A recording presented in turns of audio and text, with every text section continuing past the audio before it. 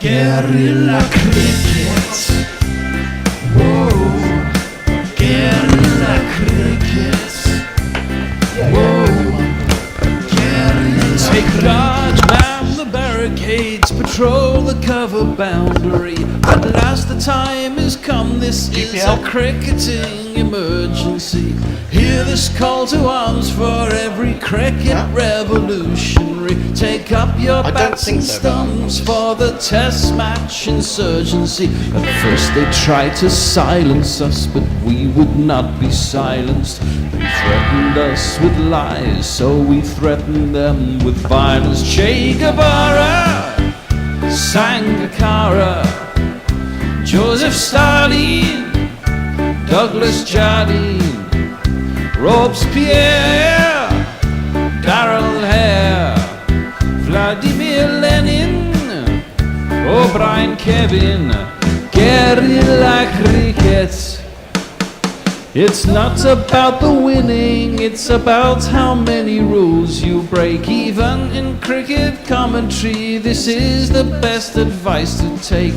Pick guerrilla cricket, it's the finest choice you'll ever make. There's so much more to cricket than rev counters and a slice of cake. At first they tried to sanitize us and clean up our act, but people like it filthy, and we know that for a fact. Fidel Castro, Lenny Pascoe, Carlos the Jackal, Umar Akmal, Mahatma Gandhi, Grant and Andy, Brendan Behan, Austin Ian.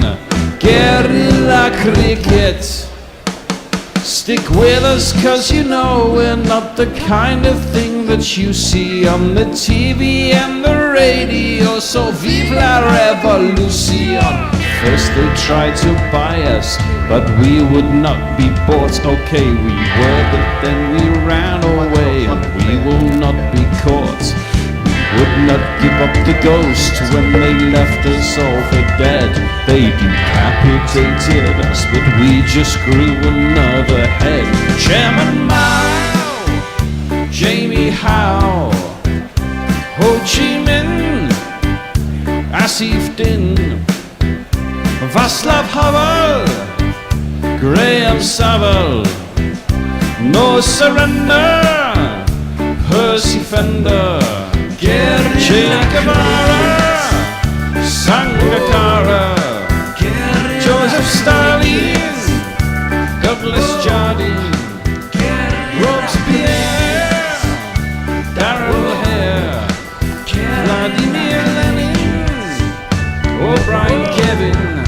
Guerrilla cricket. It's been raining, but there's more sand on the outfield than you'll find at Rodney Bay. There's a little bit of a local knowledge for you as we prepare for the third T20 between the West Indies and England from St Lucia.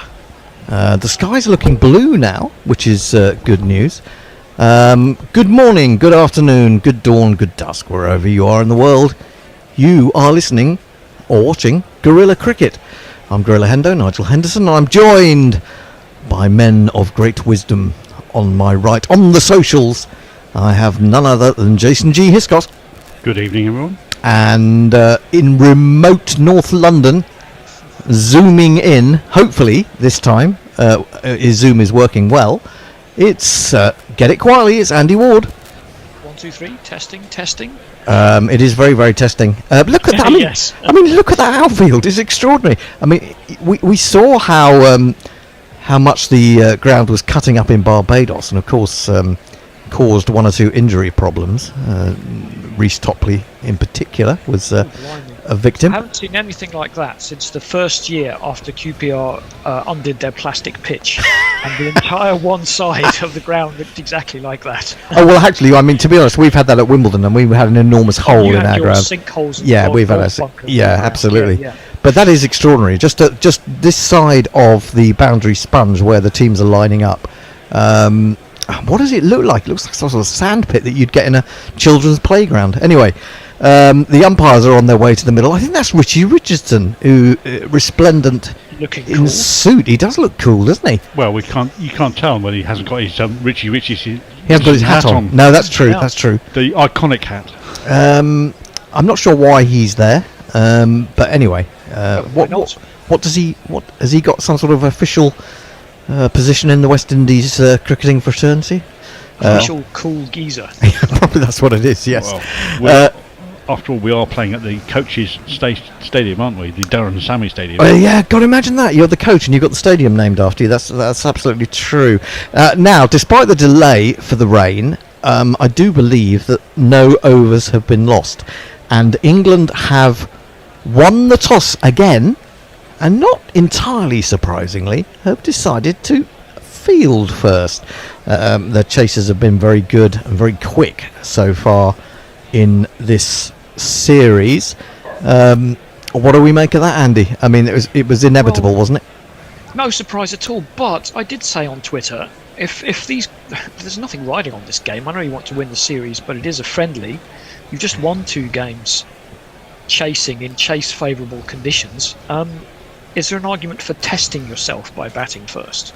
Well, maybe you take the best chance to win the series first, because there's That's still 2 right. more games to come, aren't there? You'll be Yeah. sad to hear that you agree with Fred, because that's what he said on Twitter. Oh my God, I don't want to. Well, hell will freeze over now because that's. But yeah, I can see that. If you win this game, you can choose to bat first in the last 2 if you want to, and West Indies are probably not going to bat first, so you will get a go at that if you want. Yeah, I think yes. England could choose to if they continue to win the tosses, and if England win this, and it looks like chasing is the way to go. West Indies will almost certainly put England in if they win the toss in the games to come. There's no massive crowd. There are a smattering of spectators, but it's sad. They're still very colourful, though. Very, very colourful indeed. Now we should say something about the teams. The West Indies, Shy Hope has come in for. He's come in for Brandon King at the top of the order. Terence Hines gets another outing. Nicholas Pooran has the gloves taken away from him and given to Shy Hope. So they line up like this. Rodman Powell captain, Alzari Joseph, Akhil Hussain, he's bowled really well so far in this series. Shy Hope, Shimron Hetmeyer is back, he missed the second. Roston Chase, Romario Shepherd, Guragash Moti, Terence Hines, Nicholas Pooran and Evan Lewis. Not necessarily batting in that order. No. Did you mention Alzari Joseph, who's off the naughty step? Oh yes, he's back, isn't he? He missed those 2 games because he Yep. had a bit of a strop in the first one. More than a bit. He left the field. He left the without telling field. anybody. You told to Yeah. go and sit down, yeah. I think that's we've all had strops on the cricket field, haven't we? We're not professionals, though. That's true. That's true. For England, one change only, but one very interesting change, I think, is that Adil Rashid is getting probably a well-deserved rest because he's played in the 3 ODIs and he's played in the first 2 of these. He has a rest, and in comes, I wouldn't say like for like, but it is another leg spinner in the form of Rayan Ahmed. What do we make of that, chaps? It's a good opportunity for him. I think if you're going to do it, it's probably the right time to do it. Get a game off. You've got to plan for the future a little bit. Adil Oh, yeah. Rashid is not going to go on too much longer, and No. you want to bring people in gradually rather than just, okay, Adil Rashid's done. Yeah. Now you're playing. Yeah. You've got to mix and match and manage your how would you say? Your resources? Well, no. Just when someone's reaching the end of their Yeah. career, because time is unbeaten at the end of the day. So how you manage that sort of approach towards retirement. Well, I mean, we've had that with the test team, haven't we? With the likes of Yeah. Jimmy, kind of being forced out. You do have to look to the future at some point. It's absolutely true. So England line up like this. Strangely, again, we've got an odd order given here. Rayan Ahmed, Jacob Bethel, Joss Butler, It's captain. alphabetical by the sound of it. Oh, that's what it is. Well spotted. Sam Curran, Will Jacks, Liam Livingston, Saqib Mahmood, who's bowled very well so far, Dan Mosley with his rapid off breaks, Jamie Overton, Phil Salt, 100 one day, Golden Duck the next, Jofra Archer, that is the England team.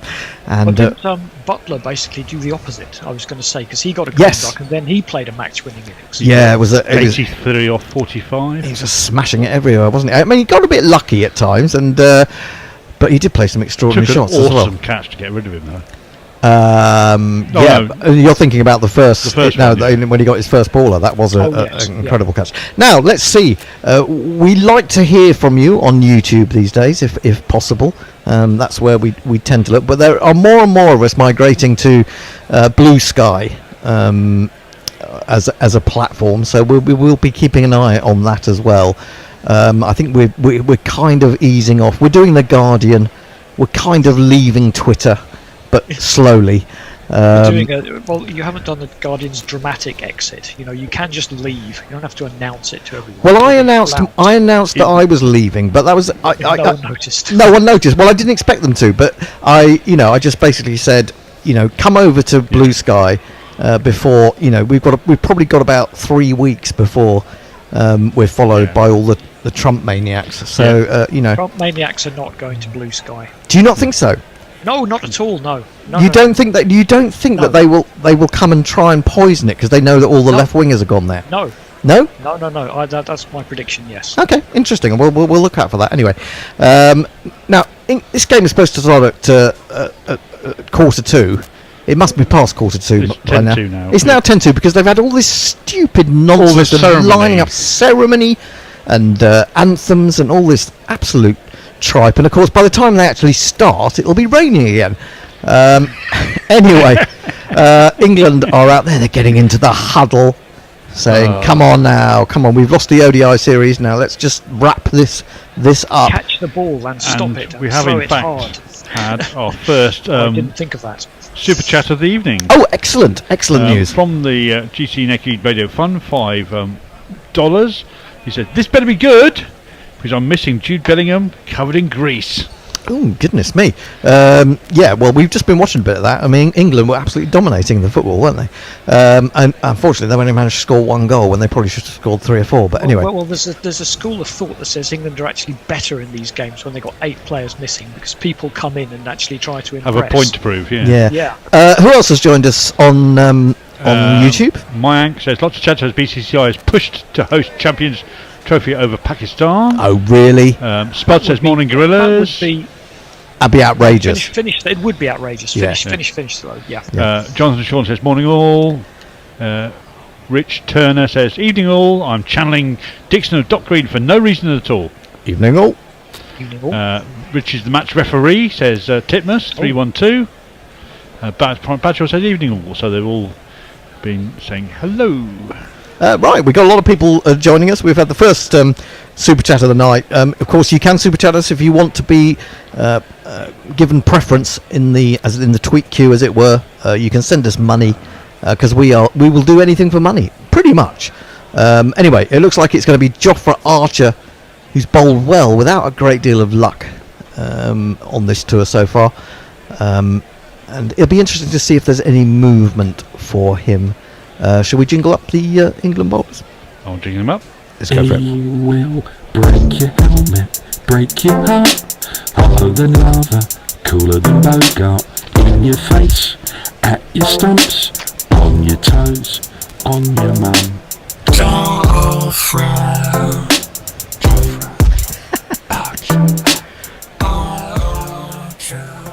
And facing is the explosive left-hander, I do believe. Indeed.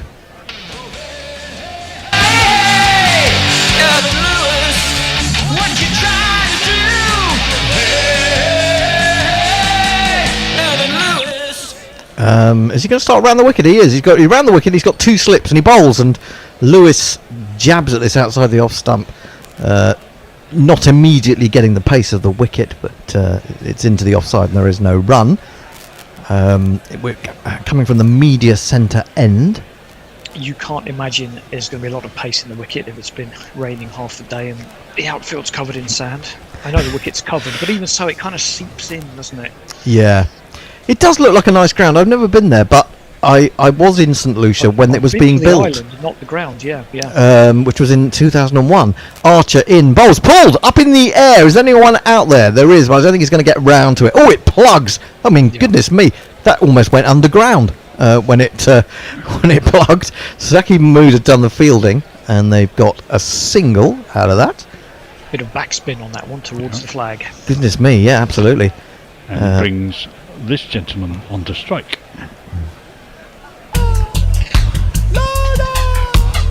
Shave, shave, shave, shave, shave, shave, shave, shave, shave,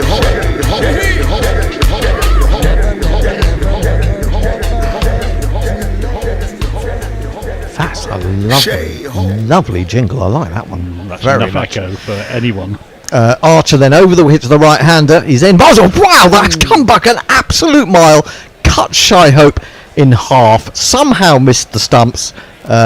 Not surprisingly, poor old Phil Salt can't get over to that, and it's run away for 4 byes. Wow. Or did he get an edge? I think so. What a delivery. That's jacked back. I think he must have just no, a bit of glove on that. I think that's off the tummy, actually. Well, it looks like it's been given as a 4. I think it's been given 4, but I would tend to agree from what I can see here. Yeah, I don't think he's got bat on that, to be honest.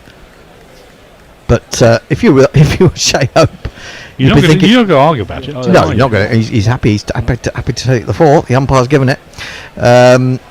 In comes Archer. Again, that's unfortunate to concede 4 with a ball like that, and he brings the next ball back into him, slightly shorter in length. Oh no, there's trouble here, and there's run out. Absolutely brilliant fielding there. Indecision from the West Indies batsman, and would you believe it, Jacob Bethel at square leg has had 1 stump to aim at. He's got it, and the West Indies have already lost a wicket. Where are we? Trying to find them. Wickets, under wickets. That's what we need to do. Decision pending, it says, but he's already wandering off. But it's a brilliant piece of fielding. Yeah, he's hardly in the frame. Oh, he's miles out, isn't he? Oh, brilliant piece of fielding. I'd like to have another look at that one, but did that happen because the ball kind of died in the outfield? And maybe he thought it was getting past the fielder. It just kind of died and stopped, and he was able to attack it. I'm not sure. Yeah, it would be interesting to see that one again, especially from another angle, I think, as well. It was another good ball, and it did come back a long way, and it jumped a bit more on him. And he jabbed it away into the onside just behind square, looking for the single. He'd only gone... only gone 5 yards or so, hadn't he? Sent back, yes. Yeah, must have been sent back, absolutely. Anyway, new batsman coming to the crease is none other than the former wicketkeeper, Nicholas Pooran. If we could keep a batsman or your kind of thing, let me introduce Nicholas Pooran. Nick Pooran often plays as a batsman. Nick Pooran made 143. Here we go. Get another look at it. Here we go. now. Yeah, jabbed it down. Oh, that's interesting. It spun It towards spun towards the guy coming round from mid-wicket, which helped him. Definitely. I think that's what happened. I think he was expecting that to just run past the umpire and be fine. By the time Bethel got round to it, that was just his initial thoughts, and then the non-striker saw what was happening and sent him back. And, little unlucky. Hit 1 stump, yeah. 2 slips in the gully for Pooran. Pooran really struggled, didn't he, in the last T20? Just couldn't get going at all. This is jabbed into the onside. Good start from England. Good bowling from Archer, but it also makes you think this pitch looks interesting.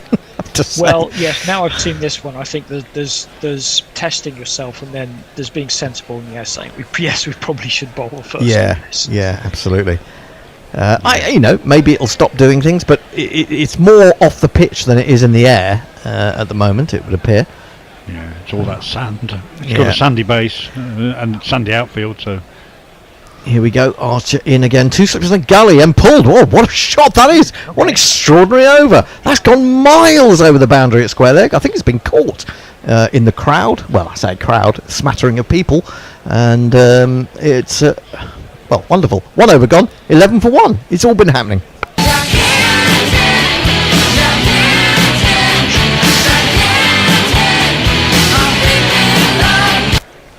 Some talk about Blue Sky on YouTube. Leah says, hello, the Rightoids are definitely trying to corrupt Blue Sky. Are they? And Pirate Badshaw says, Blue Sky's major investors are blockchain impresario.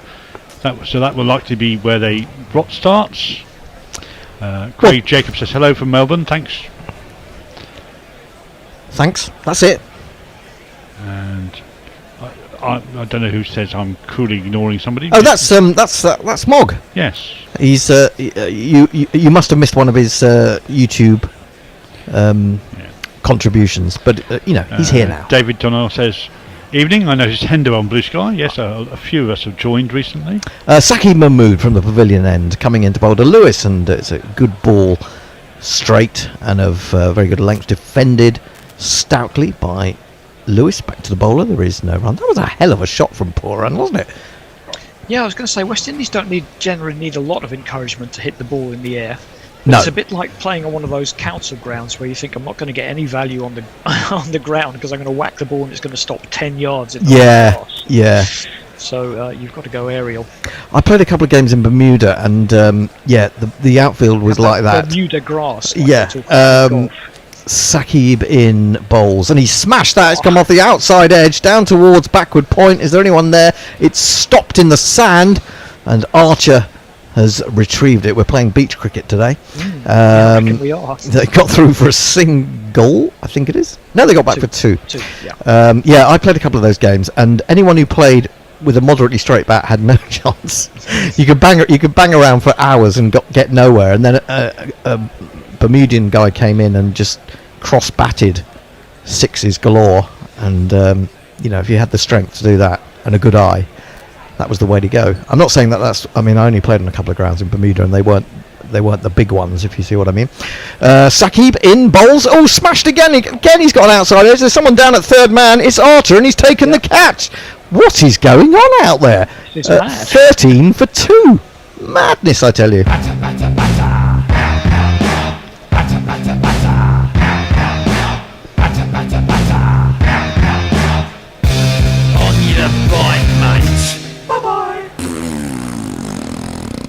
It's almost like West Indies have got a party to go to. Well, you did someone tell them that this was a 5 over bash or something? I didn't see the second game. I saw the first one, obviously. Yeah. And this is they lost a bunch of wickets up front. They've still managed to get 170 because Moti's hit 30 off. They got 180, I think it was 182 in the end. Yeah. Batting 10. Yeah. But they don't seem to be changing their approach. In fact, if anything, they seem to be doubling down. They do. It kind of makes me think those two shots from Evan Lewis make me think this is why Evan Lewis hasn't been a consistent presence in West Indies teams. Those didn't look like controlled shots. No, I mean they were he just heaved at both of them, didn't he? He was trying to hit them probably over mid-wicket, mid-on. Well, the first one was a top edge as well, was wider. Yeah, it was, absolutely. Anyway, out to the middle is none other than another man with a tremendous jingle. Yes. Here he comes. Where? Nope, I thought you'd found him. Nope, we lost him. It's been... There he is. He was on it. Ruston Cheers.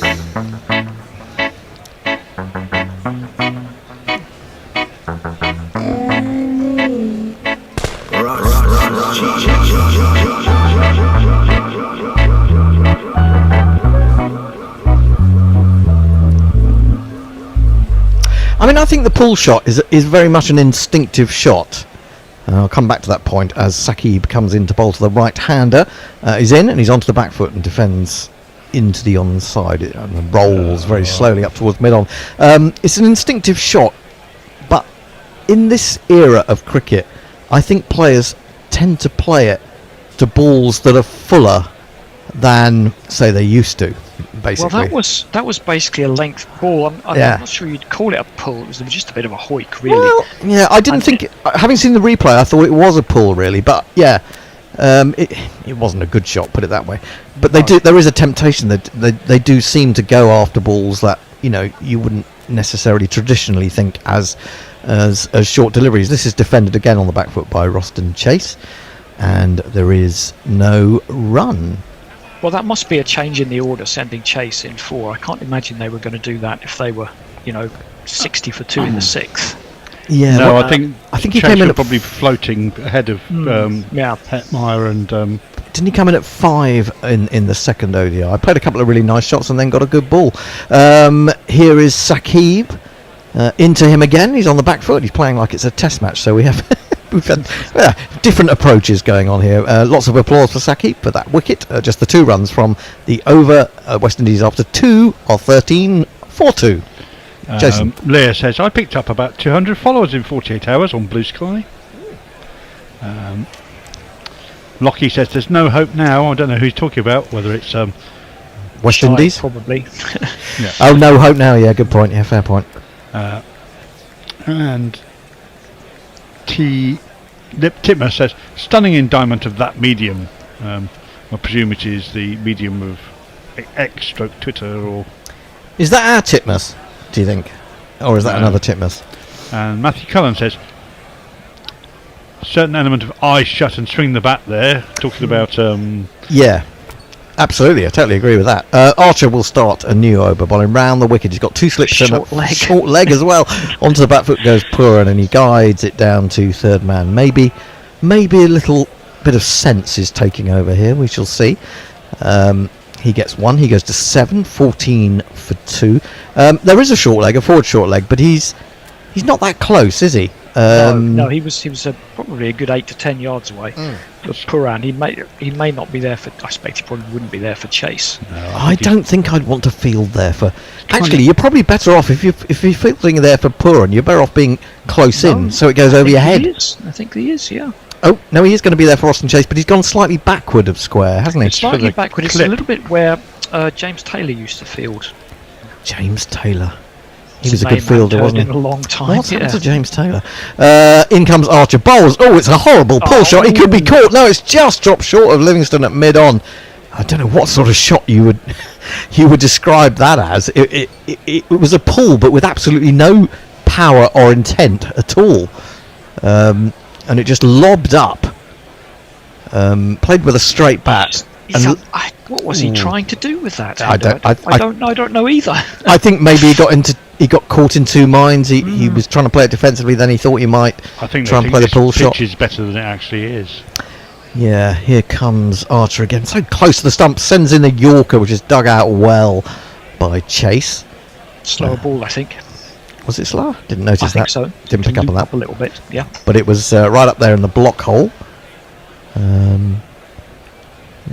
Yeah, maybe he's dug that out really well. I mean, he is probably one of the more technically proficient West Indies batsmen. Although, of course, in long form cricket, he wouldn't be batting as high as this. Anyway, he's facing up. He's still to get off the mark. He's faced 5 balls. Archer is in again. He plays a lovely drive this time. That's what he did in the second T20. This is going to slow up probably in the sand. Sam Curran has got there and then tripped over the boundary sponge as he was coming back, and they've got through for 3, 17 for 2. Yeah, nobody wants to commit to a dive on this. They're all a bit ginger around the outfield, where all the sand is to dry up the outfield. I think it's a wise move as well. Actually, sand out for the next 5 minutes. Yeah. Well, that's all that thing. You know how if you go to the beach and you don't wash off the sand, and then you come back and and you've gone into the sea and it's got all sticky. Yep. And yeah, horrible. Archer in round the wicket. Oh, has he bowled him? He has. Horrible shot from Puran. He was trying to lift that over mid wicket. They're D-mob happy. What's going on? He's out for 7. Know, yeah. You silly little boy! What on earth were you playing at? Oh! Some kind of collective brain fade from the West Indies, or maybe it's just West Indies going to West Indies. But yeah, I mean. I'm sure it's not actually the case, but it looks like they just don't fancy it. They're absolutely right, yeah. They're just thinking, this pitch is terrible, we're just going to go and, blast away. He's gone for 7 off 4 balls. 6 of those runs came from one glorious shot, and he was trying to repeat it there, but he's bowled middle stump. I don't quite know what to make of it. We got another super chat. Yeah, I think the bear has sorted. Apologies. Why? I left the last game was playing when we started this. It's only on the audio feed, but some people have been emailing us and saying, "Oh, I can hear 2 commentaries." Yeah, you could do. It's now off. Oh. We're all good. Good. And I've forgotten about the GPL, which is open if anyone wants to take part. You've got now might be a good time to revise your total. Yes, it might well be. You've probably got about another 20 minutes to get your estimation in, your prediction. Probably might need to get the bear to confirm that, given it's a delayed start. No, he did. He said 45 minutes. Gorilla Prediction League is open. You estimate how many runs you think will be scored in the game, in total. You pay us £1 for the privilege. You can have as many goes as you like. Each time it will cost you £1. Go to gorillacricket.com competition. Find the competition link and follow the instructions. I think it's a little bit over £100 that you could win if you get it on the nose tonight. So it's got to be worth it, isn't it, for £1? Yeah. A lovely shot there from the stump camera, where the middle stump had been knocked back, and the camera just shows the 2 other stumps towering above it. We've got a slip, we've got a leg gully, and we've got a forward short leg, and we've got a bouncer from Archer, who is now propelling the ball in the direction of Shimron Hetmeyer, who ducks under that one. Yes, 17 for 3. 3 overs bowled. Archer has 1 for 15 from 2. Shall we catch up on some Let's jingle Hetmeyer first. Okay.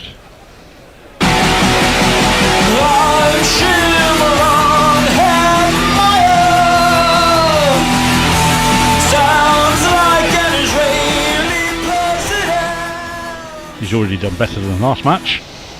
Well, he didn't play in the last match, so he's done a lot better. He's faced a ball. And the first match, where he got a first baller. Did he get a first baller? I can't remember.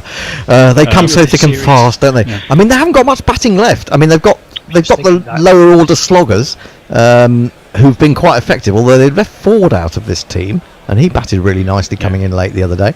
Lockie says, the strategy of losing 3 wickets every power play will pay off eventually. I think you're clutching out a fairly thin straw there. Live again, I think. Are we? No, we're just having a look at that run out again. And Richard Johnson asked a question. He says, what are West Indies doing? It's all very strange, isn't it? As you say, they do look as if they've got somewhere else to be. And Michael Bedford, who was channeling Dixon and Docking, says, I used to watch it, they became sick of the gratuitous violence. Gratuitous violence in Dixon of Dock Green. Talking of gratuitous violence, that was a violent shot, but there was nothing gratuitous about it. It was a very lovely drive from Chase, and he's picked up a boundary.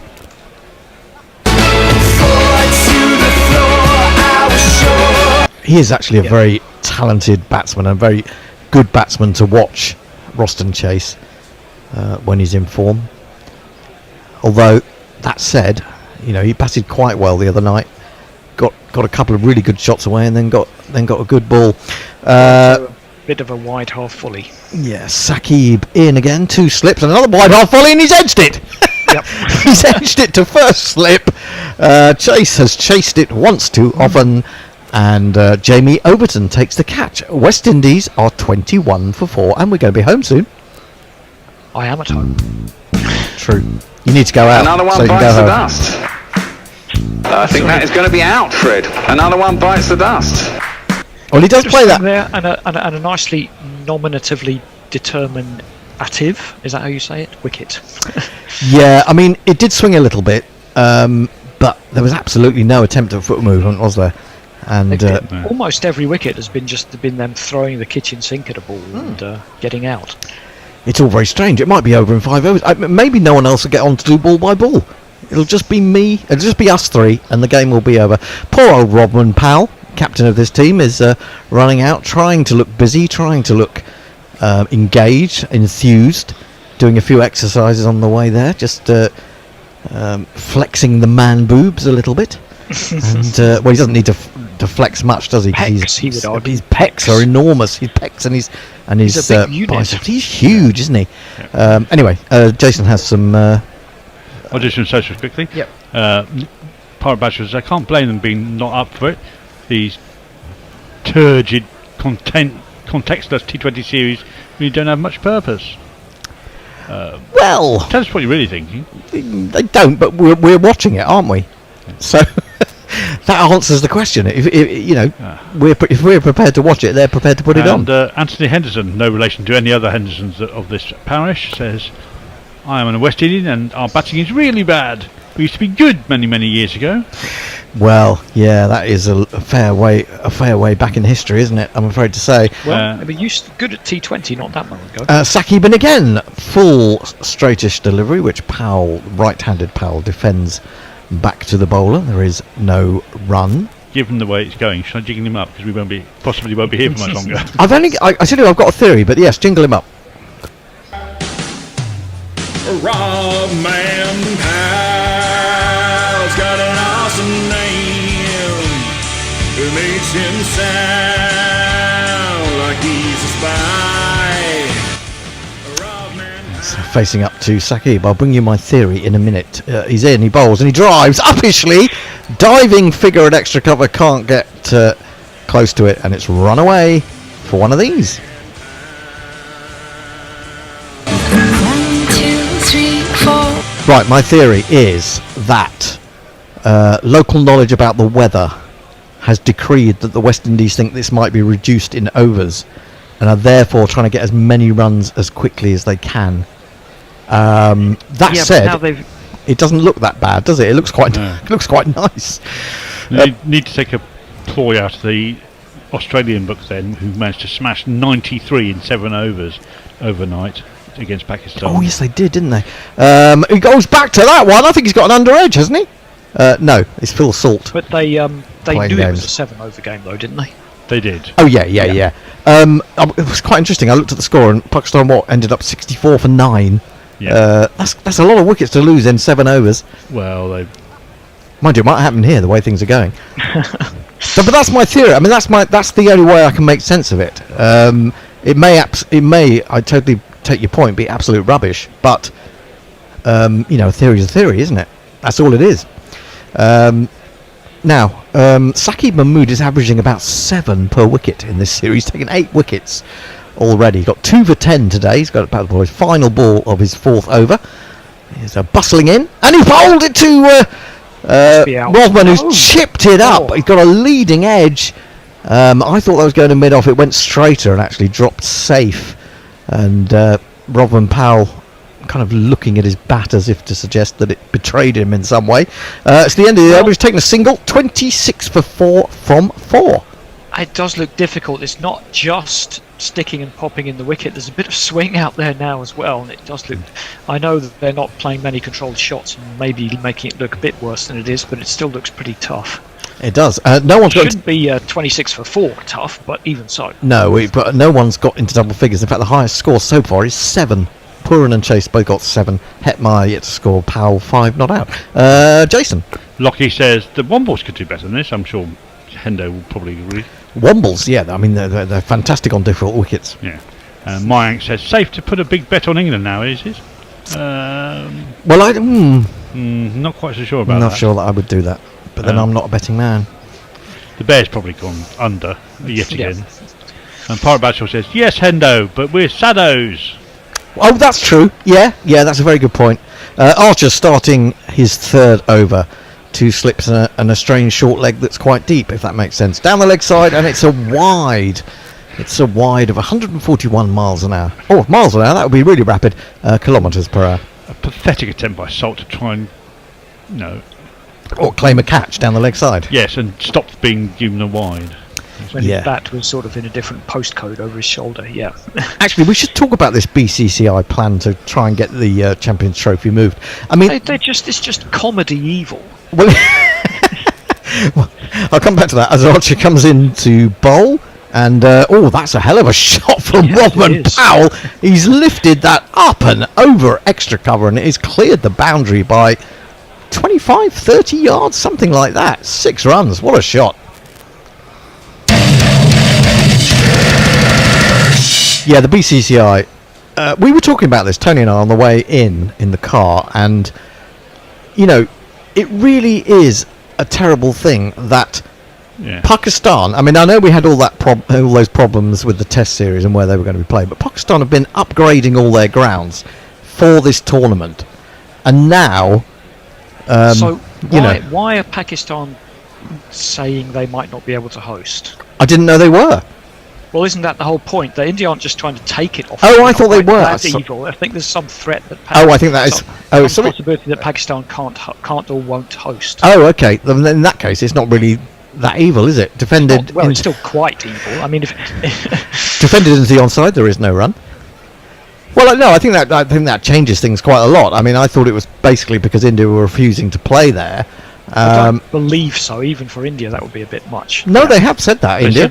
India have said that they will not. They won't play there in Pakistan. Oh, I know that. I know they have. Yeah.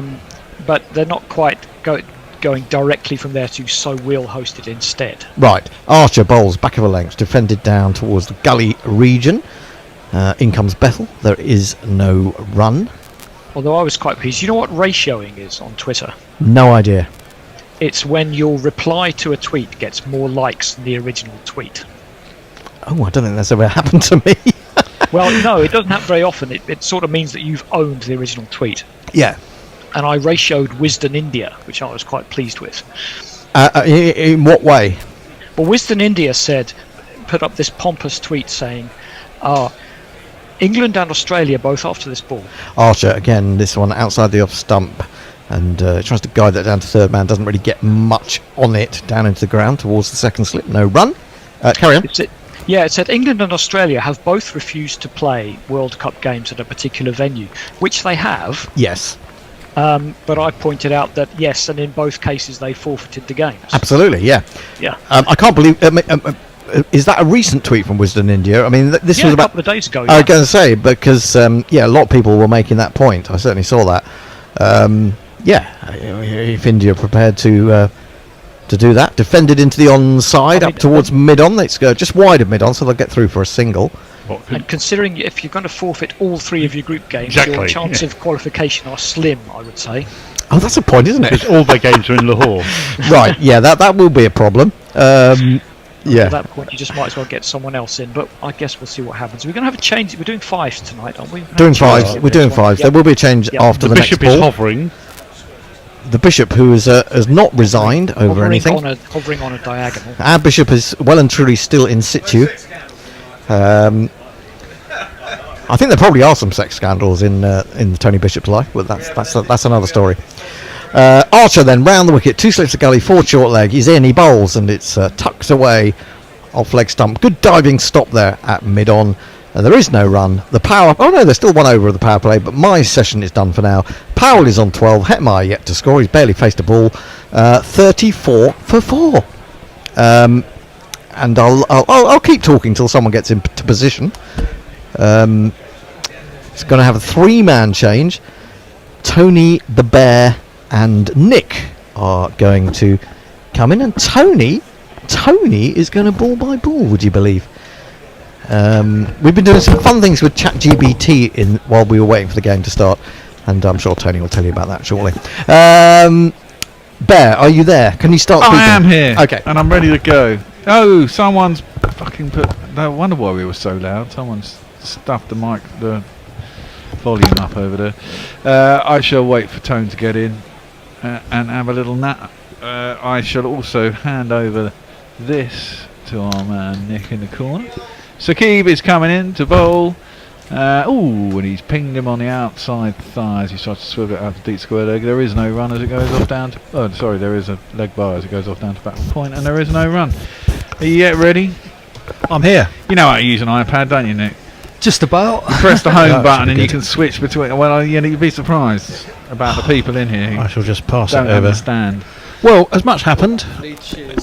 First 5 overs, it's fairly quiet, wasn't it?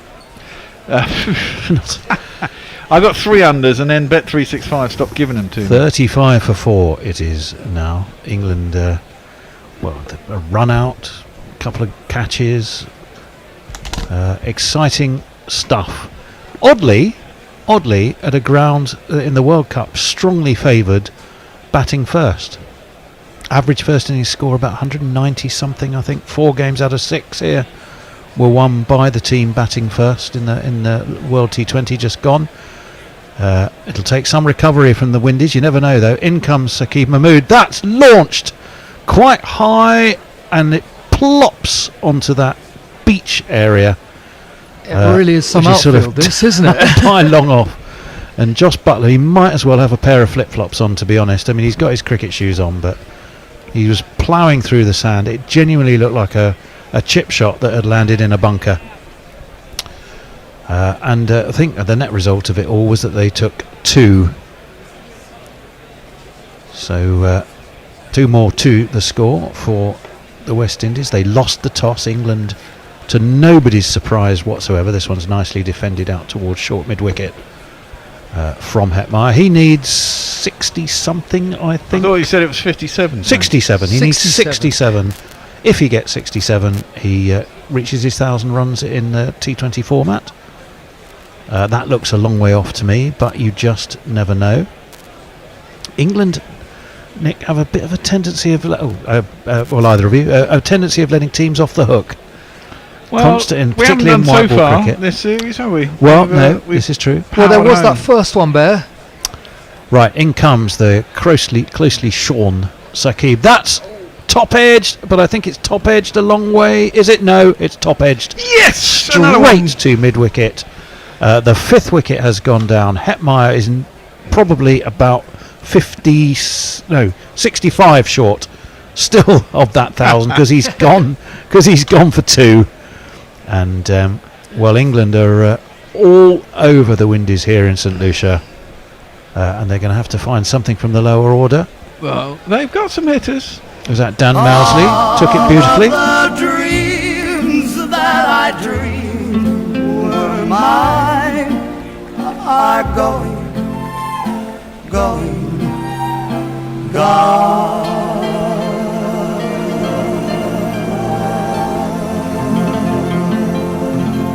But there is always, of course, the famous statement that 2 sides have got a bat on it, but it's a long way back, isn't it, for the Windies from here? It's a massive mountain. I think this game's been lost in the power play, to be honest. It's Tony. all of the pitons piled on top of each other, basically, isn't it, for them to Well, to they try say, and get don't this they, back. if you lose 3 wickets in a power play, you've an 87% chance of losing, or something stupid like that. That's what Andy always tells me. That sounds very scientific, That is not the stupid. old adage. But they did recover from 110 for 8 in the first T20 to get up to 180 when we didn't expect them to at all. So true. They're down, but they might not be out just yet. It is only 20 overs. Well, wherefore art you? I mean, Romario, he's at the middle. Oh, and he has a jingle. Goes a little like this, if I can find him. Where is he? Where are you gone? Where are you gone, Romario? Wherefore art thou, Romario? Where art for out? There we are. What? Where art for thou?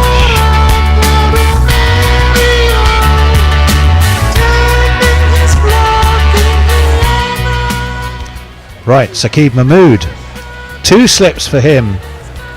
That didn't really get up, and it sort of dabbed down towards third man.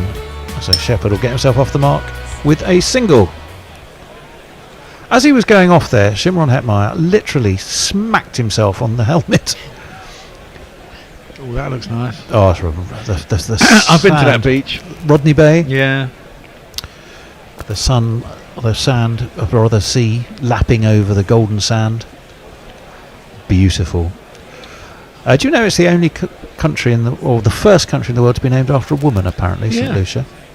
I did know that, only because you told me it about 2 hours ago. Well, yeah. Great fact. Well, there you go. Right, over the wicket comes Saqib Mahmood. That's dabbed down into the onside by Robin Powell, and he gets a single. He moves on to 13. Romario Shepherd. There's bags of power in these 2. 39 for 5 in 6 overs. 39 for 5 in 6 is the power play score. Not looking good. That's the other place. It's just up the road from it. It's also nice. There's Up another the play from Beau Séjour. Yeah, and we went and played golf. There's a golf course just outside of Gros. I didn't know you played golf. Can't see you as a golfer. I used to play a lot when I was a kid. Did you? Yeah, no, I kind of gave up. You just don't. You don't strike me as a golfer. I'm kind of Ian Woosnam. Stocky. Apart swearier and less Welsh. Well, yeah. He used to have a fag though going around like a woozy. Oh, hello, this is interesting. We've got young Rayan Ahmed. This is his first. Did he play in the ODIs? I don't think he did. I think this is his first game of the tour. No, because of course he was over in India, wasn't he? India, Pakistan. It's been primarily Adil Rashid, who's having himself a well-earned blow. Always exciting seeing a bit of Rayan, isn't it? So Rayan, he can be a bit licorice all sorts, but he's a young lad full of promise, and he is, of course, being coached as the next Rashid. In he comes, doesn't really turn, and Powell steps onto the back foot, punches out towards mid-on and takes a single. All right, here's a jingle that goes like this. From the original squad was to guard Rayan Ahmed from dubious jingles. In he comes, flicked away on the 45. There isn't a long leg, and Mousley is pretty swift on his feet, I have to say. He is a young lad, not surprisingly. He was heading towards what we'll call the beach area. The whole area is the beach. Well, you could go digging for treasure. Doesn't stop them getting 3, does stop them getting 4, and West Indies move on to 43-4-5. Yep, 43-4-5. So watch Rayan Ahmed. He's already worked up a bit of a sweat, I can tell you that. That's again, he just fires that in. It goes pretty much straight on with the arm. Down to Bethel, who's at mid-on, or wide mid-on, and they take a single. There's a brass band at work. Well, what do we got? We've got a couple of trumpets, and whatever's the one slightly bigger than a trumpet. That one's flicked.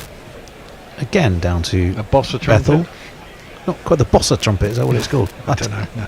I don't know. A big trumpet? Thank you. Well, a cornet's a small trumpet. Yes, whatever's one up from a trumpet, I suppose. 3, 4, 5, 6 from the over from Rayan Ahmed so far.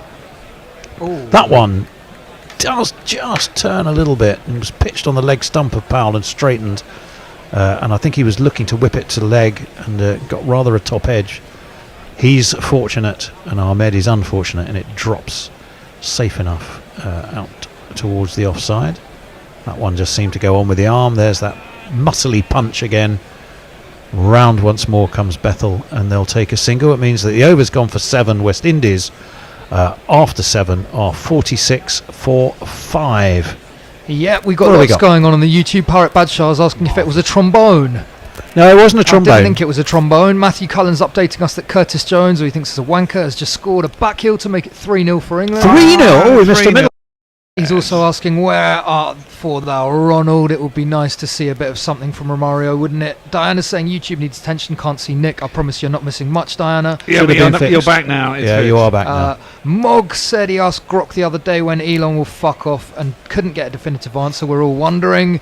And Mayank is saying India should travel from Amritsar to Lahore every day. It's only 20 to 25 miles. This is all a farce. I heartily agree. And I think we all rather feel that. Right, a man whose tour started in the least auspicious manner you could possibly imagine with a golden duck, but things have rather perked up for him a little bit. It is a slab of feature, none other than Jamie Overton. Jamie Overton. Jamie Overton can score a quick half-ton, less racist than his mother's other son. Possibly is dated, but there we go. That's everything's dated on here. Right on there's some brand new ones.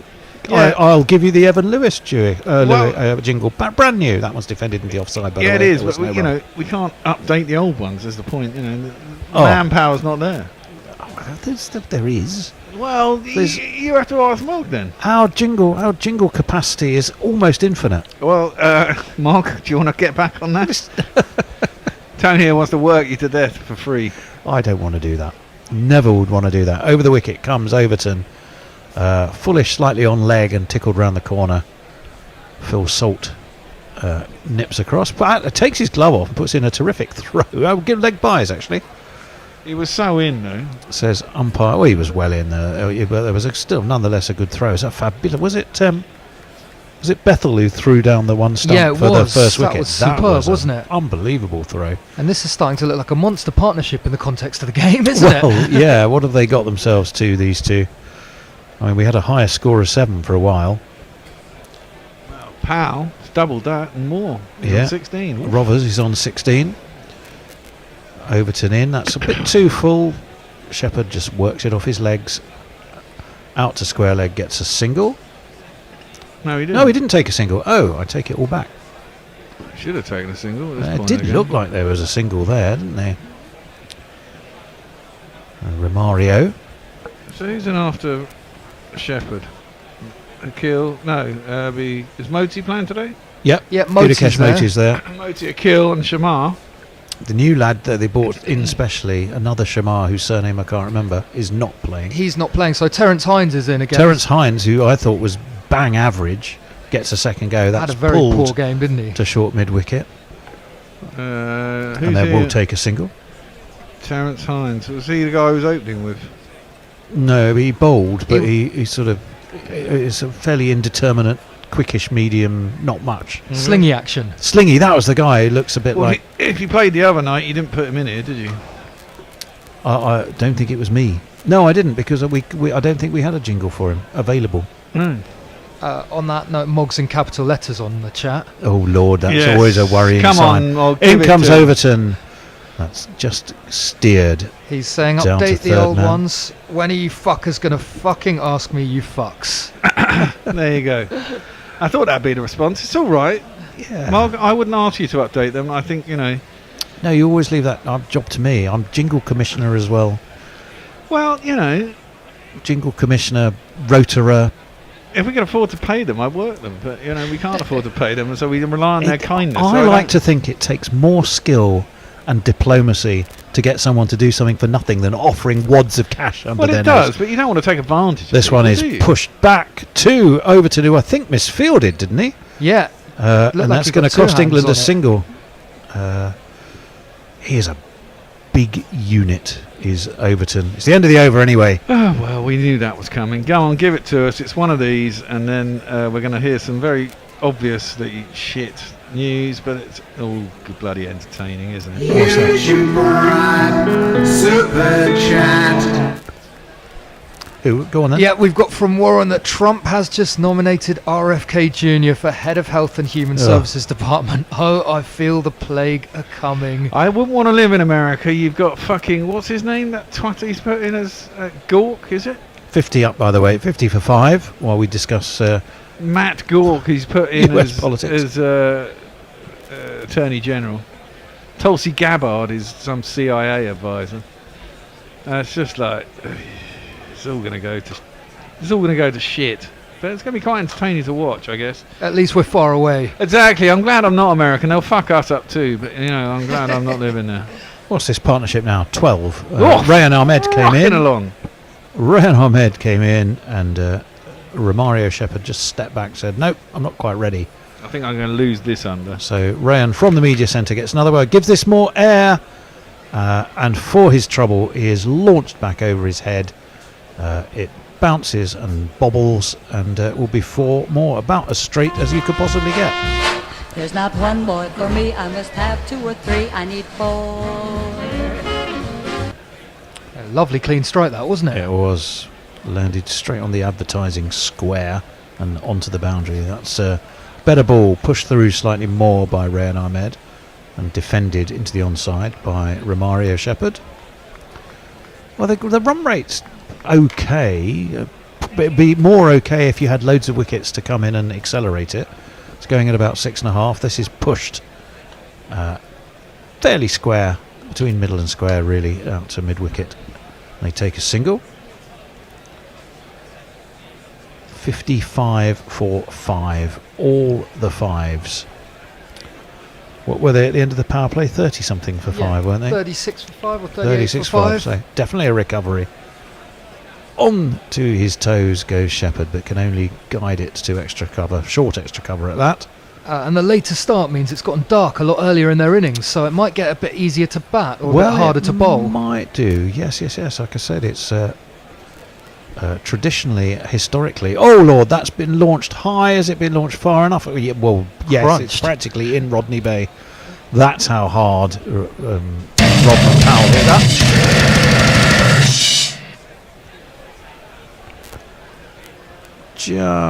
Perhaps just in the slot, I think you described that. Slightly shorter than his previous delivery, and it was just right in his arc.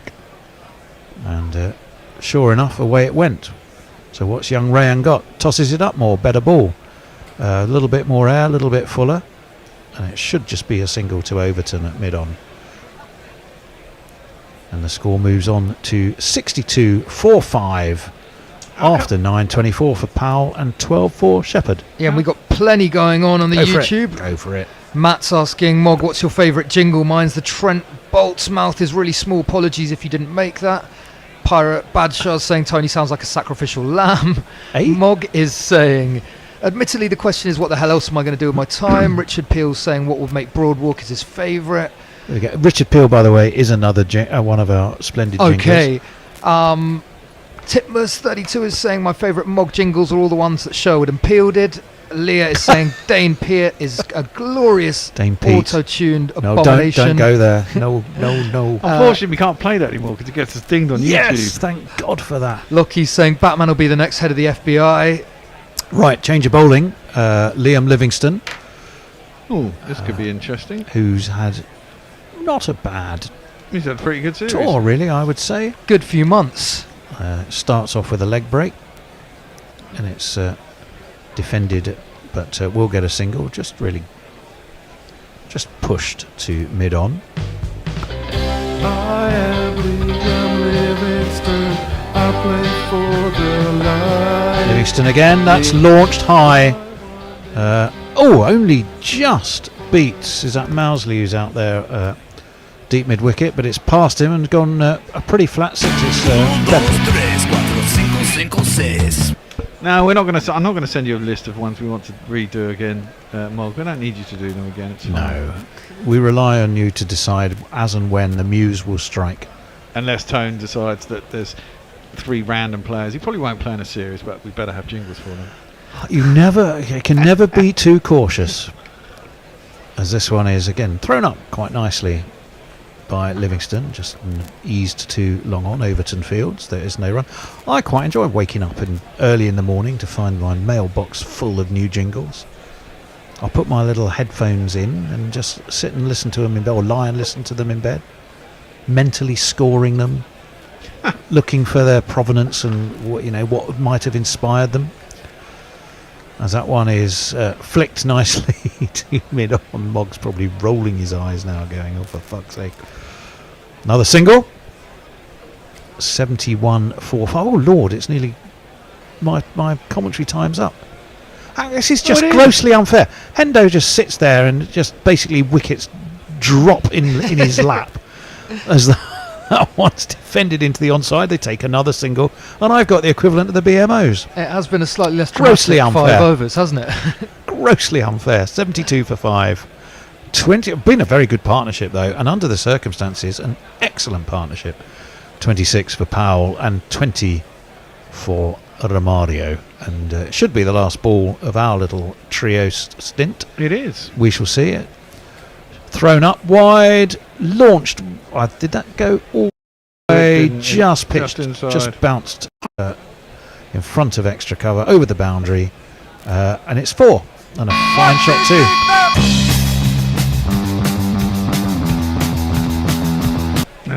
And the good news is they're going to have a little drinks break, so we can A, catch up on some socials, which I'm sure there are plenty, and B, have a slightly more relaxed change round with a bit of luck. Yeah, we got plenty coming on the socials. Richard saying, stop the politics talks, please. I come here to escape the doom. And Lockie's saying, watching England cricket play is not the safest place for a doom avoider. I'm going to have to go over on it. Ben is saying this pair taking the game away from England. Mayank, Not just Paceman yet. Pat is a great jingle. Leah's saying Nathan Coulter Nile is great. Mog's saying fuck off. I can't be relied upon for anything else. And Matt is asking for favourite jingles of the commentary team. I am new here, Matt, but I'm loving Ross and Chase, I've got to say. You got a favourite, Tony? Hang on, I can't tell you at the moment. I liked two that were knocking around a lot for one of the India tours, I think around 18 or 19. There was one for Cheteshwar Pujara, which was Grace Jones pull up to the bumper. And it was all Pujara, Rayner, bumper, no-brainer. Ooh, I like the sound of that. And the other one's still knocking about, I think it's that Ashwin one that's David Bowie's fashion. It's Ashwin, turn to the left. Oh, yes. Oh, no, and then it suddenly goes, oh, no, it's And gone it goes, straight oh on. no, straight Yes. on, yes. Yes, and it is based on fashion. I've just got so many. But it's a bit like being asked my favourite Bob Dylan song, because you ask me one day I'll say one, and then you ask me another day I'll say another one. Just so much, just such a rich seam of talent. And one or two less good ones in there, I've got to say. Just very occasionally you get a dud, but you know, that just makes the good ones more valuable. Ones I think Good the comeback duds to the are. West Indies. These two good innings are making... No, all those bad innings by the top five are making these two good innings more valuable. Yeah, it's a nice little recovery, isn't it? Well, very much so. No one got more than 7 in the top 5, and these two on 30 and 20, and it was very much needed, or this game was just going to subside into nothing. So I don't agree with the tweeter who said that the West Indies are taking this out of England's reach, but they're certainly making more of a game of it. Yeah, what do we think would be a decent score that they might have a hope of defending? Tough to say. I still think 140, 150 might be tricky.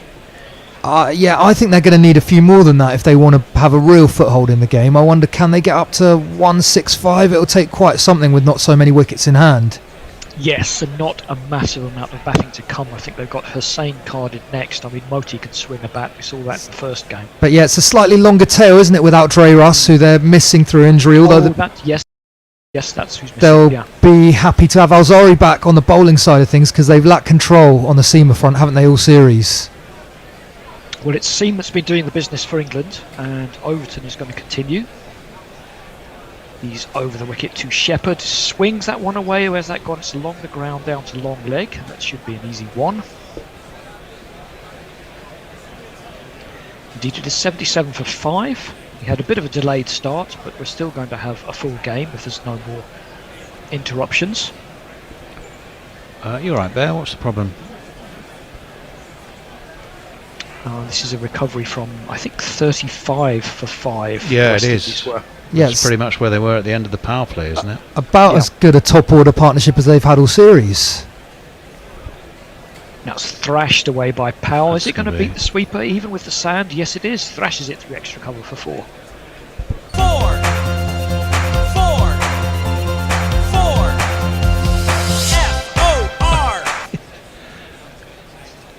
And, you know, for some reason, 6 and 7 all-rounders are coming in and playing much more controlled shots and still scoring runs than the top 5, who all seem to be just throwing the kitchen sink and hoping for the best. Yeah, there wasn't a lot of timing at all in the power play, was there? That one that Pooran hit for 6, and that was about it. And now the ball seems to be coming on a bit better to the bat, and Rovman can be a really dominant player when he gets going, can't he? Jamie Overton's not happy with something inside his boot. Maybe it's some of that sand. He's showing his unattractive black socks back at school. What's he got? I think a spike's come out of his boot. It's possible. He's certainly sitting it down and giving it it looks like, yes, one of them's come out. Jesus, I used to play with 3 or 4 missing most games. Yeah, he looks particularly unhappy about that, doesn't he? Must be his lucky spike. Yeah, because he's got a nice fresh looking pair. They're going to change the boots because one spike has come out. That's international cricket for you. It's getting like football. Anyway, the West Indies are 81 for 5 in the 11th over. Powell on 34 off 25, and Shepherd, I think, was 21 off 15.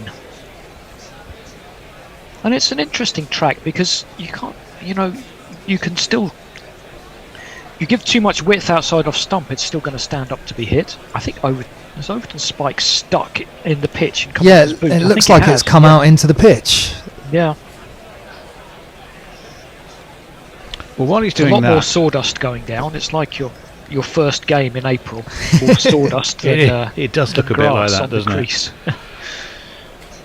Mog was saying, I noticed that we'd been playing his least favourite Roston Chase jingle. So I've dug out the other ones. Does he mean this one? Hey, Roston Chase, and what do you get? Cricketer, a village in Somerset. I did some research and well was done. So now that he's a man, that son of a gun. So is that the one you were looking for, Mog? I was liking the old school reggae feel one, Mog. Thought it was very nice. Apparently someone was on Mastermind last week and his specialist subject was West Indian cricketers. I thought you were going to say guerrilla cricket jingles. No, what a great no, subject for Mastermind. I mean, unfortunately, it wasn't a Mastermind round of West Indian cricketer or bucolic English village. But oh, that would be brilliant. I wonder if anyone had seen that. Anyway, Overton is in again. Oh, that's a horrible full toss, and he didn't really take advantage of that pow. It was knee high on the legs, and he just rolled it down to long leg for a single. Really got away with it. You hate to see batsmen missing out on gimmies like that, don't you? Not if you're the bowler. Yeah, imagine Jamie Overton's feeling quite chuffed right now. He'll no doubt blame it on that lack of purchase on his delivery stride. So, try again this time. Over the wicket again. It's a slower ball that's full. Salt's trying the same trick, and he might have got away with it this time because it was certainly wide, but maybe just flicked something around the ankle before it came through. Or maybe that wicketkeeper trick has actually worked for the first time in cricket history. Yeah, it did seem to slow up a bit, didn't it? But I didn't see it catch anything. Definitely a slower ball. And yeah, definitely a wide on line, but not given.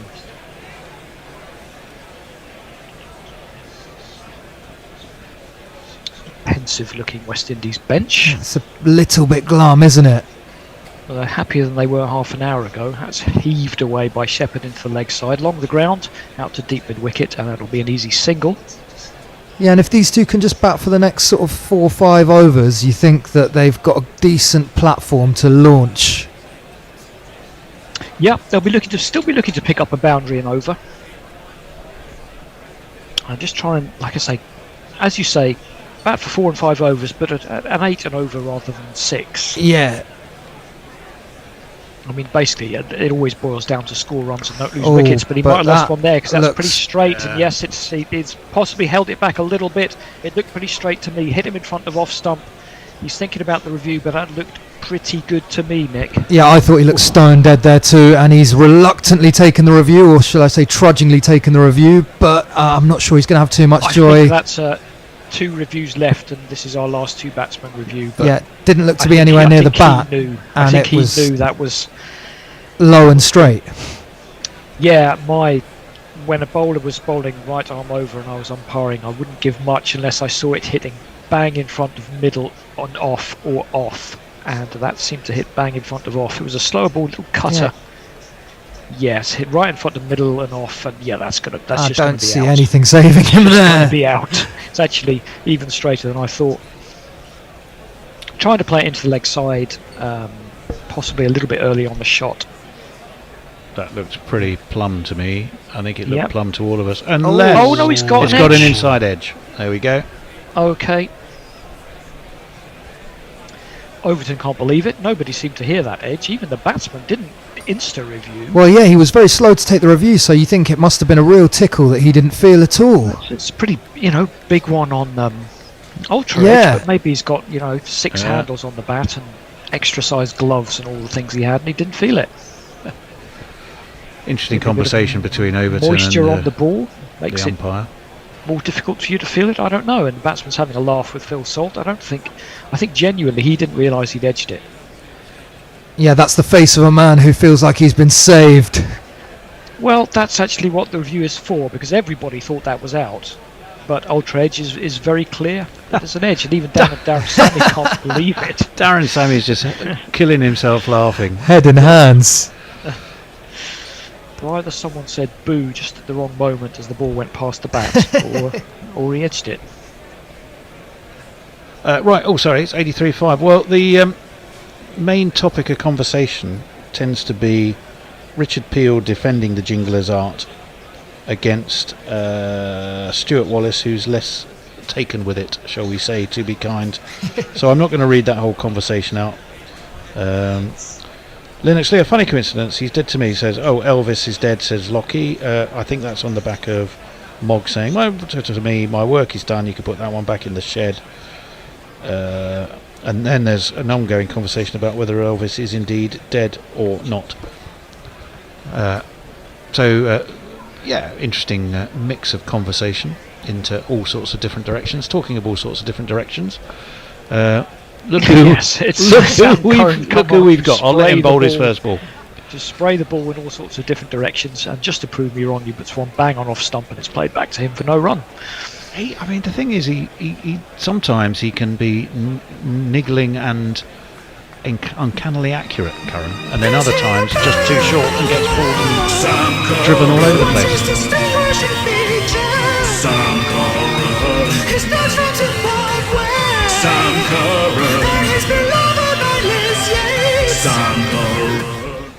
He's in again, that's a bit wider and it's driven, but on the bounce up to cover, and there's no run again. I think he bowled quite a poor last over in that first T20. Yeah, we were slagging him off the other night because he started with a maiden and then he came back and didn't go so well at the back end. Looks like he could be... No, I don't like him as a death bowler, no. No, I agree. I think he's all wrong. He has to bowl in these middle overs, or possibly with the new ball, but you wouldn't take it off Archer and Mahmood for him, would you? Well, no. I might number his days a little bit current, but I'm not making these decisions. Popped up into the air down towards short fine leg, but never in any danger. Archer jogs round, picks it up, it's another single. Yeah, I do think he's one of these players who flatters to deceive, and he always seems to get picked and pick up big contracts, but his contributions don't always match it.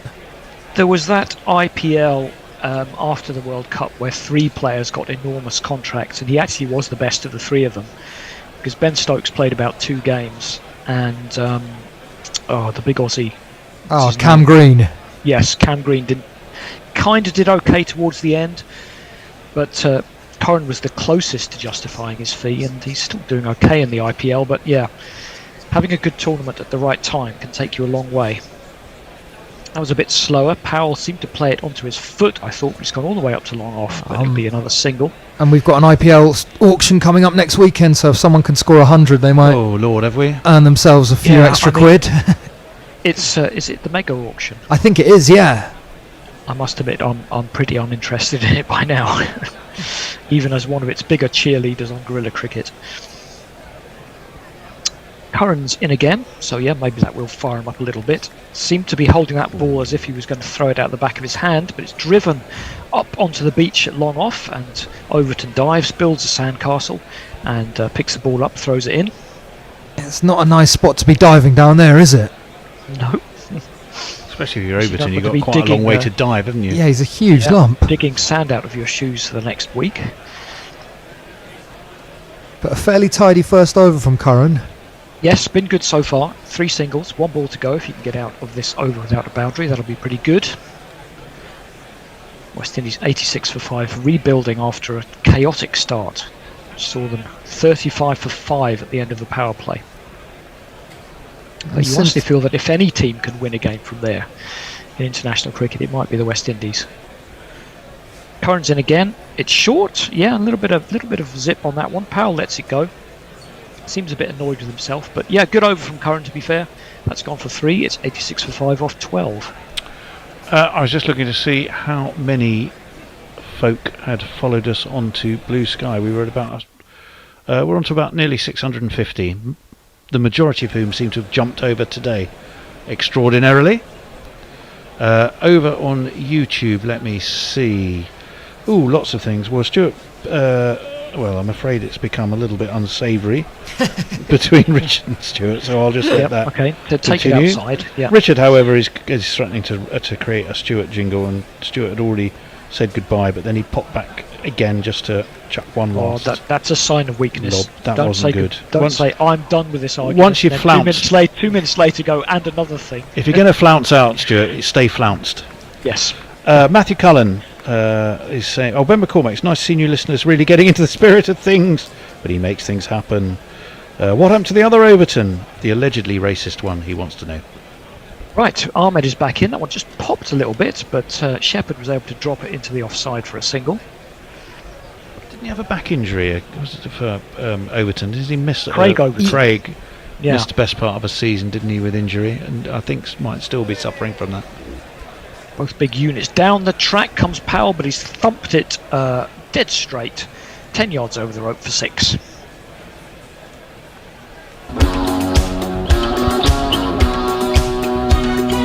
I believe in miracles.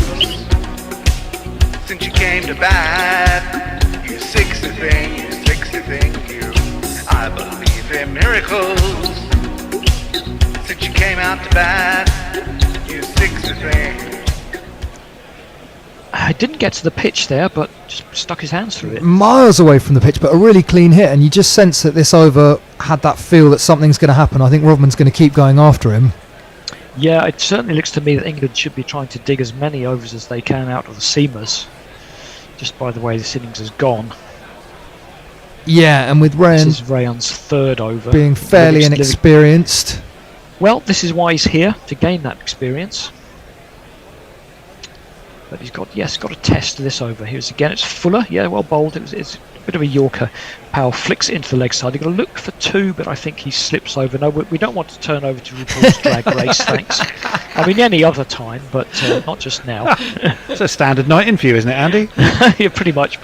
Glass of wine, feet up, bit of RuPaul's Drag Race, perfect. Never mind the football. Yeah. Which was 3-0, by the way, last time I looked, extraordinarily. That's the old Nations League, which they keep people busy with while having 3 international breaks before the end of November. Having said that, I'm particularly glad of it because my team's doing so badly. Anyway, Armin's in again, driven back. Caught and Now, bowl he chance. went down. He drove it back hard and low, and he might just have had half a sniff at that. It was a good stop. He couldn't keep a hold of it. We'll see in a minute if that was actually a chance. We see that now. Oh, it was. Yeah, he drove it back hard. I mean, he's He absolutely knocked twatted it back at him, hasn't he? He knocked it back onto the stumps, but the batsman was back in. And we are now on RuPaul in the meantime. We have actually switched to what is going. Come on, Green Room, sort it out. Why are we on RuPaul's Drag Race? In your own time, please. Could have been worse, I suppose. Could have been a lot worse. Anyway, Ryan Ahmed's got bigger problems than that. Well, that was a good stop with that last ball. Yeah, would have hurt. It would have hurt, but yeah, it was actually kind of a foot and a half off the ground. It wasn't technically a chance. That one's played into the offside, back to the keeper, and there's no run. One of those that very occasionally just sticks. Yes, and then you get credit for a worldie. But I mean, he's stuck out his right hand. Really clattered it back Not at him. with a lot of conviction, to be fair. And Rothman had to have his wits about him to get back in. Yep, tosses it up outside off stump, and I'm expecting the fielder to come across, and Curran sticks down one hand to pick that up amongst the sand, which was pretty brave. But fortunately for him, it did just skip into his hand. Quite a slick bit of To work. a single. Well, in fact, they got 2. I would have preferred to get some body behind that. You ever played shuffleboard? That's the end of the over. You know, a shuffleboard where they put, is it salt or sand to make the shuffle that you throw along just skid along the surface? It's a bit, it reminds me of that, only slower. Just kind of looks like that, doesn't it? It's definitely not helping the skid on, is it? Well, no, it's not. Right, let me see. We had some non-English chat, which was fine by me. I don't mind people saying things. I just can't read them out. I can just say hello to the people that write them. Dara Azizi is with us, which is always a delight. Leah's here as well, and always a delight too. Lockie, what a great name, says if they can crawl to 140, we'll have a bit of a game, he said with zero conviction. Well, you never know. Mark Arnold had pointed out it's a pretty good first over from Sam Curran, which it was. Yep. And we can see the towels coming out. For bowling that first over, he's been taken out of the attack. It's going to be Mahmood. I hope that wasn't a reference to Leah, who's German. The towel's coming out. No, it's on the field. I meant talking about the dew. And that is shuffled around the corner by Powell, picked up at long leg for a single. Saqib's been the pick of the bowlers again, and he's had a really good series. Yeah, and brought back now, I think just a sign that Butler feels this partnership really needs to end now. I guess Butler is back as captain, I suppose, yes. Mog's asking me who my favourite grandchild is. Well, I've only got the one, Mog. Oh, yeah, that's fine. You're the one grandparent who can safely answer that question, yes. Indeed. Back to the bowlers. It's good stuff from Mahmood. It's a length ball and off stump, and Shepherd can't do anything but bounce it back to him. Yeah, I mean, he's taken wickets. He's not gone for many runs. It's all going to plan for Saqib Mahmood in this series. Yeah, been a great comeback series for him, hasn't it? And after the really bad injuries that he's had, it's nice to see him playing back-to-back games. Yeah, really staking out the claim to be more of a regular in this team. Well, he's Here he another comes one who's again. had a long injury problem, hasn't he? Yeah, he's got a nice smooth run up. It's hoiked away. It's not gone very far. It's plugged in the outfield, and fielder scurries in. I think that's it's Sam Curran scurries in from square leg, and it'll just be a single. And I like the way that Butler's sort of rode Mahmood and Archer up front, giving them the whole power play. I think that's been really effective. Yep, they've got. This is Saqib's fourth over. Archer has one more. Overton has two. Curran has three, but I think it's these bigger, quicker guys who are certainly giving the most problems. None of them's been picked up at all. Here comes Mahmood to Powell, and it's down the leg side, and is Salt just doing his trick? Yes, Salt's doing a salt. I'm running out of patience with it, to be honest. But again, that wasn't a wide. I don't think it's flicked off the arm. Are England actually going to appeal this? It looks like he wants to. Maybe Salt liked it. Salt seems to be arguing the case. Butler's got to do it quick. And he's 3, 2, 1, got there in the nick of time. Do it. Well, why not? You've got two reviews left. Butler's going bloody wicket keepers, making it difficult. It might have flicked off the glove. We're going to see in a minute. I have to say, Powell looks remarkably unconcerned. He's looking cool, Rob, isn't he? Can you trust him, seeing as he thought he was out when he got a massive edge on one? That's a very good point. We'll have a look, and it's just off screen. We can't quite. Oh, that looks like it might have got a bit of glove. Might have flicked the underneath of the glove, yes. If it has, it's a very important breakthrough for England, because whilst you're not quite necessarily taking the game away, it has. This would certainly slow them down. And I think I might owe Phil Salt an apology. Well, we'll have a look. No, I'm not sure you do, based on that yet. No. Apology withdrawn. But it was close enough. Phil Salt owes you an apology. Yeah. I'll take it by text or email, or he can give me a call if he's done partying with Rihanna. A nice card and a bunch of flowers. That would be lovely. I mean, he didn't have a great start, did he, Mahmood, in the ODI? Oh no, he went only ODI, none for 56 off 8, but 4 for 34 and 2 for 20 in the two T20s he's played in. Yeah, I think he's bowled really well. Fantastic. Due to the vagaries of the T20 laws, that's not going to be a wide, even though we know it was. That's weird. Now, how do you explain that to me, Andy? There's lots of. It's still a bit weird. I mean, there are weirder situations than that. Oh, that didn't miss the off stump by much. Powell swung around. It might have been a little bit slower. I think it was a slightly slower. Just seemed to keep a little low. I think he tried a pull shot that went way over the top of the ball, and I don't think that missed the top of off stump by very much at all. I think that was a knuckleball to slow it down. Bounced in front of Phil Salt. I think it might have been. I'd like to see a different view of that. Almost had his fourth wicket there. He's got one more ball to try and do that. Still an excellent spell, 3 for 17. Here he comes. It's short again, and snooker cued, I think, by Powell. And might have got the very toe of the bat on that. Mahmood's certainly a handful in this game. Unfortunately for England, fortunately for the West Indies, he's bowled out 3 for 17.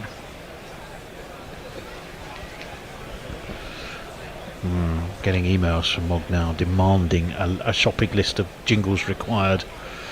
Emails is when you know it's getting serious. Yeah, exactly. That means I'll have to actually do some work to figure out what we do need. Got New Zealand coming up. There's got to be some new faces for the New Zealand series. Plenty of new faces from New Zealand, I think. There we go. So we'll definitely need a few of those. Looking forward to that one. 98 for 5 after 14 overs.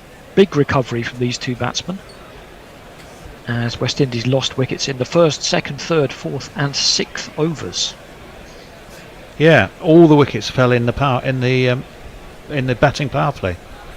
Well, nothing since. Extraordinary. That doesn't happen very often, does it? Sam Curran is going to come back.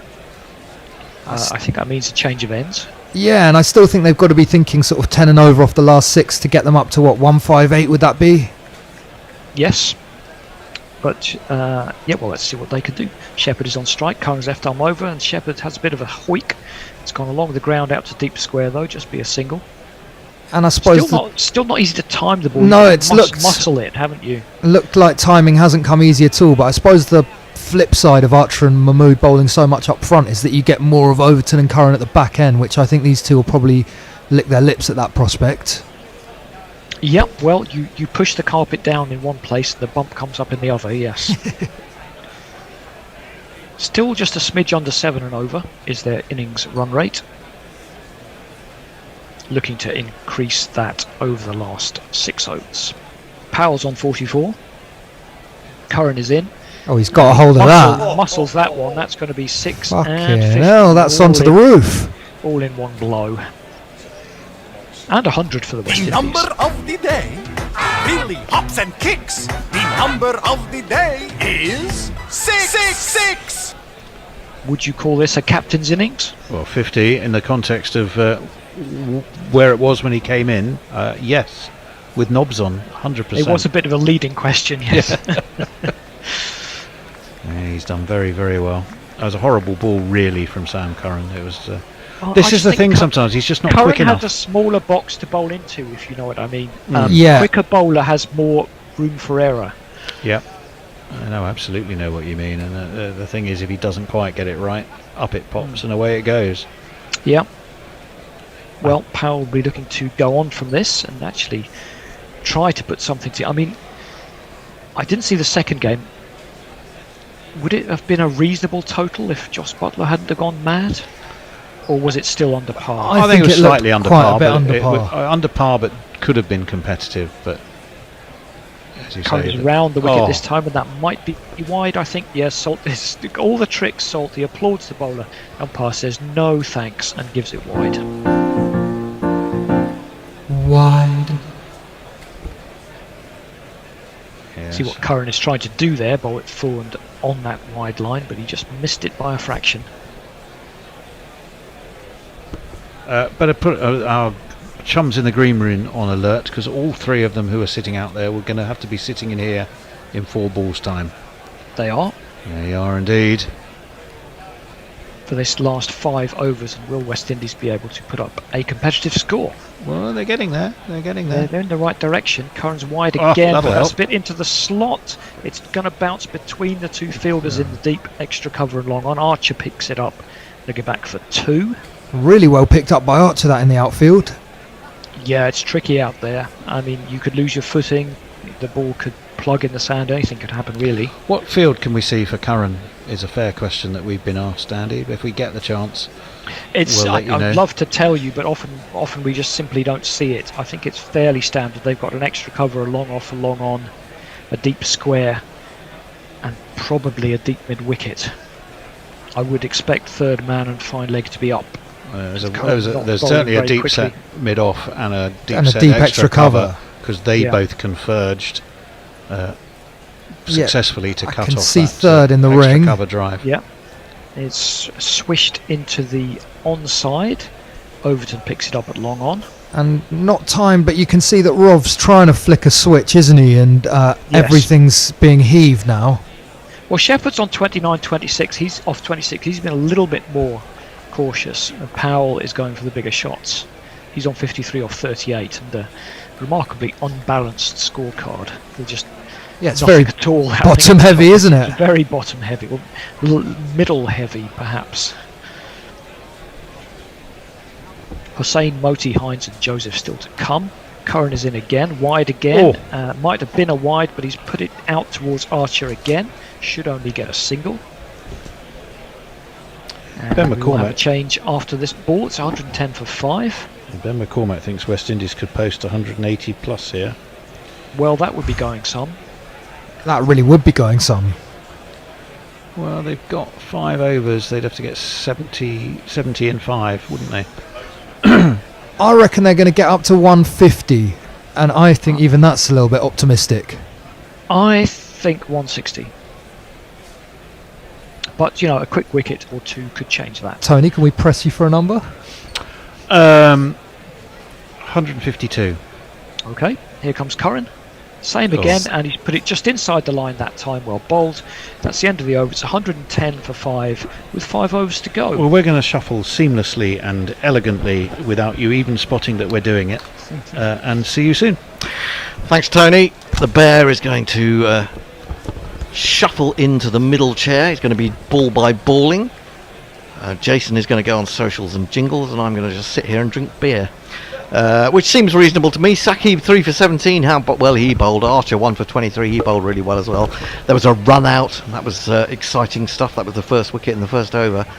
110 for 5, it's a great recovery from 39 for 5. Has this pitch just got easier? As the ball got, I mean, the balls can't get that soft in this form of the game, can they? No, I just, I mean, this is what I've been talking about, haven't I? When it gets a bit dewy, it slides onto the bat nicer, and it gets harder for the bowlers to bowl. The ball gets wet and like a bar of soap. So, and because they started late, the lights have gone down earlier, and it's got easier to bat. That's that's a full toss. That has to be out, and it is out. It's a slower ball, and it's just gone under the bat of, well, Mario Shepherd has immediately reviewed, but it's hit him bang in front of middle and off, hasn't it? I think that's got to be out. I mean, it's a brilliant piece of bowling, I have to say. That, you know, he was unlucky with the one that he bowled to Powell that was overturned, but that's just an even better slower ball. That really is wonderful. Well, and Tony's upset because he's gone off and a wicket's fallen. How does this happen, he says. That's got to be out unless he's got an inside edge on it. Unless he's got an inside edge on it. I mean, he's completely foxed him. He could have got an inside edge on it. He could have done. It looks like it was quite near to the bat.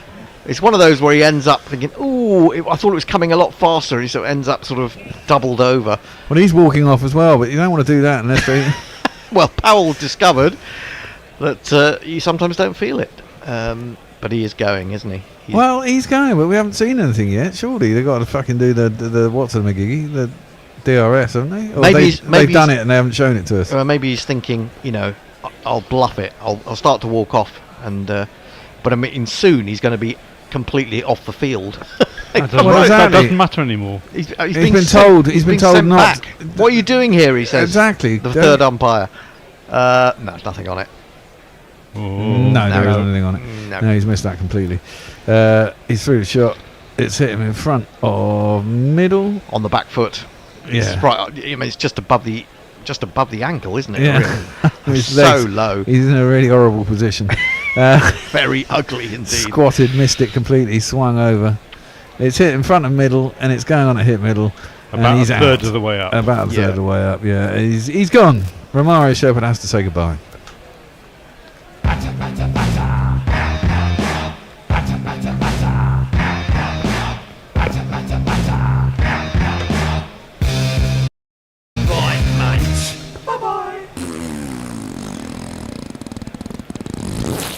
To say though that Shepherd's he's been more effective as a batsman than a bowler, hasn't he, in this series? Anyway, he's always getting useful 30s. He brings a pinch hitter in at number 8. It's the man who scored 40 off about 14 balls. It was quite remarkable, wasn't it? He was smashing Curran all over the place. It's this man. From Georgetown, Guyana, where he had his first nets, to his debut against Bangladesh. He ain't no kid, but his face is fresh. An island boy named Goody Cash, who took his chance when spinning the ball in his second test, got a 13-hole. Go, go. Great jingle. Go, Modi, go, go, go. Well, he's facing up to Jamie Overton, who's got 1 for 10. And the first ball beats his outside edge, goes through the salt, and there's no run. That could slow things down, although Powell's the danger man. 53 off 19. I went under about 164, 167, I think, something like that. You've got to remember that Alzari Joseph's still to come in as well, and he can launch wield the bat, can't he, pretty effectively. Can do. That's just such a lovely little slow off cutter, isn't it? It's beautiful bowling. Maybe we're seeing why Jamie Overton is in this team. Well, yeah. Well, when he can bowl, I don't have a problem with him being. No, it's when he's a fucker's batsman. That just doesn't do it for me. That's guided to backward point by Moti, and there is no run. The wicket ... Good start to the 16th over. So Archer's got one left. Saki's bowled out. So we got Sammy Curran, Jamie Overton. No, of course, Jamie Overton might. This is his third, isn't he? So he's got one left. Rayan, I suppose Rayan Arman's got one. Livingston's got loads. We haven't even used Bethel or Mosley. Mosley's quite good at the death. You would think Mosley would get a chance, wouldn't you, after the way he bowled the other day? Maybe he's a death bowler. Well, he's gone back, swung. Is he going to be out? Yeah. Well, Moti's not doing what he did in the first test because this over has gone wicket ... Wickets. Great over from Jamie Overton. He's stepped back, tried to slap it through the offside, got a big top edge. It's gone nowhere. Mid-off is up inside the circle. He just pouches it, and another wicket falls. And suddenly, a good partnership either side of that has been pretty shit. Well, the wicket falls, 110 for 7. Very lopsided card, isn't it? Another one bites the dust. I think that is going to be out, Fred. Another one bites the dust. I thought Fred was in the studio tonight. Oh, no, that's Saturday, isn't it? I was looking at the wrong. No, he's never available on Saturdays. Well, it's after sunset, isn't it? Oh, is that okay? So it's sunset to sunset, isn't it? Friday he sunset. can get out of his coffin and. Yeah, you can, basically after sunset on a Saturday. That's when it ends, I think. It's 24 hours, isn't it, from sunset to sunset? Sunrise to sunset. Was he born in Whitby? Talking of coffins. No. All right. No. Yeah, very strange innings this, isn't it? It's very strange West Indies. It's almost as if nobody likes Rodman Powell and he's got to do it all on his own. Oh, yeah. Go on, Rob, show us how it's done. Yeah. Well, here you go. Azari Joseph is in. He's at number 9. Wow, that's the one I wouldn't have expected. Given that we had him on the card at 11 and we thought that might be justified. Not really. He's much better. I mean, bats in test matches, he bats about 9, doesn't he? Anyway, here's his jingle. Alzari Joseph. More reverb. These are all men with men. Alzari Joseph. I can't remember. The guy who's doing the thing is a proper West Indian MC who he knows. Oh, okay. Who happened to be knocking about with him at the time. Guided down towards third man by Alzari Joseph. No run. That's a great over here from Overton. It's nearly going to be a double wicket Waden. Wow. I mean, look at that card. 3-4, 7-7-2, 53 not out, 30, naught. And naught not out. It's bizarre. It is very bizarre. It can't be that bad out there. If Robin Powell can get 53 off 39, that one is played up towards mid-on. Should I go for a run out? They probably won't offer me a run out in the last 4 overs. Sorry, you nicked the strike. Yes, and it wasn't a double wicket Waden. It was 1 run, 2 wickets off an over. 2 for 11 off 3. Good over. Good bowling by Overton. Who's on social? Yankee says, for us old timers, meaning from the Test Match Surfer days, the Ian Bell jingle. It's Ian Bell. Oh, for fuck's sake, I hate that astounding. jingle. It was 3 minutes long. It went on forever, didn't it? Yeah, it's a bell. Quick Info says 159 is going to be what they score. Says Mayank. Lucky says the self-light shuffling was truly balletic. Well, it's also improved by the obstacle course on the floor as well. Yeah, there's just wires everywhere, basically. There is. Had a look at the studio today. It's a really nice studio. Yeah, but it's miles away from me. So what? Ben McCormick says... Clipped her square leg and there's no run. Go on. That's pretty instantaneous kiss of death stuff from Hendo there. Barely had time to warm his seat before the batsman. Yeah, that's right. You know, I've taken 7 wickets tonight. Yeah, have you? All 7. Archer's back into the attack, by the way. Oh yeah, last over. Well, so it's the 17th. This is a bit odd. Normally he bowls 19, doesn't he? Yeah. Well, in the ODI, Livingston failed to use him for his full 10, didn't he? Yeah, I know. It's very odd. Archer in. Rolls his finger across that one, I think. It's played out to mid-off. They go through for a quick single. It hits the batsman as he gets to the bowler's end. He diverts it past mid-off. I don't know who it was. Livingston threw it. There is no one. Presumably it's Will Jack still. And Matthew Cullen says there's an Island Boy reference on Guerrilla Cricket. Unexpected. Island Boy? Yes, I'm not sure what that was in relation to in the previous commentary stint. Right, okay. Docky says, just before they change the sheets, they shit the bed again. Well, you know. That's a good way of putting it. Rodman Powell is facing up. Jofra Archer's coming in. It's full, and it's on his toes, and he clips it into the leg side. It'll go out to deep mid-wicket, and there'll be a single. Bethel is out there. So what if England wrap this up? It'll be 3-0 with 2 to play. Yeah, and they can experiment a little bit. I mean, they're experimenting anyway, but Yeah, they well, could they experiment are, yeah. even more. I mean, they could give Jordan Cox a game for a start. I mean, he needs to find some form, doesn't he, before New Zealand? That's a completely different game, isn't it? Well, it is a totally different game, but, you know... He doesn't have to try and smash it out apart from the beginning. He can True. play himself in. Well, that was decently quick. And down the track comes Alzari Joseph, but Robin Powell was not moving anywhere, and he quickly, nimbly turns around and goes back to his crease, and there is no run. But I mean, it's a lot of it is confidence, isn't it? You know, just to feel bat on ball. Like, this is what I've always felt about players like Livingston and Salt, is that they just don't play enough cricket sometimes to, you know, to have that feeling of bat on ball. Yeah. We're being asked, by the way, on socials by for our favourite jingles of our. Oh, well, I like the Jonathan Trott one. That was a good one.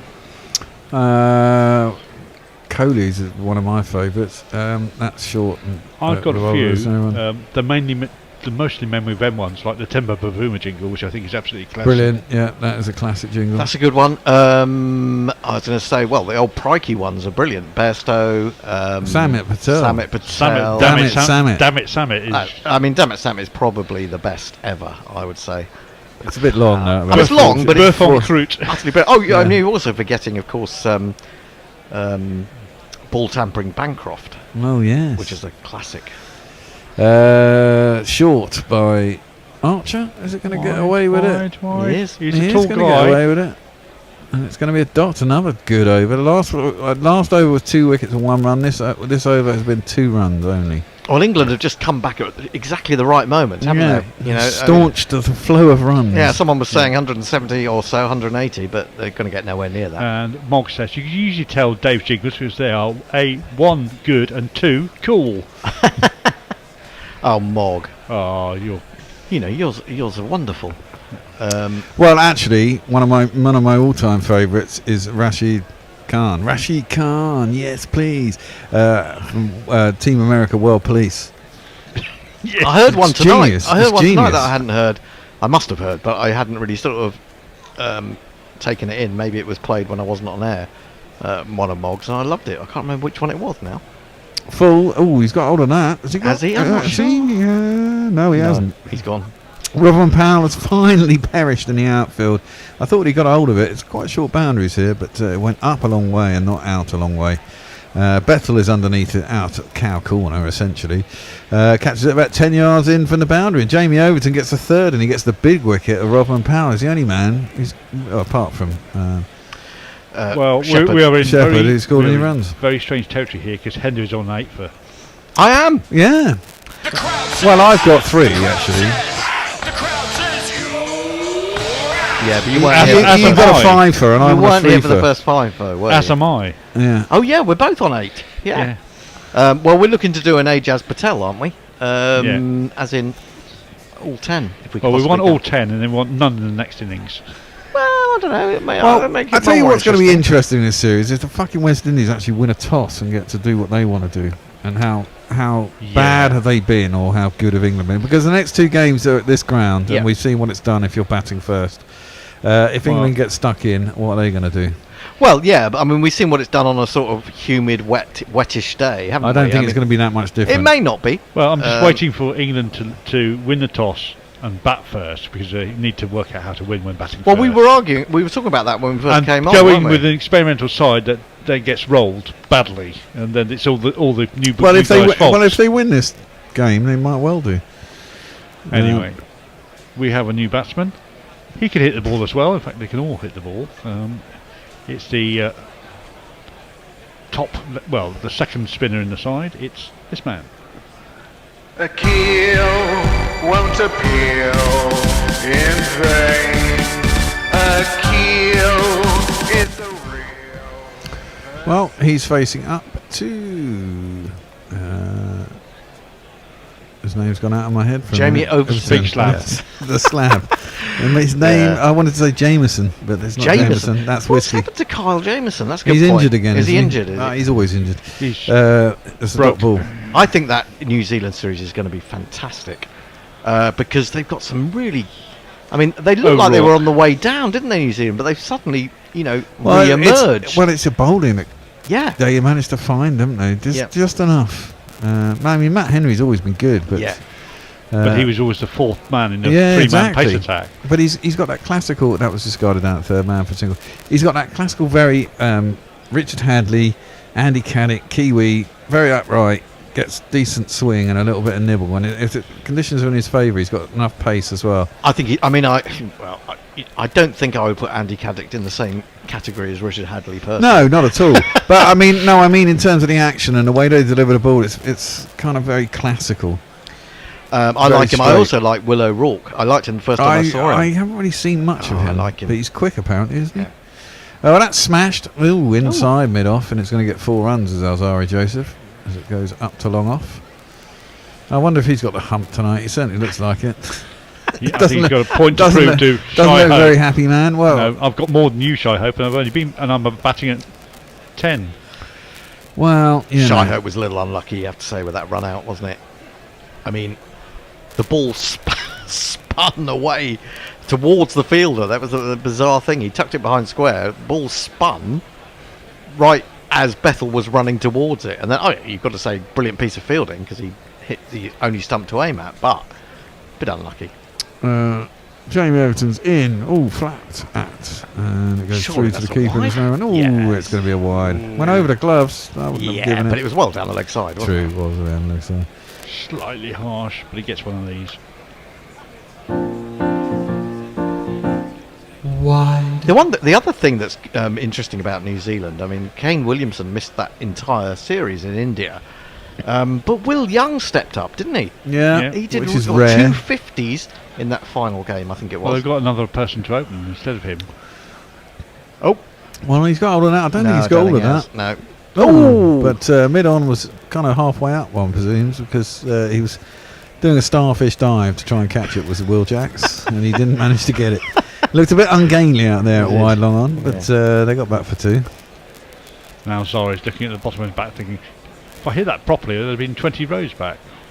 I mean, what Overton is constantly taking pace off, and it's not easy to read, and it's quite difficult to do that with off cutters more than at the back of the hand. I mean, the back of the hand one is difficult to bowl, but it's normally easy, less easy to pick up. But the off cutter is more easy to see, but he's disguising it incredibly well. He's getting the pace to drop very quickly, isn't he? He's taking a lot of pace off the ball.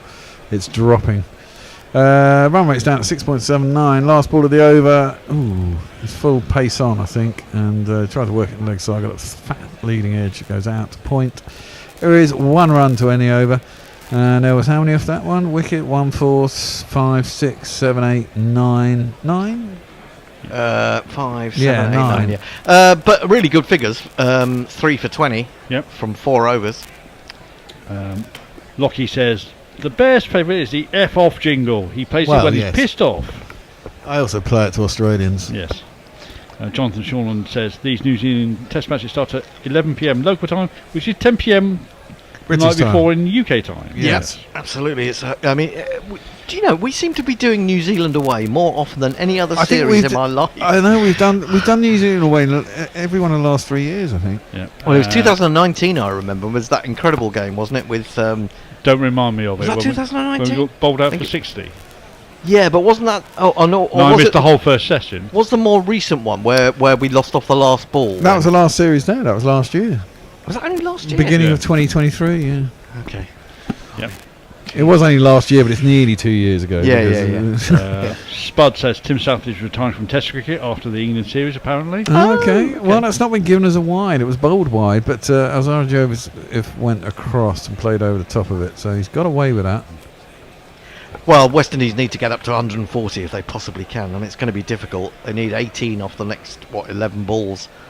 With 10 and 11, no, 9 and 10. 9 and 10 out there. I mean, it's going to be Joseph who's got to do it, but it's difficult when there's pace off on this pitch. I can flog it. He's no mug with the bat. I haven't seen much of but him, he doesn't I have the levers that Joseph has. Well, he's given himself some room. He's gone across outside the off stump. Little Sammy Curran has taken pace off and dragged it into the pitch, and he's just managed to hoik it out. He's played enough cricket in these Indian-like conditions to know you just bang it into the deck and let the deck do the work for you. Yeah, give it a roll with the fingers. And that is that. I'd like to see West Indies get up to 140 because I think that might make a game of it. Oh no, he's doing a Chanderpool. Oh, he's going to break the stump. He's going to break the bail at this rate. How bizarre. The one thing that hasn't happened is that the West Indies have failed to get wickets in the power play when they've played England, when they've bowled at England in the T20s particularly, haven't they? I mean, they've got one wicket and then England have got away.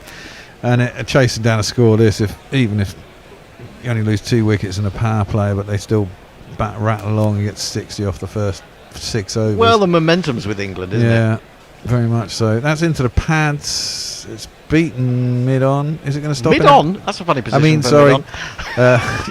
Short man on a 45, actually. It hasn't stopped in the beach. It's gone over the beach and into the sea, and it's 4 runs. I bet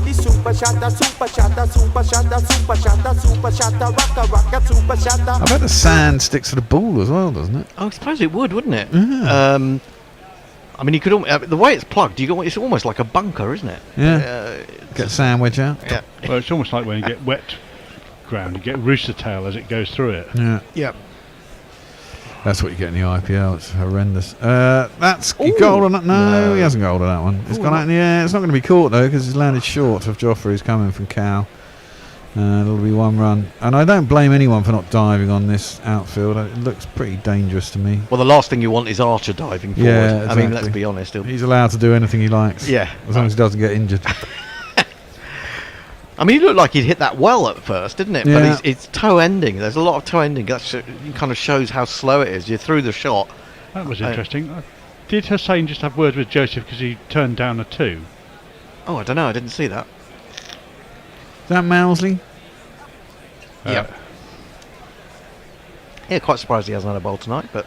Well, they've used 6 bowlers anyway, haven't they? That was his 19th over, Sammy Curran. And they've got 2 more they could use at least. That's into the pads. He's picked that off his middle stump with his back leg just sitting in front of middle stump waiting to be hit, but clips it out square on the leg side, gets himself a single. 129 for 8 off. Well, they've got 7 balls left. They could get 140. Yeah, 135 looks more likely. Well, you don't know what the score's good until both sides are battered. But let's face it, virtually everyone in the West Indies side hasn't got any runs. Apart from 2 people. Or Rodman and Romario. Yeah. And 2 R's. And really, they got 80 between them. In pretty good time, to be fair. Well, actually, this is quite a good innings by Joseph, 11 off 13. Yeah, not too bad in the... That's full. Oh, he's given himself some room there, and he's got hold of that, as Ashfield is saying. Great shot. He's hit it over cover for 6 runs. That's a cracking shot to end the over. 19 done, though. 135 for 8. 140 is definitely on now. Yeah. Is that one of these? Yes. Smack it in the air. Yeah, well, we'll give it. Smack it in the air. Not really, but we'll have the jingle. Yeah, I think technically it's a little bit high at its highest point for us maximum, but you know, it's the flattest 6 we've had today, probably. Too much of a parabola. And pals, yeah. Well, he just completely left his stumps open there. Went back, and he was either going to be bowled or he was going to hit it well. Oh look, bit of trolling here because Mousley's going to bowl 1 over, and it's going to be his last one. This is interesting, isn't it? Yeah, absolutely. Well, they figure he does Yorkery darts. He has quite good control. Well, I suppose there's no other paceman, is there? Who's got another over? There's Overton's bowled out. Sakib's bowled out. Sakib, Jofra. Well, Sam Curran's got one left, but he can't bowl another over. He can't bowl from both ends. It's not the 100, you know. It's not the 100, you know. Yeah. So Mousley is as the quickest off spinner in world cricket. I suppose he's. Yeah, because Shahid Afridi was a leg spinner. Yeah. Oh, he's very, very quick. Well, I mean, even I'm talking about now. We were talking. I think Nick and I were talking in the green room the other night that he's He's a bit like something like a Sid Barnes, you know. Flat Jack Simmons. Well, no, not so much that. No, Flat Jack was flat. flat, but not as quick as this. I mean, No.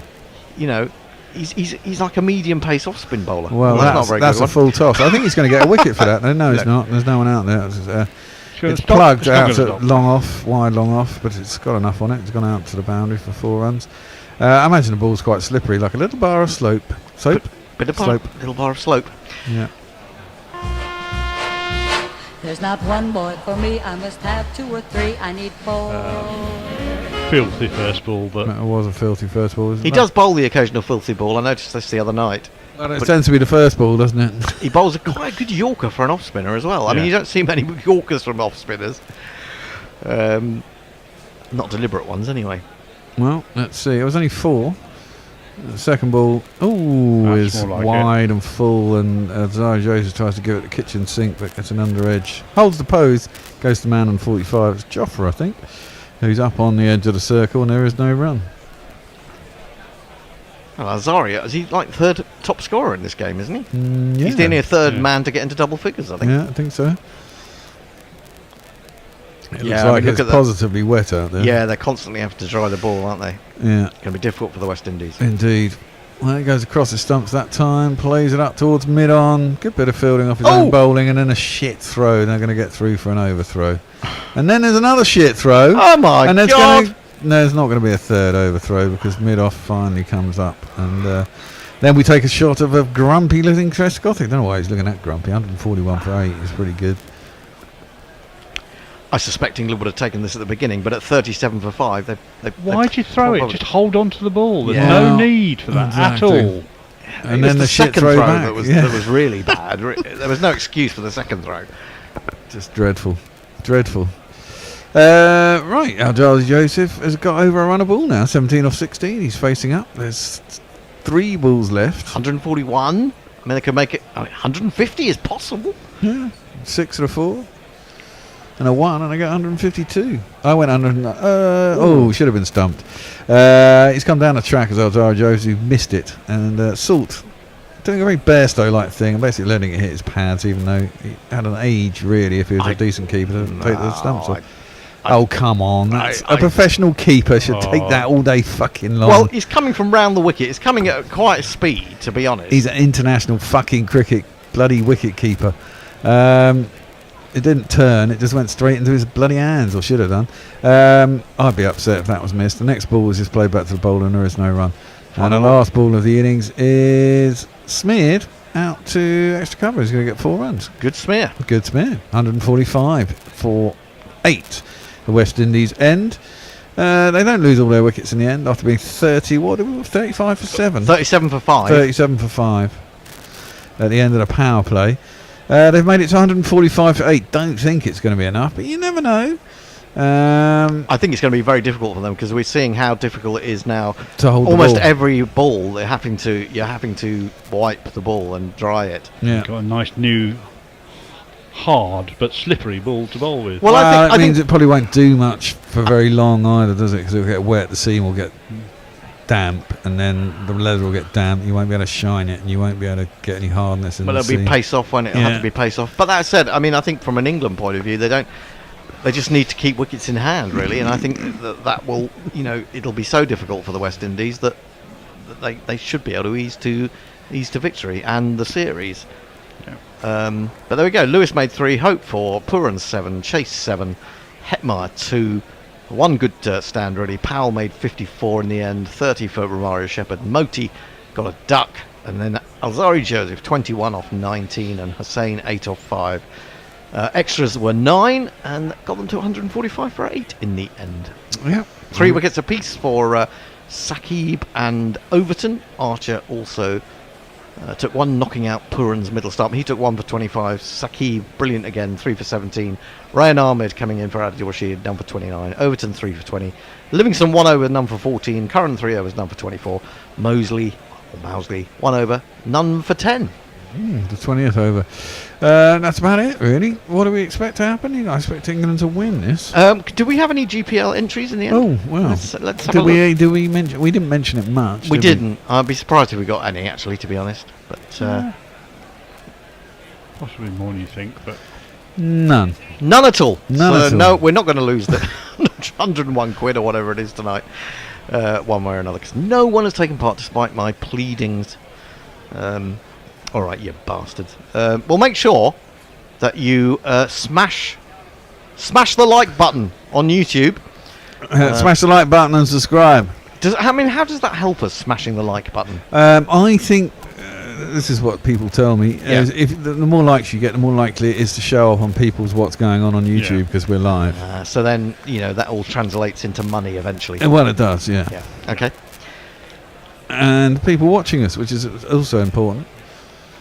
Indeed. What are we going to play? We're going to do some final tweets and then we'll take a break. Very quickly, Matthew Collins says Chris Jordan had been officially moved on from. Did he get a send-off? Well, I think he probably got a send-off from somebody over the years. George McPherson says, this is poor from England. Well, I don't even what you want. What do you want? Blood? Is George McPherson... I don't know whether George McPherson is real, because he's more negative than me. Every time he comments, it's about how shit England are. And now, Titmus says, even I don't do that. Pillar of salt strikes again. There you go. Yeah. Are we up to date? That's pretty much it. Yep. What are we going to play, Bear? Whatever's on the bloody podcast player that's playing at the moment. I mean, literally, it's 5 minutes. You don't really get into anything. Okay, well, we'll be back very shortly. But in the meantime, a little bit of podcast action for you to listen to. Oh, it looks like we're playing the highlights of the World Cup final. Oh, there, yeah, we were doing that the other day. Okay, well, we'll do that then. For 1, 2, 3, 4, for his 6th, but only his 4th legitimate ball, which is launched by Mitchell Marsh over the head of the man at cover point, and has gone very rapidly for one of these.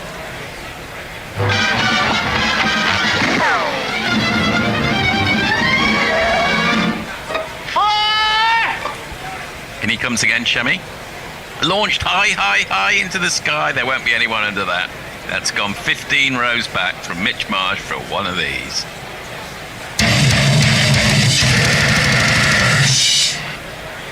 Massive hoik at that one. They think there's a little edge, and it's been given. The second wicket has fallen. Mitch Marsh is out for 15 of 14, and Australia are 41 for 2. 3 balls into the 5th over. Bummer of him for his last ball of the over. Bowls it over the wicket, and he's been given. This is a big moment in this match. Steve Smith has been given by Richard Illingworth. Maybe it looked a touch high. If it isn't, he's gone for 4 off 8, and Australia are 47 for 3. I think he's walking off. Yes, he's not even going to review it. That is a very significant moment in this match. Is indeed. Yeah. I thought he might have, just in the circumstances, given it a review. I mean, it's probably out, but... And that's a catastrophic bit of fielding by Raoul, because that was a slower ball. It bounced just in front of him and missed by Brumman. It's gone through for 4 byes. Extra's top scoring now. Oh, by a bit. Well, they quite possibly, and that's quite in keeping with this innings. That brings up Australia's 50. They're 51 for 3 in the 10th over. That's defended off the back foot. We're a bit more informal in Australia. We've got a lumberjack shirt on. And that is the end of the 10th over, the end of the power play. Australia 60 for 3. It's been great fun doing the World Cup with you. And I'll hand you over to our next commentary team. And Head opens his shoulders for the first time. Goodbye. For him in this game. It's not the first 6, but it is a 6. Picked that one very nicely up over. No, we don't need that, Jason. We picks it up nicely over cow corner.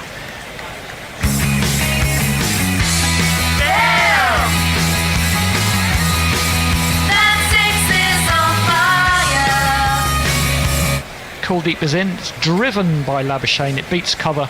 It's going to go up to long off. They'll get through for 1, and that's going to be 100.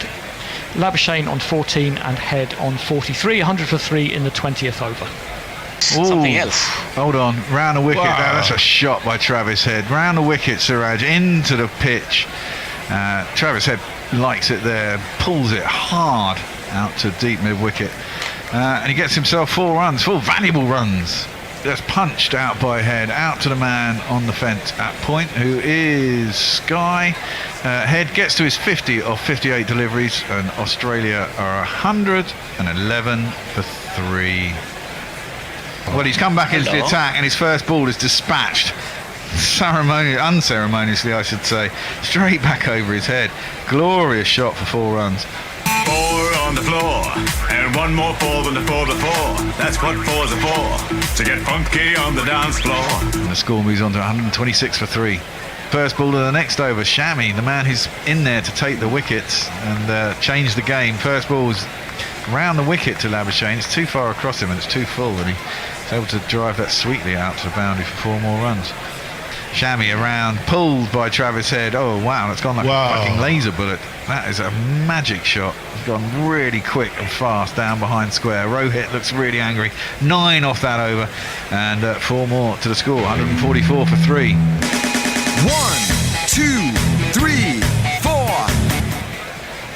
Poked out to cover, and there's no run because, as we said, they're not winning this. They're not winning this by a single. They're not winning this. Yeah, sorry, a single. They're not winning this by reducing runs. They're winning this by bowling them out, basically. Correct. You need 6. That's a 100 partnership. That is the 100 partnership. Well batted, these two. Labuschagne 34 off 61, Head off 70 off 73. Australia are 147 to 3, and that is the 100-run partnership between the pair. Well batted. Oh, now that could be it. That could be it. No! Oh, Bumrah's back into the attack. Bumrah is back into the attack, and he bowls it into the pads. And I don't think Head got that correctly, but he got it in the right part of the field because he got it out to basically cow corner. And there was someone out deep mid wicket. It was aerial. It bounced just inside the boundary. If it had gone to the man instead of the space, because he was completely done for pace, to be fair. It was a slower ball. Yeah, it was a slower ball. He bunted it away into in a vacant region, and luckily for him, it found a gap. Oh, by the way, that last shot brought up 150. Sorry, Australia moved to 152 for 3 with that 4 by with every Travis boundary. Head. Oh, now there's an appeal for LBW. That's not bad, you know. Angling, do you think it's I'm not sure it's angling. Saying, I thought it was reasonably close. My first impression was that was pretty close. He was trying, you know, Labuschagne, that's fine. Labuschagne plays around his front pad, and he did play around his front pad. I thought it hit the shoe, and I thought it was in line with about middle and off, and it was angling in towards leg stump. That was my first impression. You might have a different one, Ajit. Yeah. What do you say? Now, first impression is it's going to hit the 4th stump. Having been given not out, the advantage is with the batsman. Right, here we go. It has to hit the stumps. We got the replay. No, it's I reckon it's umpire's call on leg. Yeah, it's closer than I thought, but it's not. Yes. It's hit him in. It's hit him in. It's hit him in line with middle and legs. Probably going on to hit, as Messi says. Outer half of leg stump. Yeah. Outer half of leg stump is the best I can think. Otherwise, it's fantastic. They've actually picked it well. They're probably going to retain the review. Yeah. So it's worth the review. It's worth the risk. Exactly. If you think you're going to retain it, it's worth doing. No, whether you retain it or not, it's worth the risk now. If you can't break through now, it's well, that's there is something to say for that. Well, Bumrah was convinced. I thought it was close when I first saw it. The umpire saw it different. It pitched closer than I had anticipated to the Oh, actually, the more I look at it, the more I think it's out. Yes. Well, Ultra Edge says no. And it's a question of where it hit him. There was a gap. I mean, this is the thing. It's also where it hits him. I think he was hit in front of middle, I think. Well, it's in line. It's umpire's call on leg stump. Well, India retained the review. It was worth going for. Oh, the wheels are coming off for India here. That was short, and it was pulled once more. Back with a square. Plan is all wrong. It was telegraphed. Exactly. It was really telegraphed, and India losing their cool a little bit here. It's 4 more to Australia. They move to 162 for 3. Defended. He's going to take a single. Always have to think about it. The throw's coming in. It doesn't hit the stumps. How close would it been if he hadn't? If it had, but Travis Head, well played him. Came in with Australia. Well, he opened, but he watched wickets fall early doors. He has moved to 100 off 95 balls. He's taken Australia to within 56, and it's been some knock from him. As this one is pulled high, handsome, magnificent, all the way over mid-wicket for 6 of the finest.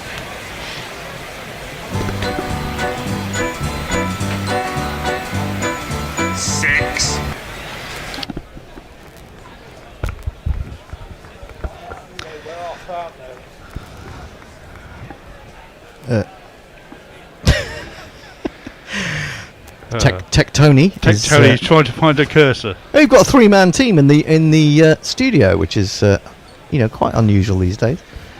We absolutely do. Oh, it's all sorted. I don't know what you're worried about. It's all under control.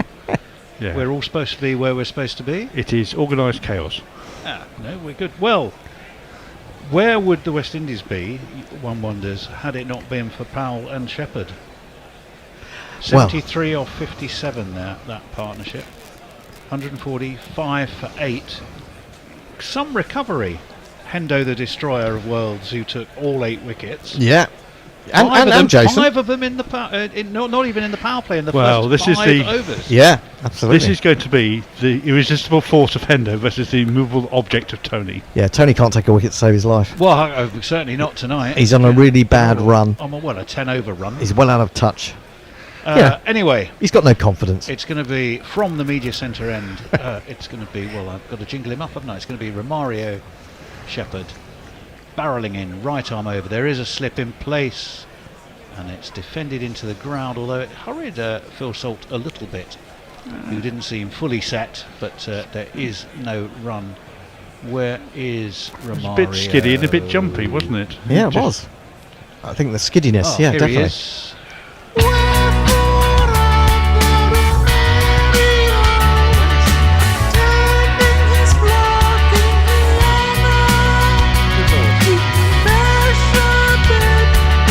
Right, in he comes, Romario.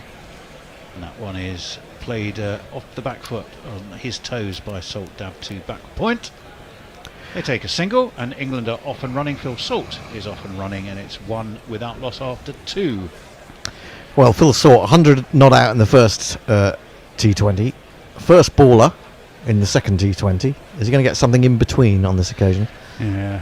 I'm more interested in what Jax does, whether he can learn to move his feet and not play away out of his arc of uncertainty. Every time you think Will Jax is cracking it, he seems to lose it again a little bit. Yeah, he certainly is under a little bit of pressure, I think, as that one is dabbed towards point. But hasten a single and. Just before Shy Hope could shy in a throw. I think they've got a plan with Salt and Jackson. That Salt is going to go hard straight off. Jackson's going to play himself in a little bit and then look to accelerate. And I think that plan works most of the time.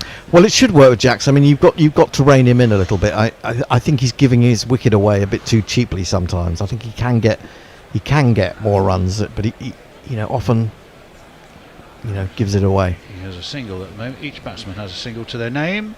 That's driven by Salt. Sort of bounces and just skips past short extra cover, and we'll get another single. England dealing in ones. West Indies, of course, are going to need to strike early and keep that run rate down. Well, I'm hoping from an England perspective that they've learnt from the way that West Indies went about their work with the bat, which was kind of shambolic and crazy. It was until they got their head around what they were supposed to be doing, and then it was pretty much okay. That one's one-handed, slightly off the edge as well, but it's out towards the deep cover boundary. He should get himself another single. I got two there. Two. They took two. Into the wide untenanted areas, part where there should have been a point. Yeah. Untended. It's Roston out there. You're saying I had to run 50 yards with that from deep backward point. He's got the tie on the back of his West Indies cap sticking out rather annoyingly. There should be something to tuck that in. It just looks messy. Who, Romario? No, Roston Chase. Oh, Roston Chase, okay. Still the slip. In comes Shepherd. Defended by Will Jax quite stoutly and solidly. And speaking of stout and solid, Romario Shepherd it is, who fields away to his left. There's no run. 5 without loss at the end of the first over. I thought you said, talking of solid. Stout and solid. Here's Hendo. Here's Hendo. I thought that was coming. If the cap fits Hendo, that's not where I was going. Thought that was coming. And Nilmini Jaskaria says, before 17 overs, the match will end. Well, that's very possible. Matthew Cullen says, 10,000% George McPherson is not real. This was George McPherson, who is the most negative of our YouTubers in regards to England's performance, even more so than me. But Lockie the Sixth says everyone on the interweb is real. Don't forget to smash the like button and send us a super chat. It's going to be the man who's allowed back off the naughty step. Let's see if he can keep his temper under control. It's this chap. Alzari Joseph. He has a slip as well. It's quick and just pushed into the onside for a single by Phil Salt. I don't think I jingled either of England's batsmen, actually. I've been so focused on what they were doing. Did I not do Phil Salt? Don't think you did. Here he is. Get up on there. So salt, yeah, Phil is here. Want you to push it good into the offside. Scores runs around the park. There's no way you can hide. Push it. So salt, yeah, Phil is here. And he's going to be bowling his Alzari to Will Jacks. Yeah. Let's have a look. 19-12. I can have a look. Well, they've only had 2 games. Is that what you 5 off 10, and then 17-38 in the last game was the best so far for Will Jacks, isn't it? Up onto his toes he goes, drops the ball down towards backward point and jogs a single. England happy to manoeuvre in ones pretty much exclusively. I think there's been 1-2 so far. Yeah, and I think this is exactly the right way to go. Is to wait for anything that the hardness of the ball to go out of it, and then with the ball skidding on, it should be easier to bat, and the ball won't be doing so much. And I think they can take toll as time goes by. And the other thing about the West Indian bowling is that they haven't got the variety. In comes Alzari. That's worked away, but there's a man brilliantly positioned on the 45 for exactly that shot. The tickle round the corner goes straight to him. It's a dot ball. And it's 7 without loss still. Where England had the luxury of having 8 potential bowlers, or even 9, West Indies have only got, I think, the bare 5 now. The bare 5? They might have 6. They might have 6. Is that an they've got 3 spinners. If you count Chase as a spinner, they've got 3 spinners. In comes Alzari over the wicket. Oh, that is a swing and a miss from Phil Salt, who's had a curious series. Remember, he got that fantastic 100, and everybody said, I bet I know what's going to happen in the next innings, and sure enough, it happened. Yeah, it's cricket, isn't it? I mean, that is that first baller, didn't he? It's a great leveller, as they used to say. It is a great leveler, like the FA Cup. That's what you used to say about the FA Cup, Endo. Indeed. Well, that's not it's not really anymore, is it? Unfortunately. No, sadly, not in the way it was. Ooh, I spy a super chat. Oh, good. Which I'll probably jingle for you, but I'll wait for Alzari Joseph. Just as Phil Salt waits and guides it to short third, and they'll take a single. What am I looking for? Marketing 2. Yep. Super chat cash. Here it is. Use your mind, super chat. Everyone chooses that jingle. I prefer the second one down. Well, it's because it's so short. Yeah. On behalf of George, says disinterested handjob, who is definitely not a bot. ... And that's $10 Australian. Oh, thank you very much, Mogster. I also got your email, Mog. Thank you for that. Ooh. That was challenging me, basically. If you want some fucking jingles, make a list and give it. I didn't say it that way, but that was the tone of it. That one is guided away. You can hear Jason purring, but it was guided away to deep point where there is a fielder, and as good as it may have looked, it was still only a single. It's the end of the over, and it's 9 without loss. Well, what was good about that shot and why Jason was purring was basically because he stepped back, didn't he? But then didn't try to overhit it. He just waited for it. It was timing more. And the timing was lovely. But as you say, it was only a single. Nothing else on the socials, although I do see on Blue Sky that we've had 27 more people follow us this evening, which is wonderful news. If you haven't already followed us on Blue Sky, get yourself It's been a deluge during the day. It's been a Blue Sky deluge. Absolutely. But we've got to match what we had on Twitter, which is over 16,000. So still a bit of a way to go. And of course you can contact us on YouTube, which is the main way now that we communicate. Right. Well, now it's going to be Akil Hussain who's going to come into the attack for the West Indies. He's very effective in the power play. He has been about none for 20. He got in the first T20, didn't he? If I'm pretty darn good. Won't appeal in vain. A keel is a real Hussein. And he's going to be bowling 2 Will Jacks. There's still a slip in place for Kasur. Oh, that's a fantastic shot off the back foot by Will Jacks. As Jason tells you, it's a fantastic shot off the back foot. Steered away through extra cover, and Jason's Surrey boy has got himself a boundary, and a very fine one too. There's not one boy for me, I must have 2 or 3. Particularly fine because he didn't actually have that much time to play the shot, did he? He's made himself time. Yeah, he's stepped back a little bit, and the ball is following him. He bowls arm balls basically, Hussein, but to play that shot off the back foot with that power and timing and placement is exceptional. Round the wicket comes the left armour, and a swing. Well, there's a shout for LBW. To me, that looked like it was heading down leg. I think the umpire, who is it? It's Leighton Buzzard. I was going to say Leighton Buzzard. Dayton. I can't remember him writing. Dayton Butler, is it? Is he? He's only. I think it's only his second T20, isn't it? I think he was making his debut the other night. I can't read my own writing. I can tell you he's from St Vincent. He was a former left armour. Onto the back foot again goes Jacks. A bit more forcing this time rather than elegant. Out to a fairly deep set mid-on, and they will take a single. Bit faster and a bit shorter in length, allowing him to rock onto the back foot and just punch it down towards long on. Brings the old salty sea dog back onto strike. I think has Pepper also moved on and been relieved of any further duties in this series? I think so. I know Jordan Cox has. He's been sent off to New Zealand. Has he already gone? Yeah, he's already gone. Right. So we aren't going to see him again in this series.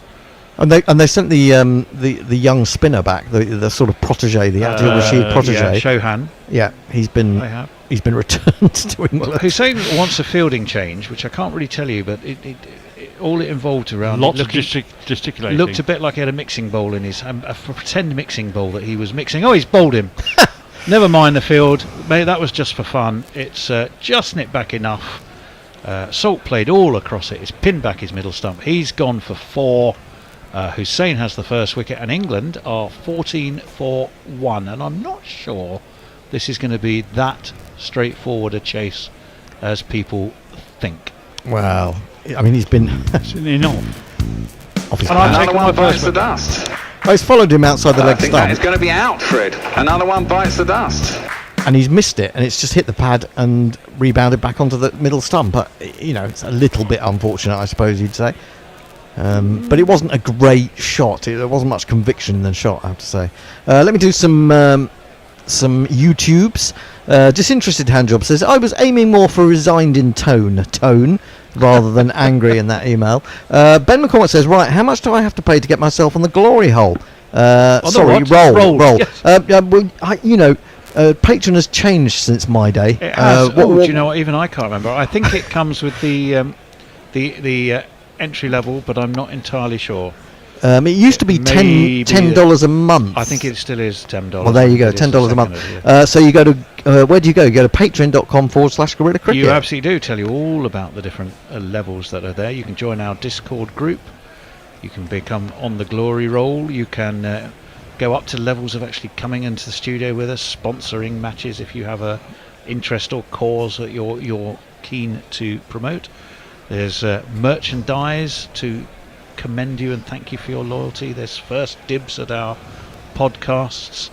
There's some other things I haven't thought about in there, but there is a loads now of different levels, and it really, really massively helps us to keep the lights on. New batsman is it's England's captain, another man who had a fantastic knock in the last game after also starting with a golden duck in his first. What's he going to do this time? He's going to just tickle it back at a square, and ease himself away with a single. It's this chap, of course. Pryor ain't no laughs, 'cause we found someone Sutler. Okay, he can't spell Joss, but he also can't spell Butler. Joss Butler. Just because he is Joss Butler. One S and 2 T's, Joss Butler. And this is the pairing that broke the back of the chase in the second T20. Oh, Well, absolutely. didn't they just in splendid fashion too? Around the wicket comes Akil Hussain, throws it up, well fielded by Lewis on the dive at short mid wicket. Gets a high five from Akil Hussain, or a low five, to thank him for his efforts. 15 for 1 off 3, Hendo. Okay, so yeah, that was Ben McCormack. Richard Peel says, "Hey, I'm back. Is my mate Stuart still around?" I don't know who Stuart was. You'll have to tell me about that. Sadly, Stuart seems to have departed for greener, less musical pastures. Titmus312 says the umpire is Leighton Orient.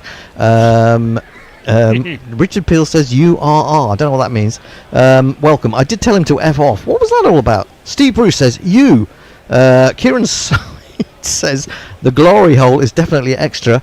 Lockie the Six says Freudian slip of the day. Steve Bruce, the man who avoids sex with his wife so he can listen to us, says, do we get to share a beer with the bear at Bear Towers? Yes, you do. It's Dayton Butler, by the way. Oh, Dayton, there you go. Dayton. Ohio. Already on the lowest level of Patreon, says Ben McCormack, so we'll have a look at boosting that. That we would massively be forever in your debt. Oh yes, absolutely. And then you will be have a chance to appear on the glory roll. Which is a wonderful thing, isn't it? There it goes. It keeps going across the bottom of our YouTube feed if you want to see it. And we love every single one of you. As this one again is just nudged by Butler's going to have to hurry. The throw comes in. It's backed up suitably. It was, just about Lewis, running, I think, with enough pace to make sure he made himself there. Well, he was jogging it, wasn't he? Look at him. A gentle jog, and then suddenly you could see, like one of those cartoons where suddenly a light bulb appears above his head. He's in. Oh, he's in. Yeah, but well, he is. But he had to put on. He's a little in by bit half an effort at the end. Yeah, half a crease, but yeah. Runner ball 2 anyway for Joss. So he's motoring at a runner ball. Strike rate of 100. I can work that one out. Ooh. And that's a swing and a miss. Well, there's a shout from behind. I didn't think that looked like anything. Jax had swung away, looking to swing it to leg. I think knowing the damage, thinking about that. I think Rovnam might review it, only because these two did so much damage last time. If he's got anything on that, that is an absolute scratch from the bottom corner. Well, yeah, it is. Well, and it'd be a terrible, horrible way to get out when he's looking quite good, which is again Will Jacks all over really. No, they're not going to review it by the looks of things. No, it was just a bit of enthusiastic salt-like keeping, wicket keeping, to be honest. That's closer. Possibly is closer, but no, it's off the pad. Down towards square leg. They take a run, but was it a leg by? Just a leg by. Like a leg by to me. That was a much slower ball, wasn't it? It was, and it was fairly straight, but not quite straight enough. Signalled as a leg by Dayton, Ohio. 17 for 1. He's been varying his speeds. That one definitely was a slow one. Very slow. 106 Ks. What's that? That's about 60 odd mile an hour, isn't it? That's not much faster than Hussain, is it? he was up at about 94. Hussain when he bowls his stuff. What's going on here? It's all right. That will refresh itself. Well, we hope it will. Are you more confident than us? In comes Romario. Down leg. Butler had moved across. Romario followed him. It's down to the beach at deep backward square. Roston Chase does the fielding and is ultimately just a single. Still work going along at a runner ball is Joss Butler. Very competent by Chase on the tippy-toeing on the sand there. Made that look very easy indeed. Tippy-toeing on the sand. It'd be funny if they actually got a sort of a deck chair out. There is one. There's one venue where they have a sand area by the pitch. That's Bridgetown, isn't it? I think. Yeah, and there's a pool there as well. Yeah, right. Absolutely. In comes Romario, and that again follows Jack, nearly who's moved away to leg. That was a Good effort by Jax at the nutmeg, but he didn't quite manage to Well, I beat was the about man. to say that did look like he was trying to nutmeg himself, but it's gone straight through to fine leg, and there is no run on that occasion. Yeah, I never fancy that pool. I look was at there that not? and I think, what's that going to be like after most of the way through the second innings? You just don't.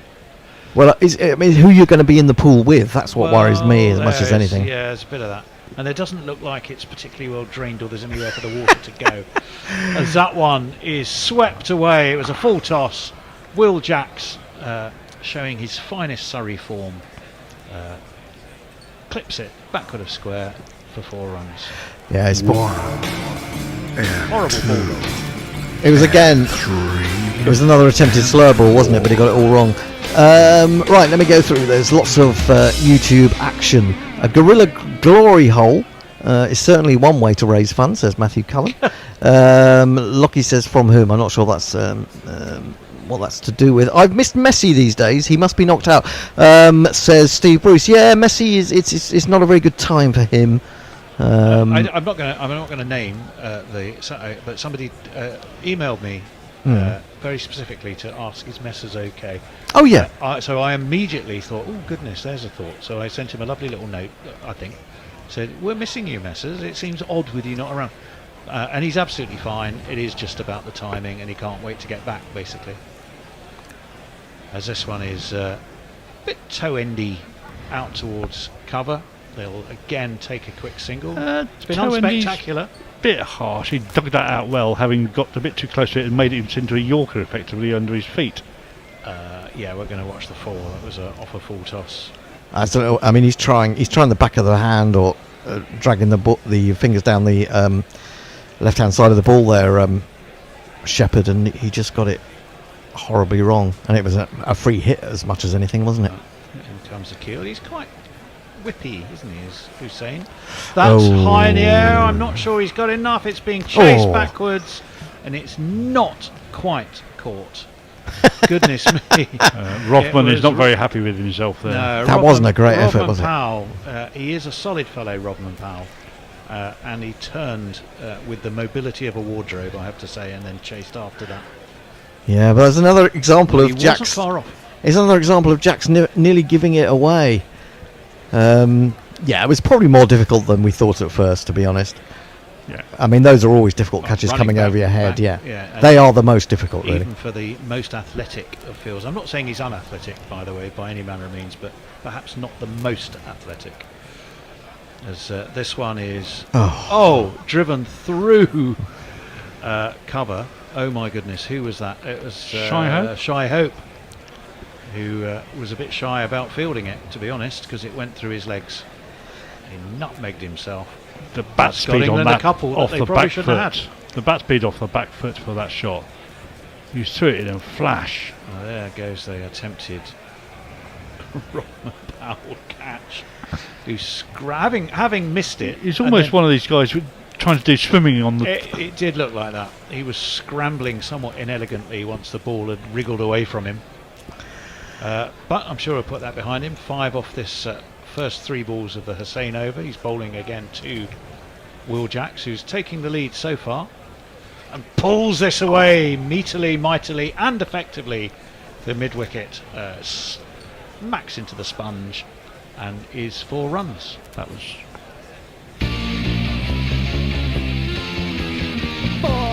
That was all about bat speed. It was all about bat speed. And getting enough elevation on it to miss the mid-wicket. Yeah, there's a fair old gap there. But in terms of the deeper mid-wicket or even the deep square leg, I'm not sure how square he was. But yeah, definitely. Was One-Eyed Jacks? Was that a film? Was Marlon Brando? Was that a Marlon Brando film? Remember, it's a western. I remember. Don't know. That one is guided out towards Romario Shepherd, who's at mid-on. They take a single. It's definitely a film, One-Eyed Jacks. I thought it was Nicolas Cage. I don't think so. I think it predates Nicolas Cage. Has anyone ever been in a list of worse films than Nicolas Cage? Well, Nicolas Cage, every so often he does a real belter. Yeah. Like leaving. What's that? Leaving. I can't remember. Leaving Las Vegas. Leaving Las Vegas. Yeah, which is very sad in its way. Dragged down. But launched up in the air by Butler. Surely this time Yes. it is taken. And redemption was that Robin Powell It again? was, It yes. was Robin Powell again. Second time lucky for him. It's the second wicket gone for England. They're 32 for 2. Butler's gone for 4. And that's quite a big wicket. Well, I've got to say, don't completely take this game as dead. And, I didn't mean that. Completely the wrong jingle to play. It's going to be a wicket. We're going to have a change around. Oh, are we? Is it 5 overs already? 5 overs. They come and they go. Look, the Bears all primed, pumped, and ready. All right. Well, I'll just do the last YouTubes. Steve Bruce was listening to the replay or watching the replay of the World Cup final. Says he loved how Hendo went into teacher mode when the celebrations kicked off, ensuring everyone didn't break the studio. Absolutely, I can remember. I think it was Andy and Grubby going absolutely crazy. I could barely get the commentary out. Lockie V. No, I'll leave that one. I imagine the Bear being an aggressive Dale Steyn type bowler. No. I'm not going to let Tony come through. Am I off now? I think I am. And Andy is due to come back. I'll just finish off these. The winner of a snail race is still labelled the fastest, says Spud. I'm not sure what that's to do with. I see Hendo as being Jimmy Anderson, making people say sorry in the dressing room for any drop catches. Yeah, okay. Really good catch from Robin. You don't often get 2 catches like that in the same over. And having dropped 1, you would have been, you'd have been worried and determined to make up for it. It's a very good catch. Well, yeah, exactly. Certainly leading from the front, Powell. Scored 50, taken a good Well, catch. exactly. No one else has done fuck all, have they? Well, the good news for England is Hendo's off the mic because he's taken all the wickets this evening. Well, that is true. That is true. We are back in normal formation. Well, I took 3 wickets actually myself, Andy, at the back end of the innings. Yeah, but Hendo was on for all of them. Yeah, that's true. Yeah. Well, interesting. We've got away with it with 2 wickets down now. I think England aren't going to be too happy, are they? Alzari Joseph is going to have a little bowl. He has a jingle. I've just got to find it. His first ball comes into Will Jacks. And I reckon we've got game on here, Bear. You're a bit more pessimistic, I'm aren't a you? bit more pessimistic. I think England are still going to romp it, but you know. Alzari Joseph.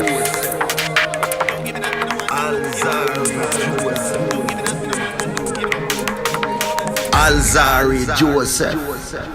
Well, we haven't seen much of Jacob Bethel because he hasn't really had to do much, has he? We had a jingle for him? I don't think we have. Oh, he scored runs in the first one, didn't he? Did he? Yeah, he did actually. Yeah. Jacob Bethel's born in Barbados, now he plays for the English team. They say that he's an all-rounder, but that remains to be seen. Scored 40. Did he get 40? I think he got a 40. Bit of a spot in the first one, and Bethel and Salt got going. That's right, and Salt got his ton, didn't he? And Bethel got quite a few. Well, he's guarded that first ball that he's received down to third man. That was a really nice shot. Just leant back, let it come off the bat, but timed it nicely. It's gone all the way to third man, winning 4 runs. 4 on the floor, and 1 more 4 than the 4 before. That's what 4's are for, to get funky on the dance floor. Getting a bit slack in my old age. He's such a stylish player, though, isn't he, Bethel? And he just... yeah, he's got a bit... I don't want to say it, but he's a left-hander, but he's got a bit of the sort of... Graham Thorpe he reminds me of. A bit Gower-esque as well at times. Yeah, and one of those very rare players who comes to England young and really looks just at home as soon as they get into international cricket. Yeah. Looking very nicely. Although as he feathered that through, it looks like he has. He might have done. He's walking off. So well, we might have a game on now. I think we do. England, a very similar situation, 37 for 3. West Indies were 37 for 5. But Bethel was just stroked one nicely down to third man and then feathered one through to the keeper. And we have to say goodbye to him. I won't look back, 'cause by the time that I do, you'll be gone. And Bethel has to go. Strike rate 200, it's not bad, is it, Andy? It's fine, yeah. No, the chat on YouTube before was who was the fastest bowler at guerrilla cricket in their time. Do we have any fast bowlers in the ranks? God, do we? I don't think we really do. I couldn't think of any. No. Dibbly dobblers mainly. And yes. And spinners. Well, he wasn't even really far. I mean, Louis, I suppose, played one game for us and never been on the come show. on, that's just basically a ringer. That is a ringer, He's yeah. never been on air. Yeah, true. Well, you know. Little Sammy Curran is coming. Well, Sammy Curran's coming to the crease before Liam Livingston, yeah. Yeah, interesting. Interesting. Saving him till the end. And Sam Curran. What's his distinguishing feature? Sam Curran. His notes from to five where? Sam Curran. And he's beloved by Liz Yates. Sam Curran. There's a big edge through the keeper. He looked around straight away, didn't he? He knew he got something on it. He knew straight away, and maybe England just wanting to keep this left-right combo with Sammy Curran. Possibly while Will Jacks is there. They just need someone to settle in and get going, don't they? Jacks looks like the man. Currently, Sammy Curran, who's had a pretty good series, it has to be said. That's a really nicely timed. That beautifully square. There's a guy down at third man, but he can't get round to point, and therefore races away for 4 runs.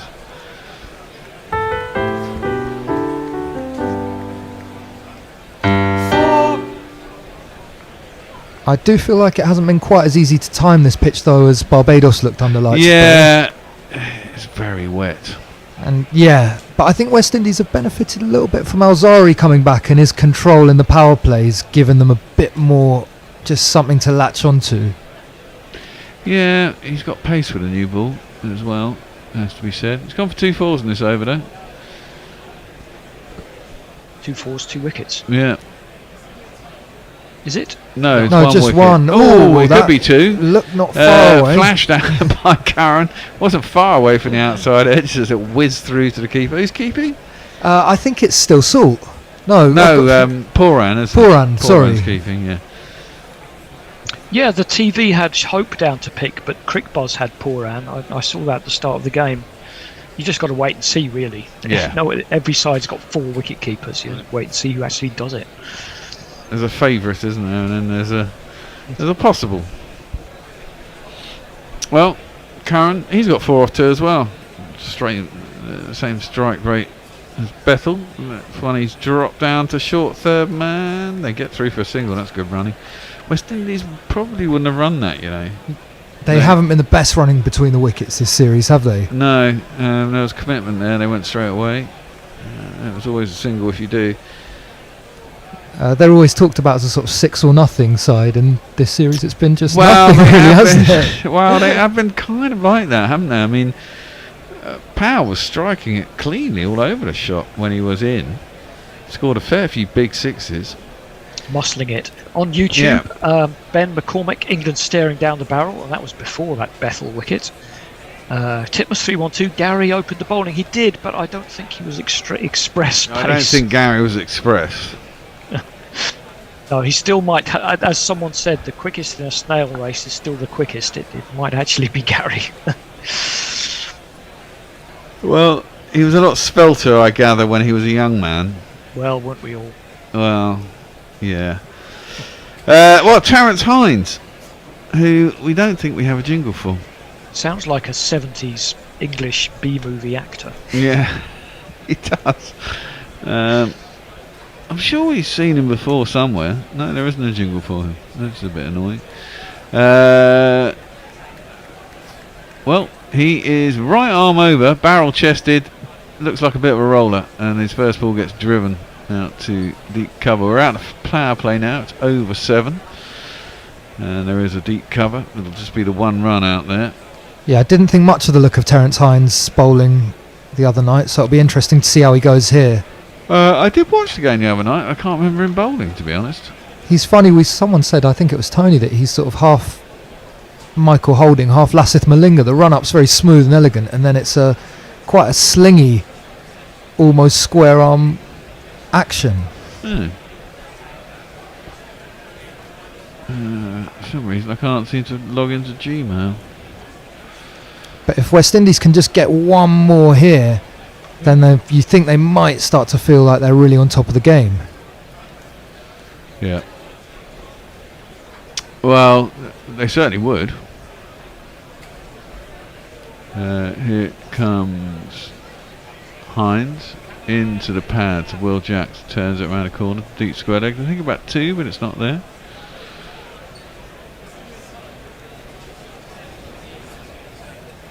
Some reason I can't get into the Gmail. It's a bit annoying. Don't know why that is. As we see England having lost 3 wickets in the power play as well, but they're 42. Actually, they're not that far ahead of where the West Indies are. Well, they are. They're 2 wickets. Yeah, well, West Indies sort of 35 off the power play. They were 37 for 5 off the power play. It's the 5. Mog is assuring you that he does have a jingle for Terence Hines. Yeah, I'm really struggling to get into Gmail, Mog.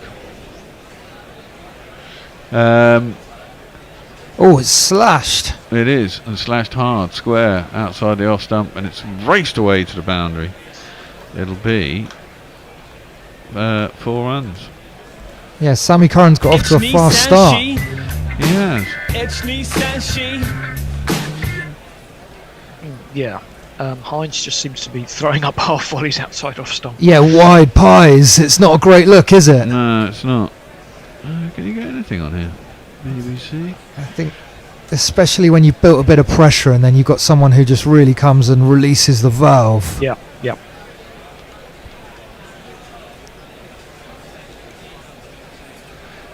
Terence Hines is up to the crease and he's played. Ooh, has that gone through the man at backward point? It was there for a little bit. It went nicely off the face, raced away. Well, I'd do something different because Curran seems to like it there. Yeah, he's loving it there. He's timing it like a dream, isn't he, little Sammy Curran? Doesn't all left-handers like a ball coming across him at a nice height and give him a bit of width? I mean, Jesus Christ. Yeah, it's bang average bowling, really, isn't it? I do like that phrase, bang average. It's a particularly British phrase. Yeah, it's sort of very mild euphemism for shit, isn't it? Yeah, yes, very much so. There's still quite a bit of contempt in bang average. Terence Hines in, that's guided again down to the short man on the 3rd, on the edge of the circle. It will be just the 1 run to the man on the edge of the circle. How do you get to the wire? How do you get to fucking network and internet settings? That's it. Wi-Fi. Why is Wi-Fi on? Off even. For fuck's sake. Some people. Some types of computer. So I reckon we're going to see Moti quite soon, aren't we? And it'd be interesting to see if he can grip it or not. Well, England spinners certainly struggled. They were much better off with the seamers, England. Yeah, and if he struggles, then it could be an issue for West Indies, couldn't it? Well, sure, yeah. Yeah. I suppose he had a newer ball. That's a slower ball outside the off stump like Hines. To end the over, it's no run. It's a dot ball out to the point, and there is no run. Right, Nicholas Agar says Bethel is overrated and Curran is in early. George, despite England, is England's biggest critic. I think this is embarrassing. When will England learn to stop giving away their wickets? They are 1 or 2 batters short. England should have 5 or 6 batsmen instead of 4. I don't disagree with that. The youngsters haven't played as well as they should throughout this series. Nonetheless, England are 2-0 up and favourites for a 3rd. That they are. How do you turn off a fucking PC? How do I go to shutdown on a PC? One of those with a sledgehammer. Well, for some reason I can't get the fucking browser to connect to the internet, even though it says the internet's connected. And it's not doing anything. I can't go to any site. Oh, hang on, is that actually a Windows PC? Yeah, this is the fucking jingle it's machine. It's asserting dominance, and it's fucking annoying me. Is what it's doing. Roston Chase is around the wicket. He's cut hard. It's clobbered. It's more shit, isn't it? Yeah. Good bit of fielding out in the deep. It'll be 2 runs out. Sammy Curran, who started nicely. He's on 17 off at 8.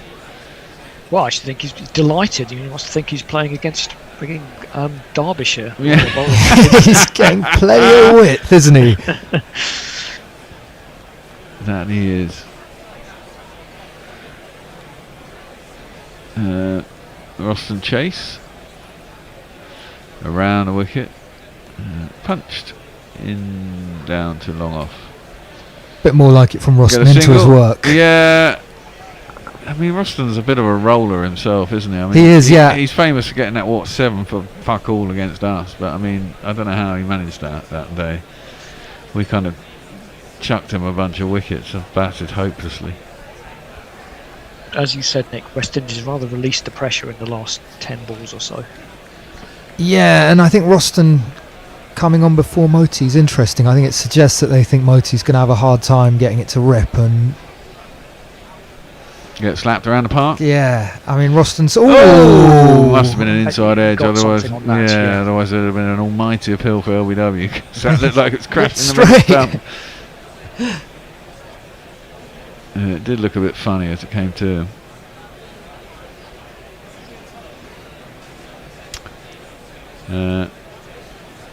2-1 dot in this over. 56 for 3 England. Jacks is 24 off 21. Curran is 18 off 9. I mean, I guess England are miles ahead just because of the fact they've only lost 3 wickets instead of 5. Yeah. That's on the leg side and helped on its way by Will Jacks. There is a man deep down behind square. It'll just be the 1 run. Yeah, this little partnership's just stabilised them a bit, hasn't it? Isn't it? And the thing is, there's so little to get. Yeah, that's the. I mean, West Indies with another 15-20 on the board, it'll I be mean, a if completely these two get different another game. 40 runs between Yeah. them, it's only 20 each. Neither of them get a 50, and they're still up at 90. And then you got, you're probably 7 overs to go with Livingston to come in and give it some Humpty. That one, and Jamie Overton batted quite well the other day. Yeah, didn't he can bat, and Mousley can bat a little bit. So Yeah. I mean, you've got. I think West Indies need to keep taking wickets regularly if They they're have going to. Single out to deep square leg. I think Mousley can bat more than a little bit. Yeah, more than a bit. That's harsh. Yeah. He's a genuine all-rounder, really, isn't he? Yeah, he batted well the other day. Didn't bowl today. He did. He bowled 1 over. Oh, did he bowl one? Yeah. Bowled the He 20th. bowled the 20th and went for 10. Oh, okay. Yeah. First ball was a filthy full toss that got slapped for. It was dreadful, but he It was got better nasty. from there. He could have been a no ball as well, but he didn't get called for it. That's worked into the leg side. There is a mid wicket, and Will Jacks can't get it away. Rakesh says good morning from Guyana. Good morning. Good Is it morning. morning? Morning, afternoon, Guyana. surely. We're having a lie-in, Rakesh, perhaps. Yeah, I was It going to say. just got up. Even in Guyana, it's a similar time to what it is here, and it's dark there. So About. No, yeah, evening, about 9, what? Yes. 6, 7 o'clock at night? yeah. Well, something like that. whatever works for you, Rakesh. It's all good. It's nearly well, it's 25 to midnight here. So, yeah, I reckon it'll be Well past my 7:30. bed- Well Yeah. past my bedtime. Yeah, normally I've fallen asleep on the sofa by now. Mind you, Yeah. we did have 45 minutes delay on this game. Yeah, we did. Didn't help anyone, did it? No. Apart from the cricket ground a little bit. They keep looking up the lights. It's very misty. It looks like it's very dank. A lot of moisture in the air. West Indies will throw down some dank memes. Yeah. Well, we were wondering what was going to happen. He's coming on. From Georgetown, Guyana, where he had his first nets, to his debut against Bangladesh. Oh, First ball was a horrible ball down the leg side. Is anyone down there? There is someone down there. He's got cover backward square. He's got a man on the 45 and a square leg in front of square, and a guy deep behind square. got away with it, but it was absolute filth, wasn't it? It was filth down the They leg may side. be struggling to grip the ball because Yeah. the spinners are bowling short just all the time. Yeah, he's straight to the towel after the first ball. It's You don't never a want- good That's sign. the thing, you really don't want to give it any air, because if it slips out there, it's a full toss and gets hammered. You're better off trying to just bowl into the pitch.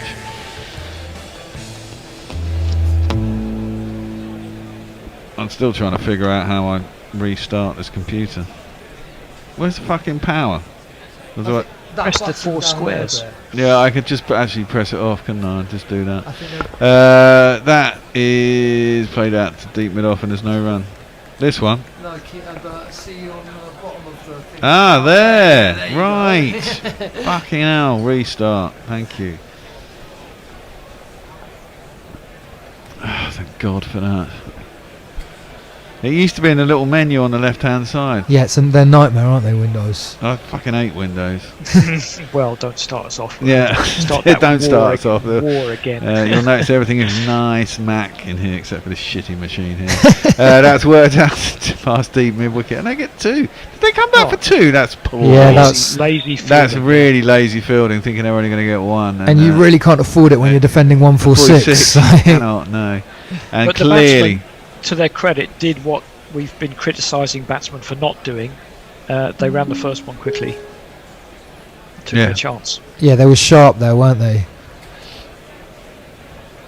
Didn't just jog through because they thought it was 1. No. That's flat and just bunted up to long on by Sam Curran. And there is just the 1 run. Let's see if this is going to work. Your device is offline. Why is this offline? I don't get it. Fucking PCs, man. Round the wicket, Moti. Oh! It didn't quite carry back to the bowler. Almost a wicket out of It nowhere. was indeed. Will Jacks, who hasn't had a lot of strike recently. No, he hasn't. He's been starved of it. And I was just thinking the game had gotten placid as England are happy to kind of tick along, and then something almost happens out of nowhere. Yeah, indeed.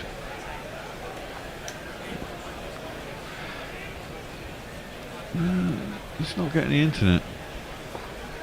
Okay, nothing more I can help you with on YouTube. Is there nothing out there? Nope. Well, it was flat and sort of fairly. I mean, he wasn't looking to rip the ball, Moti, was he? But he got through and over fairly meagerly. Yeah, no boundaries.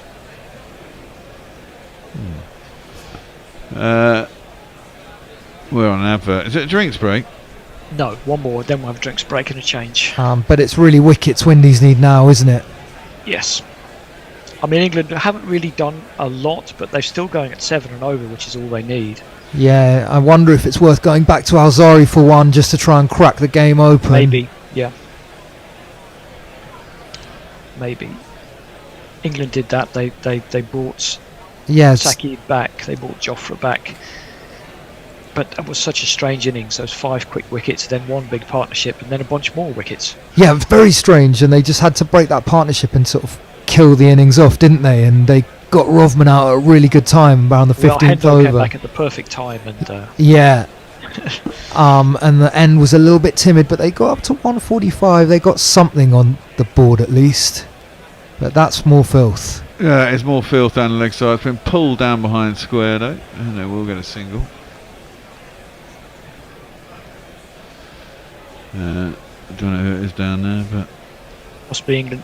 Could be opening their shoulders and trying to put them in the stands. They just maybe feel they don't need to. Well, I don't think they do need to. Yeah, and I think probably loath to lose another wicket if they can just keep ticking along. Yeah. And they know that a couple of boundaries, as long as they keep scoring the singles, will see them across the line. They don't have to take a lot of risk at the moment. Sammy Khan goes back, plays it down to long on, and there is single. Just the 1 run, yeah. Who's next? Liam Livingston, down Mousley and Jamie Overton.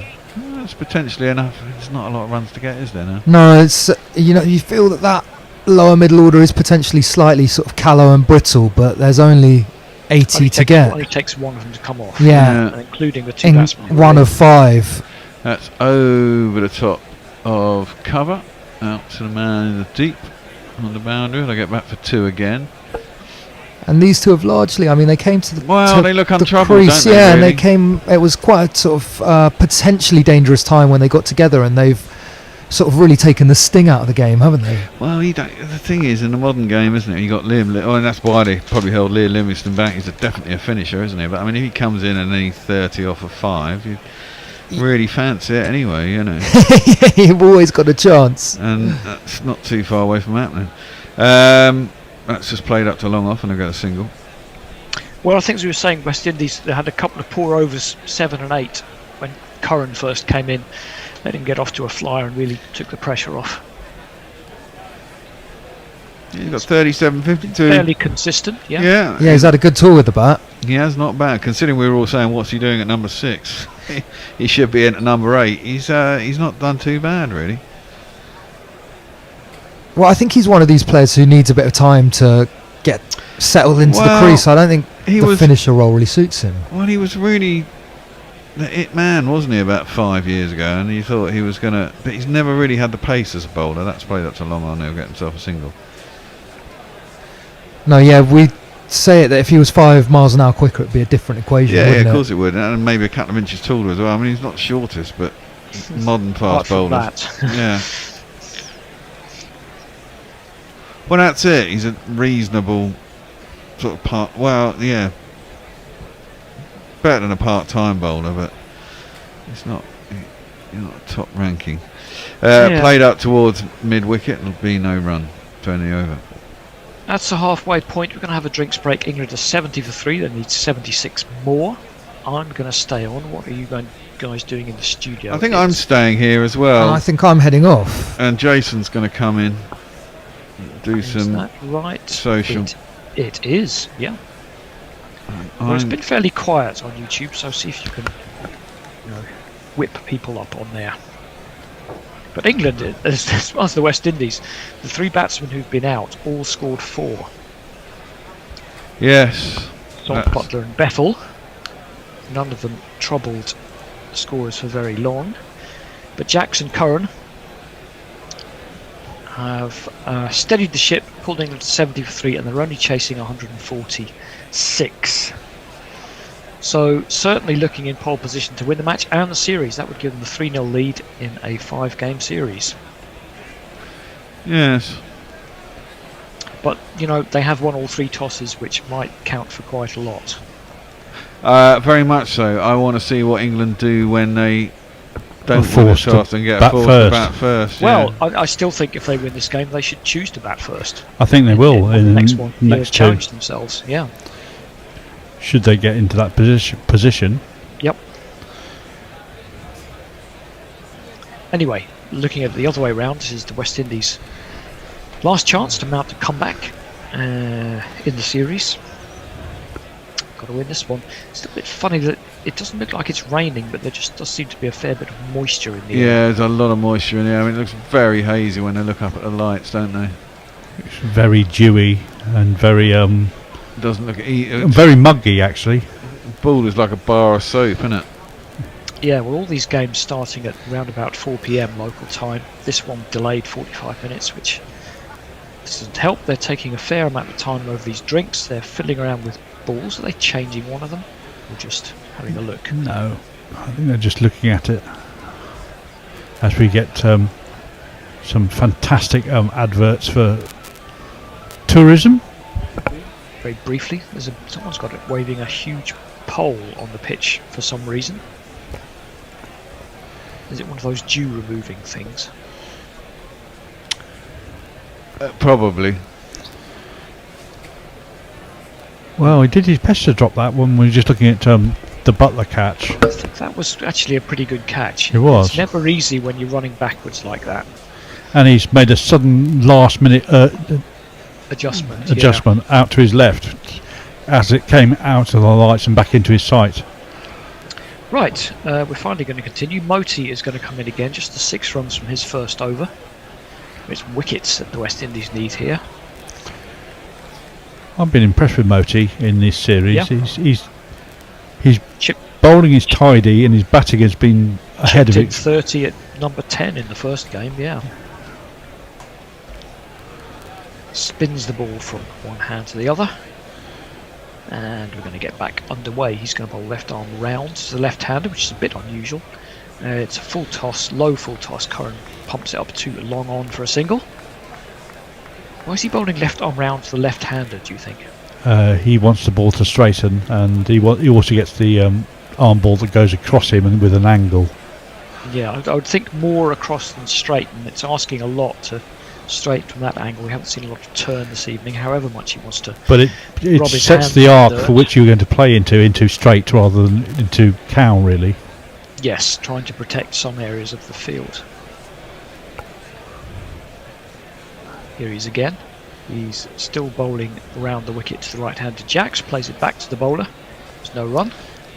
Jacks 31 of 31. It's all he's needed to do so far. Yeah, I'm getting a bit worried that he might consider that he's being bogged down a bit and try and do something stupid. Admiral there, looking through the binoculars. Punched out to deep cover. It should be one. And he seemed to have, it looked like that guy had some Greek letters on his hat. Well, his team have already been dispatched by England once this evening.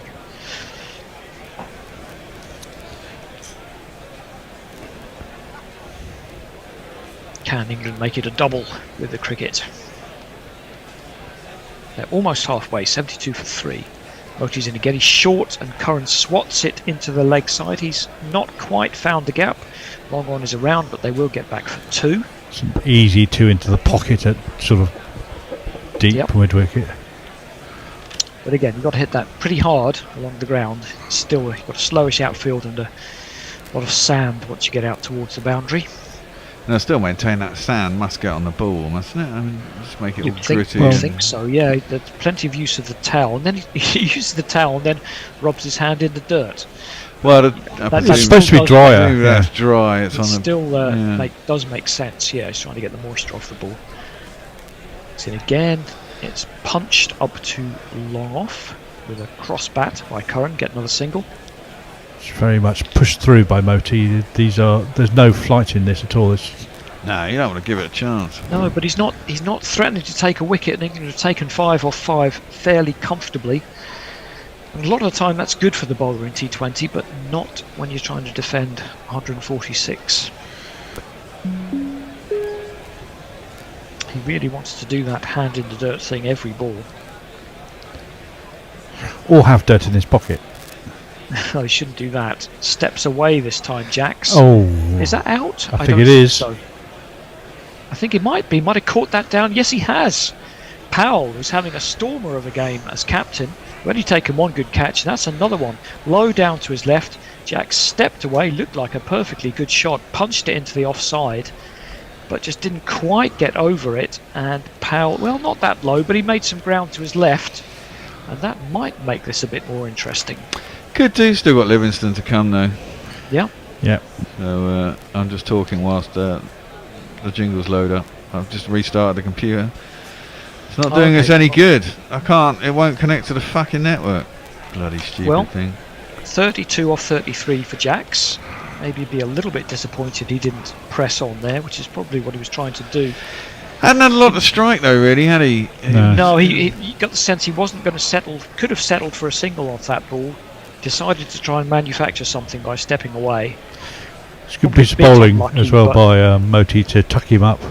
With the arm ball that came towards him. You can argue that he has hit the ball at catchable height into the ring, so that's what you get. Anyway, he is Liam Livingston and he plays for the Lightning. He does indeed. I am Liam Livingston. I play for the Lightning. My one-day kit is blue, but for the tests it's white.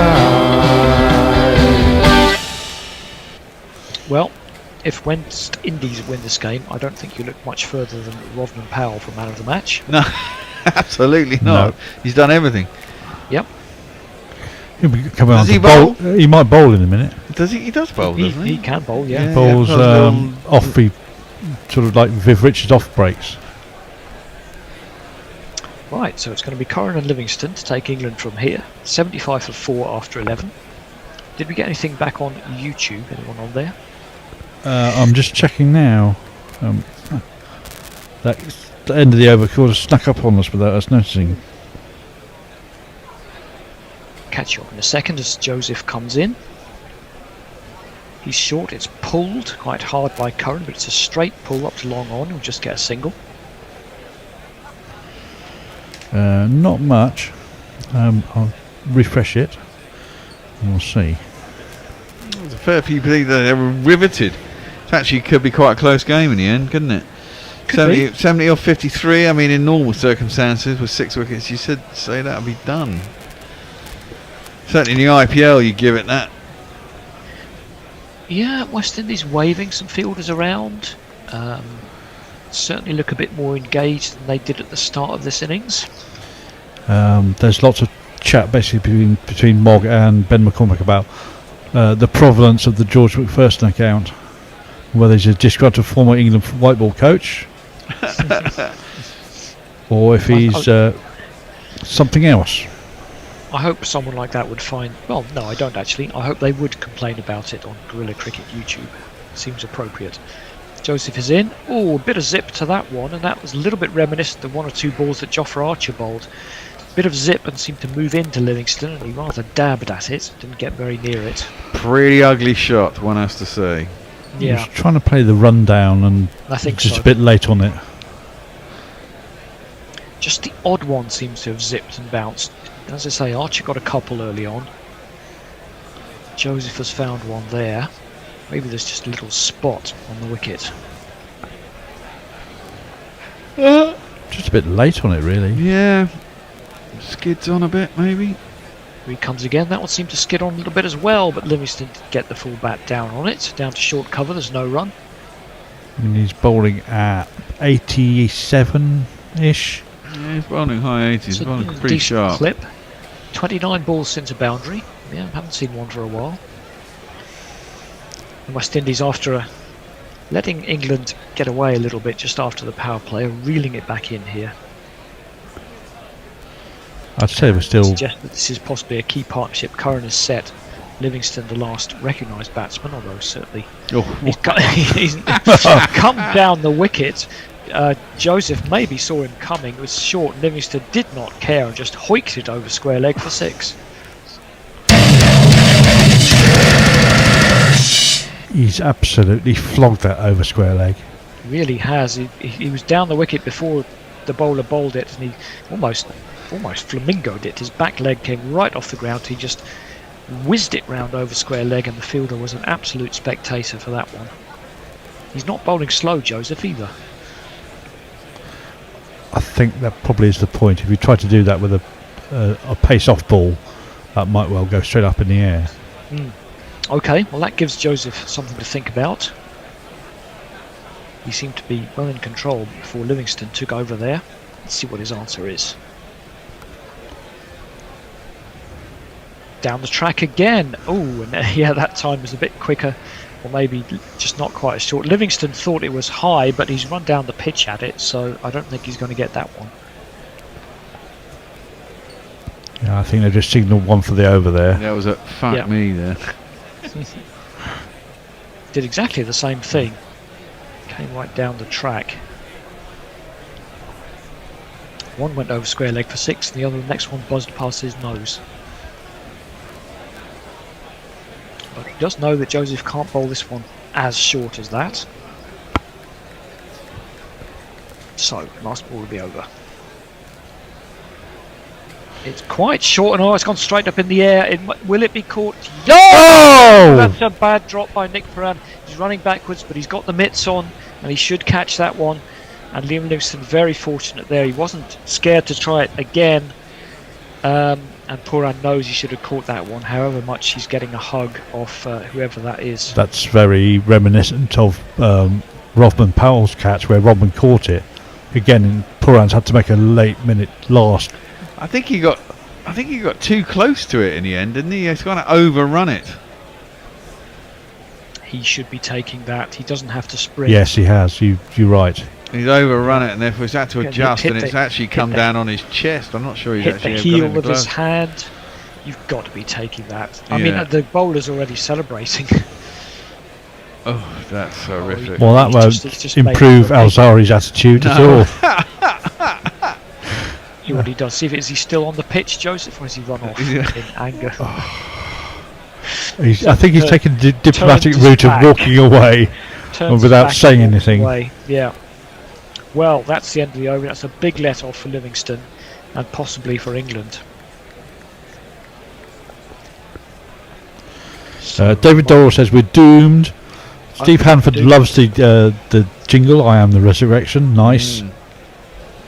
Right, Moti to continue. Oh my God. He's going to go and hit it. No, he's not. It slipped out of Moti's hand.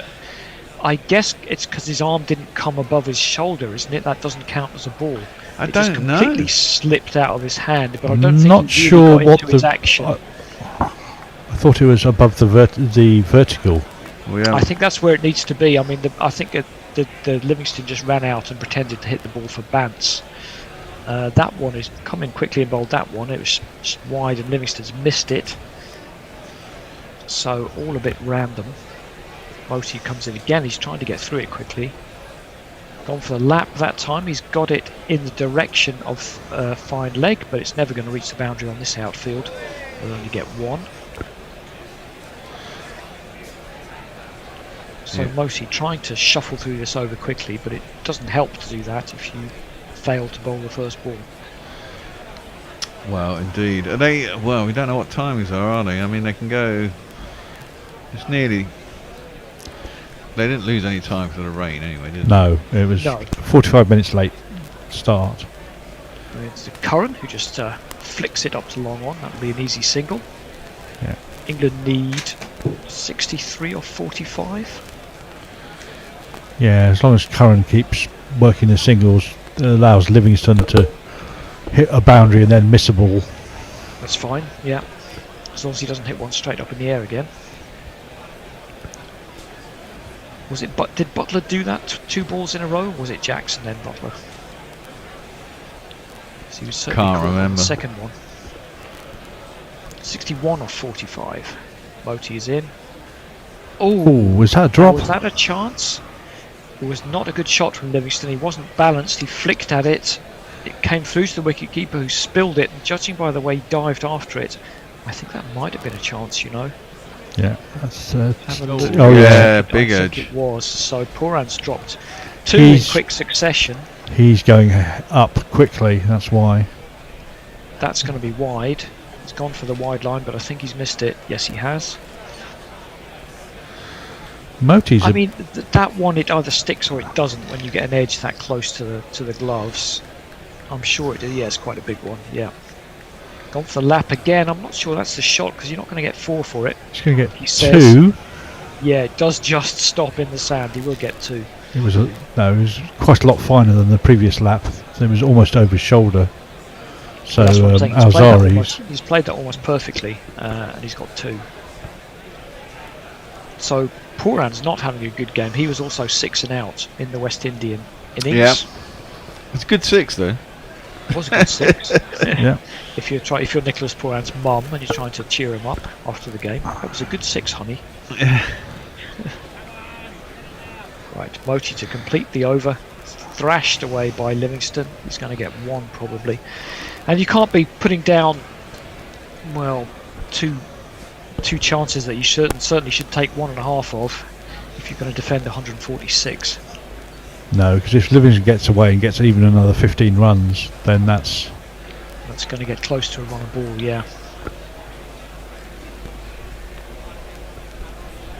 Anything on the socials?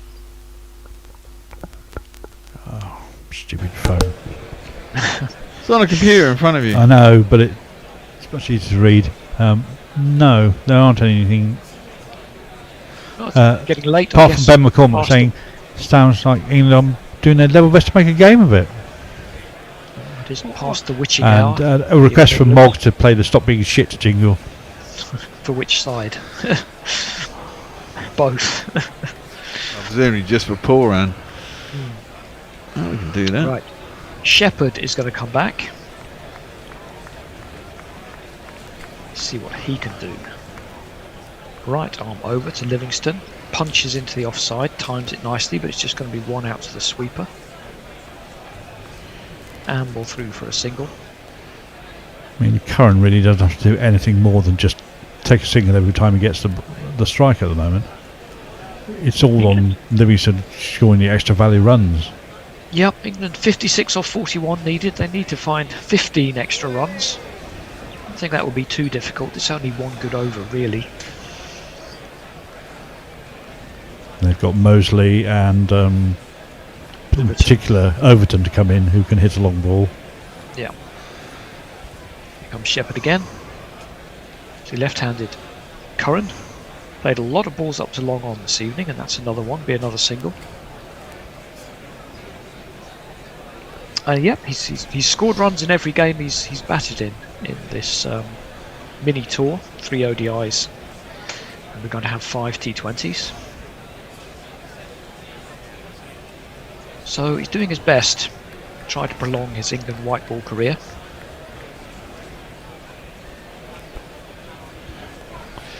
Well, he's not doing too bad a job of it either, has to be said. No, and I think both these teams are rather in flux at the moment. I don't think they want to make too many changes. It's a slower ball. Livingston's thrashed it past cover, and again, he's not going to get 4.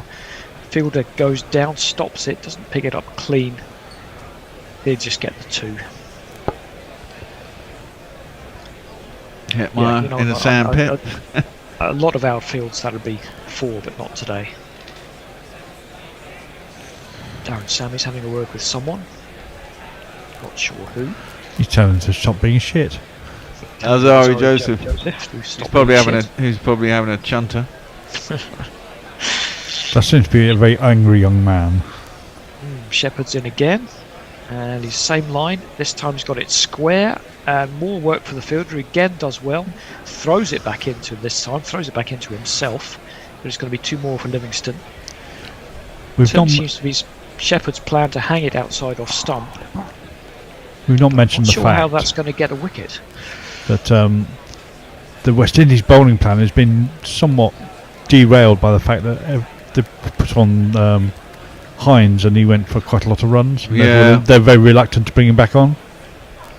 And who else have they got? So they got the 2 spinners. They've got 3 spinners because you've got Chase, Moti, and... Oh God, right, okay. Hussain, who presumably only bowled 1 or 2 at the top. And they've got Joseph, Shepherd, and Hines as fast bowlers. Yeah, the spin hasn't done so well this evening.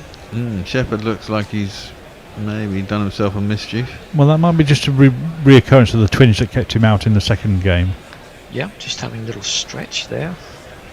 He's again outside of stump again. It's a bit slower. Ooh. Played out to point. Are they going to get through? Yes, quick single, well run. That looked a bit laboured by Shepherd.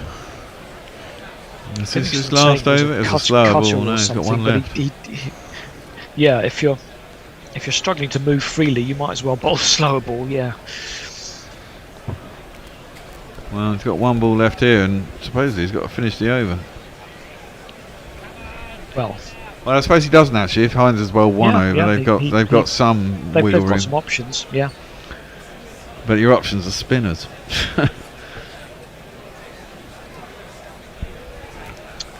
Here he is, none for 18 so far. Bowling to Curran, and well, he's going to have to bowl an extra 1 if you don't want to finish the over. If you want to finish the over, don't bowl a wide. And England have got this total required under 50, 49 off 37. 6 overs left, 6 8 to 48. It's 8 and over. Should be doable. 6 wickets. England certainly favourites, not done, but they're favourites. Especially with only 6 overs left, isn't it? 6 wickets left. You can lose a wicket and over, hit 6 and a couple of 1s, and you should get home. Yep. Curran's fairly set. Livingston has hit 1 big 6, but hasn't really opened his shoulders apart from that. Curran is on strike and taps into the leg side.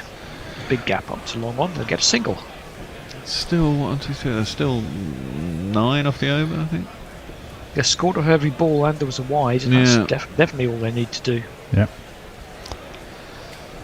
98 for 4, 6 overs to go, 146 the target.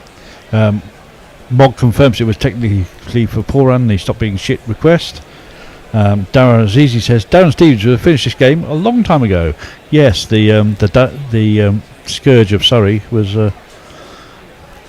very good at knocking us off our perches. I'm also thinking the other guy who would have finished the game a long time ago would have been the Essex all-rounder, whose name escapes me now, who never really got a go at international level, but was absolutely destructive when he wanted to be. Oh, yes, God, didn't he score 160 in a blast game or something like that? Yeah. I can't think of the name though. I know the guy you mean. I don't know the guy. you Bowled mean. very skiddy. He was a bowler who went and batted 3 in a blast game, sort of out of nowhere, and scored 160. Yeah, but I also saw him score 200 and something in a county match against Surrey as well, where he hit Perhaps 16 that will, sixes. Wake up the YouTubers if you can tell us who that is. And I went on the day when he wasn't teeing off absolutely everywhere. Well, Moti's going to bowl out. He's got 1 for 17 off his 3 overs. He's been fairly tidy, but not that much of a wicket threat, he said. Let's see what happens. Going to Curran. Curran is down the track and just pushes it into that big space. Thank you. Get it long on. Great. Thank you, Swallow Diver. Graham Napier is the man we were thinking Graham of. Napier, yes, that's right. Did he get a go for England at all? He got white ball, very limited white ball go. I think maybe 1 or 2 games. Sounds right, yeah. Moti's still desperately trying to keep the ball dry. Ball on the towel, hands on the dirt. Rubs the ball on the trousers. Finally Which are gonna come soaking in. with sweat, so that's just ruined all the work. Yep. It's a good ball, but it's tipped into the leg side by Livingston. Moti's going to have to go after it himself. He'll pick it up just inside the circle and keep them to 1. Well, I would love to stay up and see who wins this pivotal, whatever series this is game, but I am just going to go to bed after we finish this one. Oh dear. And yes, easy for me to say. It is nice to be in the sea of my own H. Oh, and the 100 is I up. don't have to track back from Sydenham this evening at midnight. No. Well, you couldn't easily. I couldn't really, no. That's basically why. As I am going to have to get new because of the 45-minute late start. Yeah. Charge it to Guerrilla Cricket expenses. Yeah, that vast account. I think Moti Moti wants to change the ball. I think It's I'm too not sure slippery. That's going to help. I can't grip Going to it. help too much. Like in 2 balls, the new one will be just as bad. I think that's what the umpire is saying. It's just a bit damp out there. Everybody looks a bit damp, even though it's not actually raining. No, it's just really humid, isn't it? Yeah. And your nice polyester sweating buckets shirts. England need 46 from 34 to finish this series off. Go 3-0 up with 2 to play. And we've got the finisher in. He's coming in to make sure we don't lose any more wickets. Well, yeah. Pushed up to long off by Curran as Moti eventually bowls the ball. Be another single. And I'll be off. I think. I'm it'll off be too. a But is Hendo the Destroyer going to come in for the last 5 overs? Yeah, Hendo is in. With Nick and Tony. They're going to sail us through to the end. Oh, this is taking an age because they're cleaning it for every fuck's ball. sake, can you get on with it? Handing it from. Then he gives him the wrong thing. He gives him the ball and not the. Why doesn't he keep the towel in his bloody... Yeah, all right, it's not that much of a performance. It's only a bloody T20 for crying out loud, isn't it? That's what view Livingston is taking, I think. Finally they're going to bowl. This over's taking forever. For an over that's gone for 3 singles. Moti's in again. Probably going to be another one. Maybe not actually. Point picks it up. No, Livingston will stay at home. No run. Oh, they got the men in on the circle, haven't they? So there was 4 on a line there, which is quite odd. Now, remarkably, is he going to bowl the ball straight away? Almost. Not too much of a performance on that one. It's been a little bit shorter and it's kept a little bit low, and Livingston's just dropped it into the leg side. That should be 1. He'll have to drive the ball now after it's run all the way along the floor. Yep. For his final delivery, or at least he'll hope so. 1 for 21 is an economical return. And it's going to leave England something like 42 or 43 with the last 5 overs. Still haven't seen a boundary for quite a while. Since that Livingston 6, I think. Yeah, nothing since then. 19 balls, in fact. 19 balls, yeah. Well, Curran's gone for that one. Has he got it all? Yes, he has. Well, there you A go. long off went across and might have been in the game if he could have got there, but I think he would have to have taken a spectacular catch. It has cleared the boundary. It's 6 for Curran. 180 with 5 overs to go, and the guys in the studio will take you home. Well, yeah, Jace, where are you going? I'm going in the green room. Oh yeah, all right, that's true. Okay, well, whoever's getting in the middle chair, you get in the middle chair. Well, I'll just crap on for a little bit. Mog says Dimitri Mascarenhas would have finished this ages ago too. I remember Dimitri Mascarenhas hitting the last 3 balls of a game for 6 or something at some point. Anyway, right, you two are in the chairs. I'm going to leave. Well, it should be plain sailing for England from here, you would think. Yeah, feels like the horse has bolted, hasn't it, Hendo, with those 2 drop poor run catches? Oh yeah, absolutely. I mean, they've taken a couple of good catches. Well, Rodman and Powell has, but they've also dropped 3, which is not going to win you games, is it? Really? No, especially when you're defending subpar totals. And I just looked because I noticed that everyone out there, batters and bowlers alike and fielders, are absolutely glistening with sweat. So I checked the weather for St Lucia. It's 27 degrees. But just humid as fuck. Well, it's 90% humidity. So if you've ever been in that sort of humidity, you will know that you just can't stop sweating. And if you're running around too, you're going to be losing quite a bit of liquid, aren't you, really? Yeah, it's a horrible sort of heat, that. Yeah, I batted for 7 overs in Gaul in January, and I was dripping wet, drowning. Yeah, I mean, it's that humidity is the killer, really, isn't it? It's not so much necessarily the heat, it's the humidity. So England are moving within sight of the T20 series victory, which will be very welcome after they lost the one-day international series. 2 more games to come in this series on Saturday and Sunday, which of course the Gorilla will be covering for you. I thought Jordan Cox might get a go, but apparently he's already in New Zealand. He is. He's been dispatched.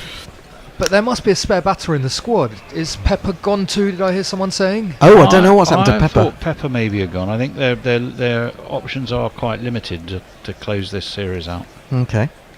Well, Hines is going to come back. Hines, who doesn't seem to have a jingle, or one that we can't find. No, we've searched. Well, I'm sure it was mailed to us, but I might be wrong. Talking of being dispatched, well, Hines was dispatched by Curran in his one and only over so far. He's bowling to the right-hander, and he's bowling awful rubbish outside the off-stump, wide of the guidance line, and it is an extra for England. It is an extra. It's an extra one of these. So umpire, spread your wings and call wide. Yeah, it really hasn't been a charmed start to life in international cricket for Terence Hines, has it? I think it might be quite a short career. I have to say. I think you may be right, Endo. I don't think he's quite looking the part, is he? Not really. He's got a very strange action, you have to say. He's in again. He's looking for that wide, but it's been lifted by Livingston out to deep point. He's going to get back for a second because he's well behind square, that man. And they get 2. It's a strange little innings, this, from Livingston. Lucky, really. 21 off 18. Curran at the other end has looked supreme. Yeah, timed the ball better than anyone, hasn't he? Yeah. Well, they're now trying that thing of bowling as wide as they can without it being a wide, but he's probably not got a huge amount of experience of doing this, Hines. I think he'd only played 14 T20s domestically before this match. Anyway, he's coming in again to bowl to the right-handed Livingston, and he's in a dreadful ball. I mean, how wide is this? But I mean, it's harder to control, isn't it, when you've got a slingy action that isn't coming through straight? So I don't think this is the right tactic at all. No, just get him to bowl. Try and bowl straight. I mean, don't trying to hit that wide line is really tricky. Alzari Joseph, I'm not sure how many he's got more to bowl, but he's thinking, am I going to get back on? It's 34 required of 29. He's trying to behave himself as well, isn't he? He's got to be good. Actually, I'm with him. Oh my goodness! It's just has he got the yips? That is just awful. I mean, that was slower, but it was wider, even wider. It was almost off the cut square, wasn't it? It really was.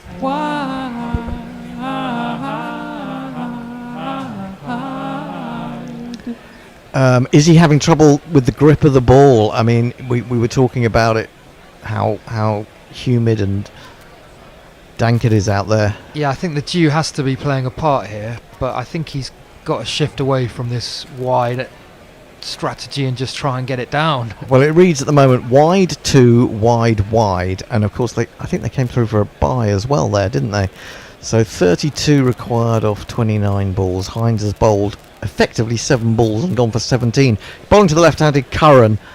He's in, that's better, but it's still going to get the treatment. He could be out though! He is out! Would you believe it? I thought he was going to get the treatment, but poor old Sammy Curran has hit it straight to the man at backward points, who nearly made a bit of a mess of it. But yeah, he clung on well in the end, Shai. Clung on well. I think maybe he sort of probably sort of slipped a little bit in the sandy bunker.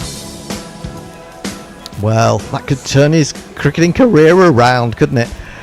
It's the old 4-card trick. Wide wicket. Yeah, and he, to be fair, he was on his way down, wasn't he? Look at it. What a celebration. Oh my goodness, that's a terrible celebration. You know, to be honest. I like it, Endo. Yeah, but it is. You've got to be a bit of chutzpah to do that. Well, But you've got to love this game, don't you? Just when you think that he can't get out of the over, he takes a wicket out of nowhere. 41 off 26, Sam Curran is a lovely little innings on a difficult pitch.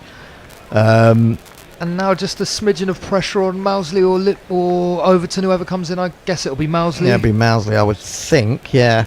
Yeah, well, you know, maybe there's something left in this game. Shall we do some tweets? We can. I'm sure it's been mentioned, but there's a lovely picture from Warren on over on Blue Sky from earlier of Overton diving in the sand. I think it's the excavation of an Easter Island statue, but it does look quite entertaining, I've got to say. Right, a Mr. Handjob has said that if they could wrap this up, I'd be grateful.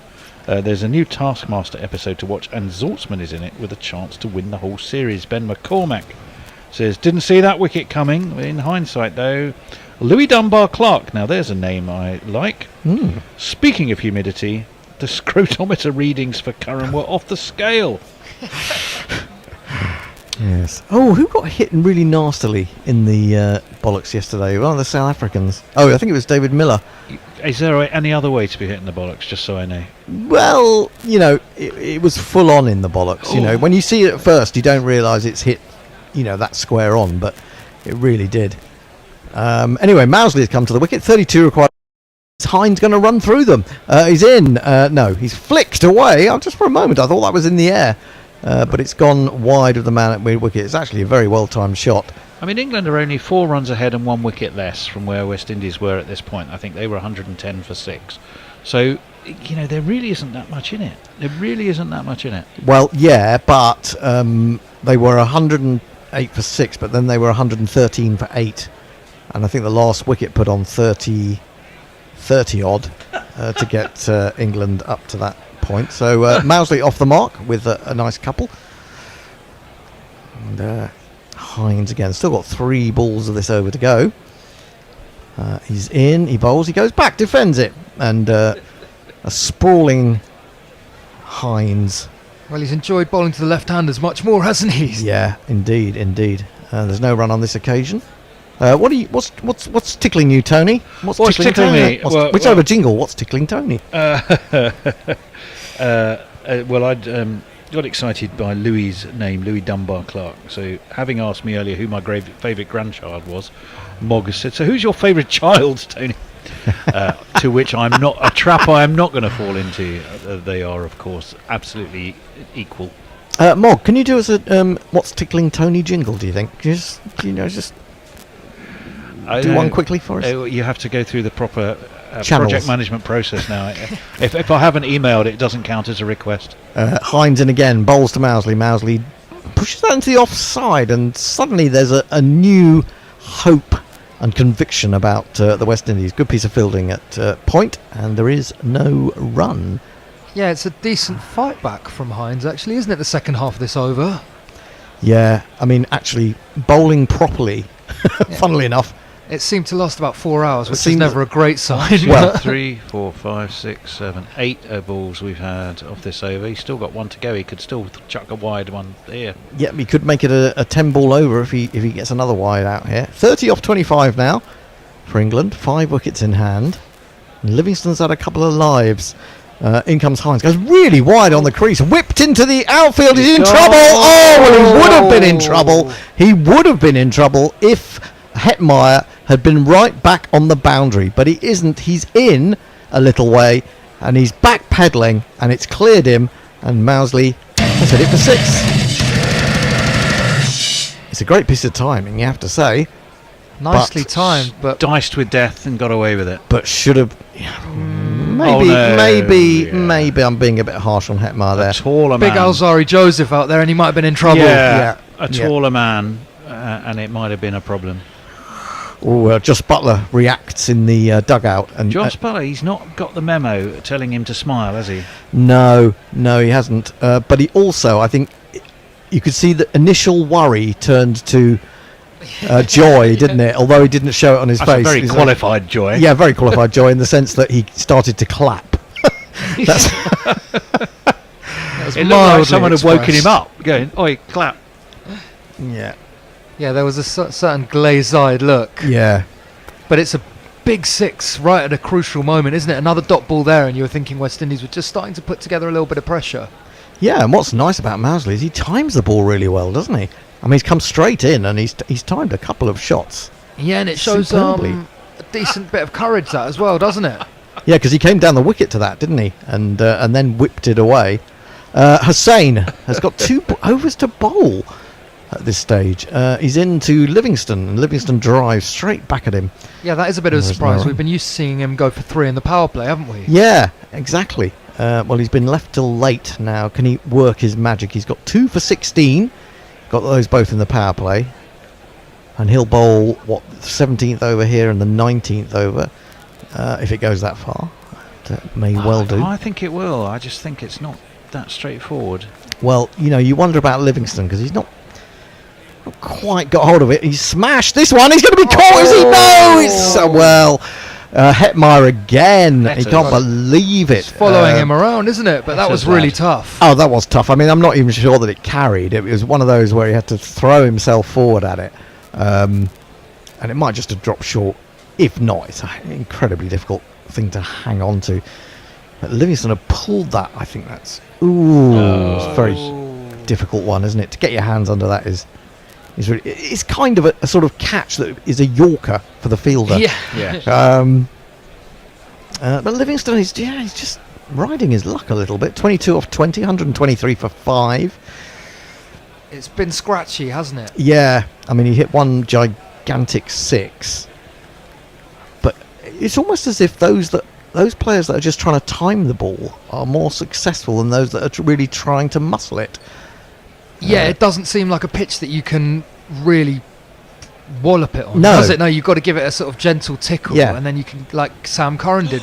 Oof. Well, now Mousley goes back to that one outside off stump, tries to pull it and hits over the top of it with a cross bat. I don't think it was anything too wrong with that, except he missed it. It was well wide of the off stump. Hussain again, 23 required from 21 balls. He's in. He goes back and he plays a lovely... Oh, he's been caught! I was going to say he's played a lovely shot off the back foot. Is that Hetmeyer? It sure is. It is Hetmeyer. Would you believe it? Diving forward. And Mousley goes for 8 off 6. An extraordinary innings from him as well. In many ways, and England are 123 for 6. And flipping muppet. Could this match keep the series alive? One wonders. Hussain is absolutely delighted. Not surprisingly, he's taken a 3rd wicket, and suddenly, England are a little bit in trouble. I have to say, I mean, I'm not sure that they needed to play like that. Now Mousley's rage pounding his bat, and I think he might, because he could have tickled his way across the line. He looked like he was trying to twat everything over the boundary, didn't he? Yeah, it wasn't great. The slab in that respect. Right. Well, Clearly, I'm in Mr. Handjob's bad books tonight. He says, I'm going to email that Tickling Tony jingle to Hendo, and Hendo Excellent. alone. Brilliant. Mark Arnold says, fortune favours the brave. Or indeed, fair heart never won. Faint Fair heart lady. never won fair maiden, or whatever it is. Ben Yep. McCormack says, Hendo is presiding over another flurry of wickets. Oh, here. yes. What is it with me tonight? Yeah, you're the wicket monster So now tonight, Hendo. you've been touched by the Shelley. Well, steady on. As it were. It's Overton. It's over to you, Overton. And Hussain is in. He goes back. He doesn't get LBW, but he could have done if he hadn't hit that. Flicks it away to mid-wicket, deep mid-wicket. I was thinking, don't takes a sweep single. the first one, Jamie boy. Well, yes, indeed. Yes, indeed. He can, of course, finish it with two big old heaves, can't he? But That's true. He's got good reach, hasn't he? he does. Long old levers, and he can really clunk the ball. But Hussain is a hard bowler to do that to because it's quite flat. He doesn't give you the chance to get under it really well. And he fires it in towards your leg stump. Here he is again, bowling to Livingston. Livingston goes back and forces off stump out to deep cover. They'll take a single. That's more sensible. 21 required from 3 overs. Hussain has completed his third. His fourth may be the crucial over in this game. He has 3 for 19. Tony. Well, Ben's trying to find names for you. The Wicket Man, the Wicket Maker, like Widowmaker. Okay. Sort of thought, yeah, which does seem to be the case. I'm going to nip over again onto Blue Sky, but I don't think people have quite got the habit of messaging us there. You can message us on Blue Sky, you can message us on YouTube. Don't forget, you can super chat us on YouTube. That makes our little hearts sing. Well, it would be quite nice. We've got 3 overs to go. It would be quite nice if we could have another couple of super chats before the end of the day. What have we earned tonight? Just the $18. Well, it's a T20. Yeah, we're not knocking it. We're But never saying just. if we can get up to $30 before the end of the match, that would be great. Change of bowling. Alzari Joseph Yeah. returning. Yeah, important over this, isn't it? Absolutely. So Joseph has only got 1. Hussain has got 1. So who else is going to? I guess Shepherd will have the last. Shepherd, has he still got 1 in short? Way outside the off stump, and Livingston goes after this, tries to uppercut it, but makes no contact. It was quite wide, wasn't it? Yeah, I thought it was just about all right though. Yeah, I think it was. Yeah, I think Livingston was looking at the umpire at square leg. Well, in fact, I think he's over at cover because he was looking that direction and signalling was that above head height, but seemingly not. But a dot ball, which is crucial at this stage. Joseph in again, bowls to Livingston. It's a terrible ball, and it's a full toss. It's on leg stump, and it's whipped away by Livingston. Just for a moment, I thought it had gone all the way. I thought, well, no, I thought he's hit it well, but is there a man out there? Because that's what England seem to be doing at the moment. But it is indeed 4 runs. Was it 4? Yeah. Okay, just double checking. Didn't want to get too excited too soon. 1 and 2 and 3 and 4. 1 bounce. Joseph will be very disappointed with that, as will his skipper, Rodman Powell. Oh, intrigued now. Swallow Diver started a message and it's been deleted. I wonder what he was going to say. Yeah, that was real shit from Joseph, wasn't it? But I feel for all the bowlers really with the ball sliding around like it is. He's in again, bowls short, well over the top will be wide. of Livingston. No, it's not giving us just a wide. over the shoulder. Sorry, can someone just take a wide ball for me? I've got to make a quick phone call. Yes, I can do that for you if you wish. Right, it's what do they need? 17 off 15 balls. Did we see? Did I read that right? Yeah, I think that sounds right, Tony. And you feel it would need something disastrous for England to lose it from here, wouldn't you? 4 wickets. Yeah, it could. You'd say it's England's to lose, but run scoring's not been that straightforward. That's short, but smashed by Livingston all the way along the ground though. Hetmeyer, who just took that catch, gets the throw in. They've come back for 2. That's what they needed. Yeah, very smartly run too. And I really think West Indies are going to look back on those drop Pooran catches, especially the second one. Yeah, that was the one he really should have got. We do have a super chat. Amazing. Much to the delight of Hendo. who's had to disappear for a second, so he's missed it, but it's from our magnificent friend Mr. Handjob, who sent us 10 Aussie dollars since Hendo asked so nicely. Hetmeyer, I really thought he was in the game with that throw. He watched it carefully, rather almost like a golfer on the green eyeing up a putt he's convinced is going to drop in, and then at the last minute it just fades away. He fell onto the ground in exasperation. He's everywhere, Shimon Hetmeyer. He is a maze. Here, he's there. He is everywhere. Oh, that's launched. It was short. It's absolutely muscled away. That's definitely 6 by Livingston. He's found his range there, over mid-wicket, all the way for one of these. 2, 4, 6. Short from Joseph. He is a man with very strong arms and shoulders, is Liam Livingston, and he absolutely powered that away over mid-wicket, and that will make England's hearts just flutter a little less. Well, that just someone tried to catch that in his flag, didn't he? That would have been quite clever. Oh, he's gone for a few runs in this over. Final ball then from Joseph of his spell. It's wide outside the off stump. It's crashed between cover and extra, and that is 4 more runs. England need 5 to win. I think this is Livingston going, I want to get this done. He's going, those poor lads in Sydenham. Absolutely. It's late at night. Yeah, still got to get home, and he's really found his timing, hasn't he, in that over with that huge 6 and then a crashed 4. So 16 off that over. That's not what West Indies needed at that particular point. And it looks like England are going to wrap this T20 series up with not much ado. 4 wickets in hand, 5 runs required off 2 overs. Hussain will presumably bowl this one. The only other guy looks like he's got an over left is Hines, unless you, as you say, yeah, I think Shepherd still might have one, but I don't think we're going to get there, are we, Hendo? Don't think so. Think so. Although England have wrapped this series up pretty comfortably, I still think it'll be very interesting to see what happens if Rovman Powell this series up comfortably can win a toss. Yeah, absolutely. Hussain then it is to bowl to Overton, and Overton goes back, and he'll happily take the single through mid-wicket, meaning that Livingston has the chance to finish this off in a blaze of glory. Did you hear your super chat, Hendo, by the way? I didn't. What was it? It was from Mr. Handjob, the ever-generous Mr. Handjob, who says, since Hendo asked so nicely, you had one. Ben McCormack's also sent us a super chat for Jinx Hendo to sit the rest of the game out. Well, look, I'm going to see England over the line. What are you talking about? We hope. We believe. Hussain into Livingston. He comes down the wicket, smashes that. It's going to be caught. He's going to be caught at long on. Hendo returns. It's Shepherd who takes the catch.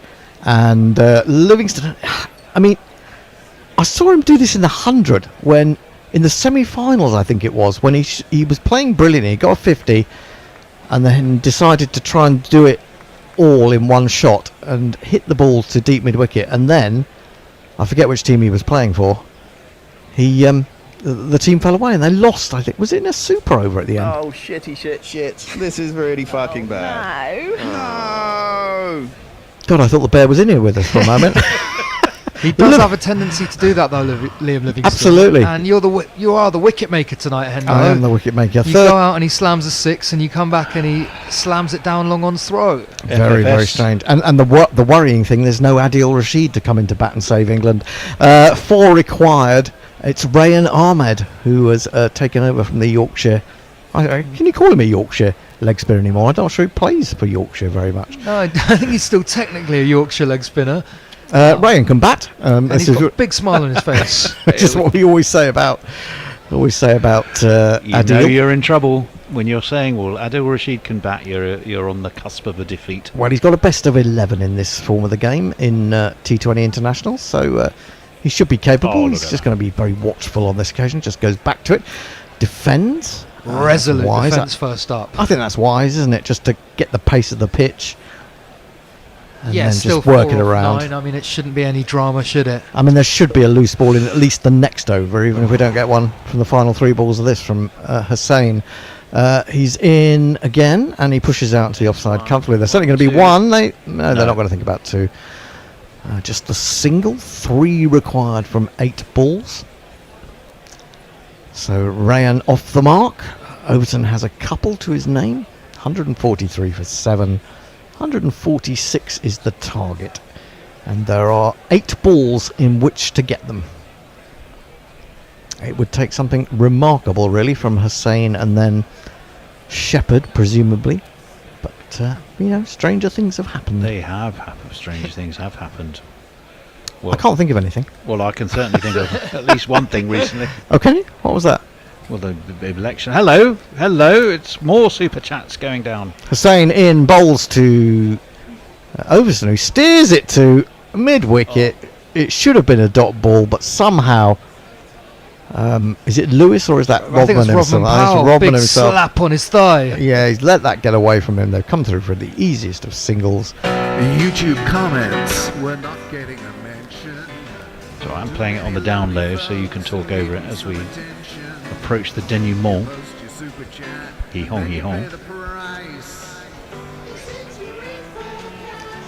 He's in again, bowls to Rayan. Rayan's looking to steer that through mid-on, but gets it a little bit too square, and this time Powell swoops to pick it up, and there is no run. 2 required from the final over. Hussain finishes his task for the day, and again another impressive performance from him. 4 for 22 off his 4 overs, but all that effort is likely to come to 2 off nil. the last over, it should. Right, Mark Zip, $5. Thanks for the company, chaps. You really help keep me chained to the record cleaning machine. Oh goodness. Hendo, stop it. Oh, stop what? it, Hendo. Sounds like Frankie Hendo. Howard. Well, no, I was thinking more Johners and Aggers. Oh, Aggers, yes. Stop it. Yes, true. Mayank, here we go. Maiden final over looming. Diana Patterson. I added a comment only for the algorithm. Let us continue for ages. England to lose by 1 here, says Mayank. Anthony Henderson. West Indies had a chance, but lost it again, so very sad. Louis Dunbar Clark says, told you. I think that was when the wicket fell. Where's George McPherson? That's what I want to know, because England are going to win this. But you're right, Hendo, it's Hines for the last. It's Hines! Oh my goodness me. Just the man you want to see coming in for the 20th over. Yeah, I think even I would be quite happy about that, even at my age. A couple of wides should do it. Should be, yeah. That's should all be they enough. need. He's got 2 right-handers, and as we saw, he didn't fare very well against the right-hander. No left-hander to bowl at this over. No. So can he land it? Let's see. He's coming in to bowl to Overton, and Overton is back. He just plops that down to third man for a single.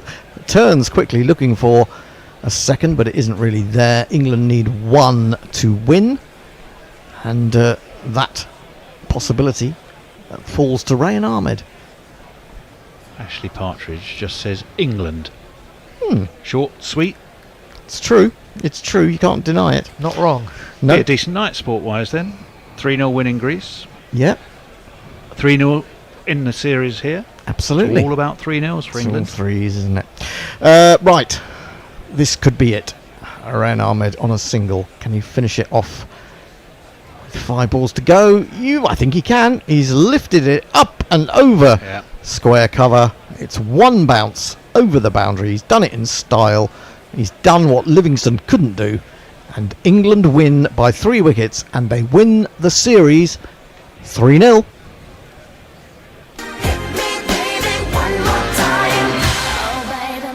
And poor old Robin Powell. He's a picture of disappointment. He really is. I mean, look at him. Another tough one for Rob, wasn't it? He's got to win a toss. He's got to win a toss. And of course, I mean, he did his best after his top order really let him down tonight. Yeah, big style. Yeah, he played a real captain's innings, didn't he? But yeah. I think 1-4-6 was always going to be a bit too short. Yeah, I mean, actually, they did well to get to 1-4-6 in the end anyway, didn't they? Had enough in it to make it interesting, though. England, the wickets went at difficult times. Yep. West Indies, that fantastic partnership of Powell and Shepherd, 73 off 57. England just had that little bit extra in the tank, but it was entertaining stuff. But it's also actually England batted with a great deal of sense, and I think what I liked, I've seen even though they lost that ODI series 2-1, I think we are seeing certain players grow in this particular tour, and England are kind of learning. Even those guys who really like to blast it, like Jacks and Salt, are learning, to pace their innings when it's necessary. Well, I think one of the most interesting sort of observations I saw is they struggled in the ODIs because they have got a bits and pieces team of all-rounders. Yeah.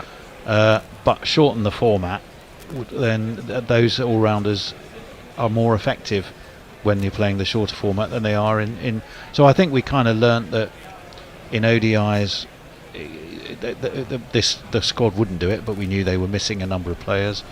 Here, they've done very well. We've even seen Josh Butler smiling.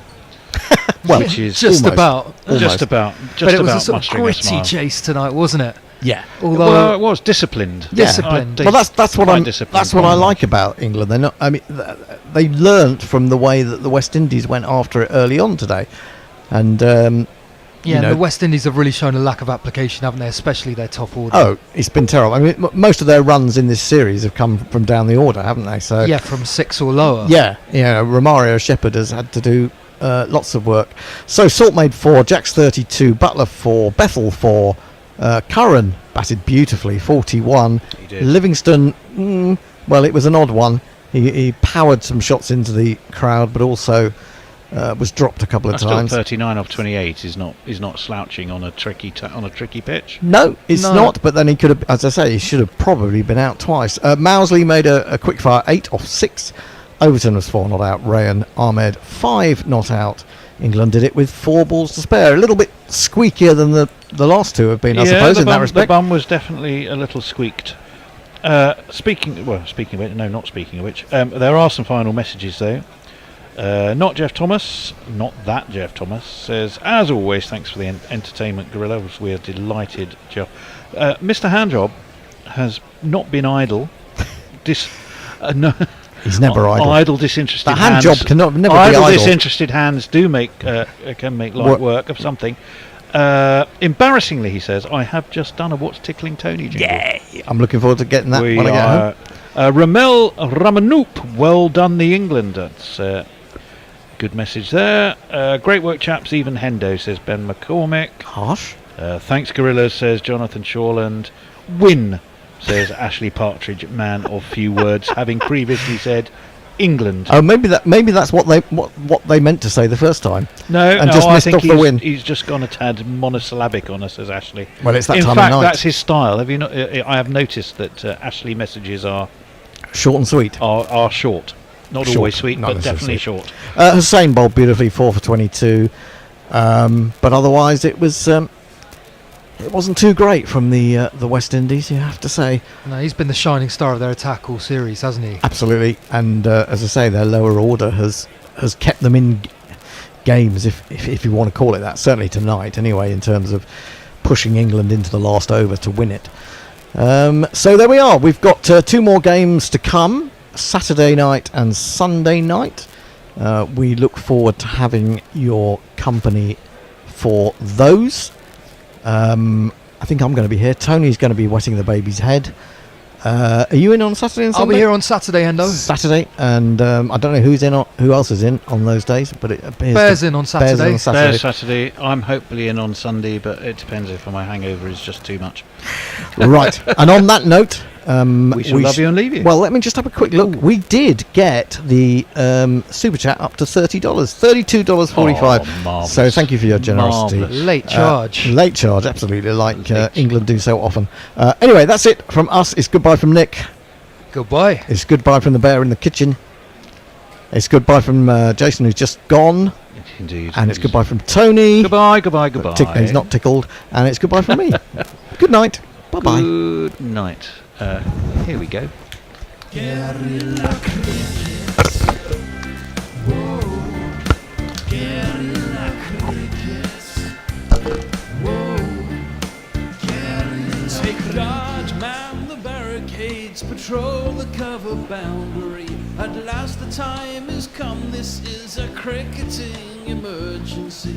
Hear this call to arms for every cricket revolutionary. Take up your bats and stumps for the test match insurgency. At first they tried to silence us, but we would not be silenced. They threatened us with lies, so we threatened them with violence. Che Guevara, Sangakkara, Joseph Stalin, Douglas Jardine, Robespierre, Darrell Hare, Vladimir Lenin, O'Brien Kevin, guerrilla cricket. It's not about the winning, it's about how many rules you break. Even in cricket commentary, this is the best advice to take. Pick guerrilla cricket, it's the finest choice you'll ever make. There's so much more to cricket than rev counters and a slice of cake. At first they tried to sanitize us and clean up our act, but people like it filthy, and we know that for a fact. Fidel Castro, Lenny Pasco, Carlos the Jackal,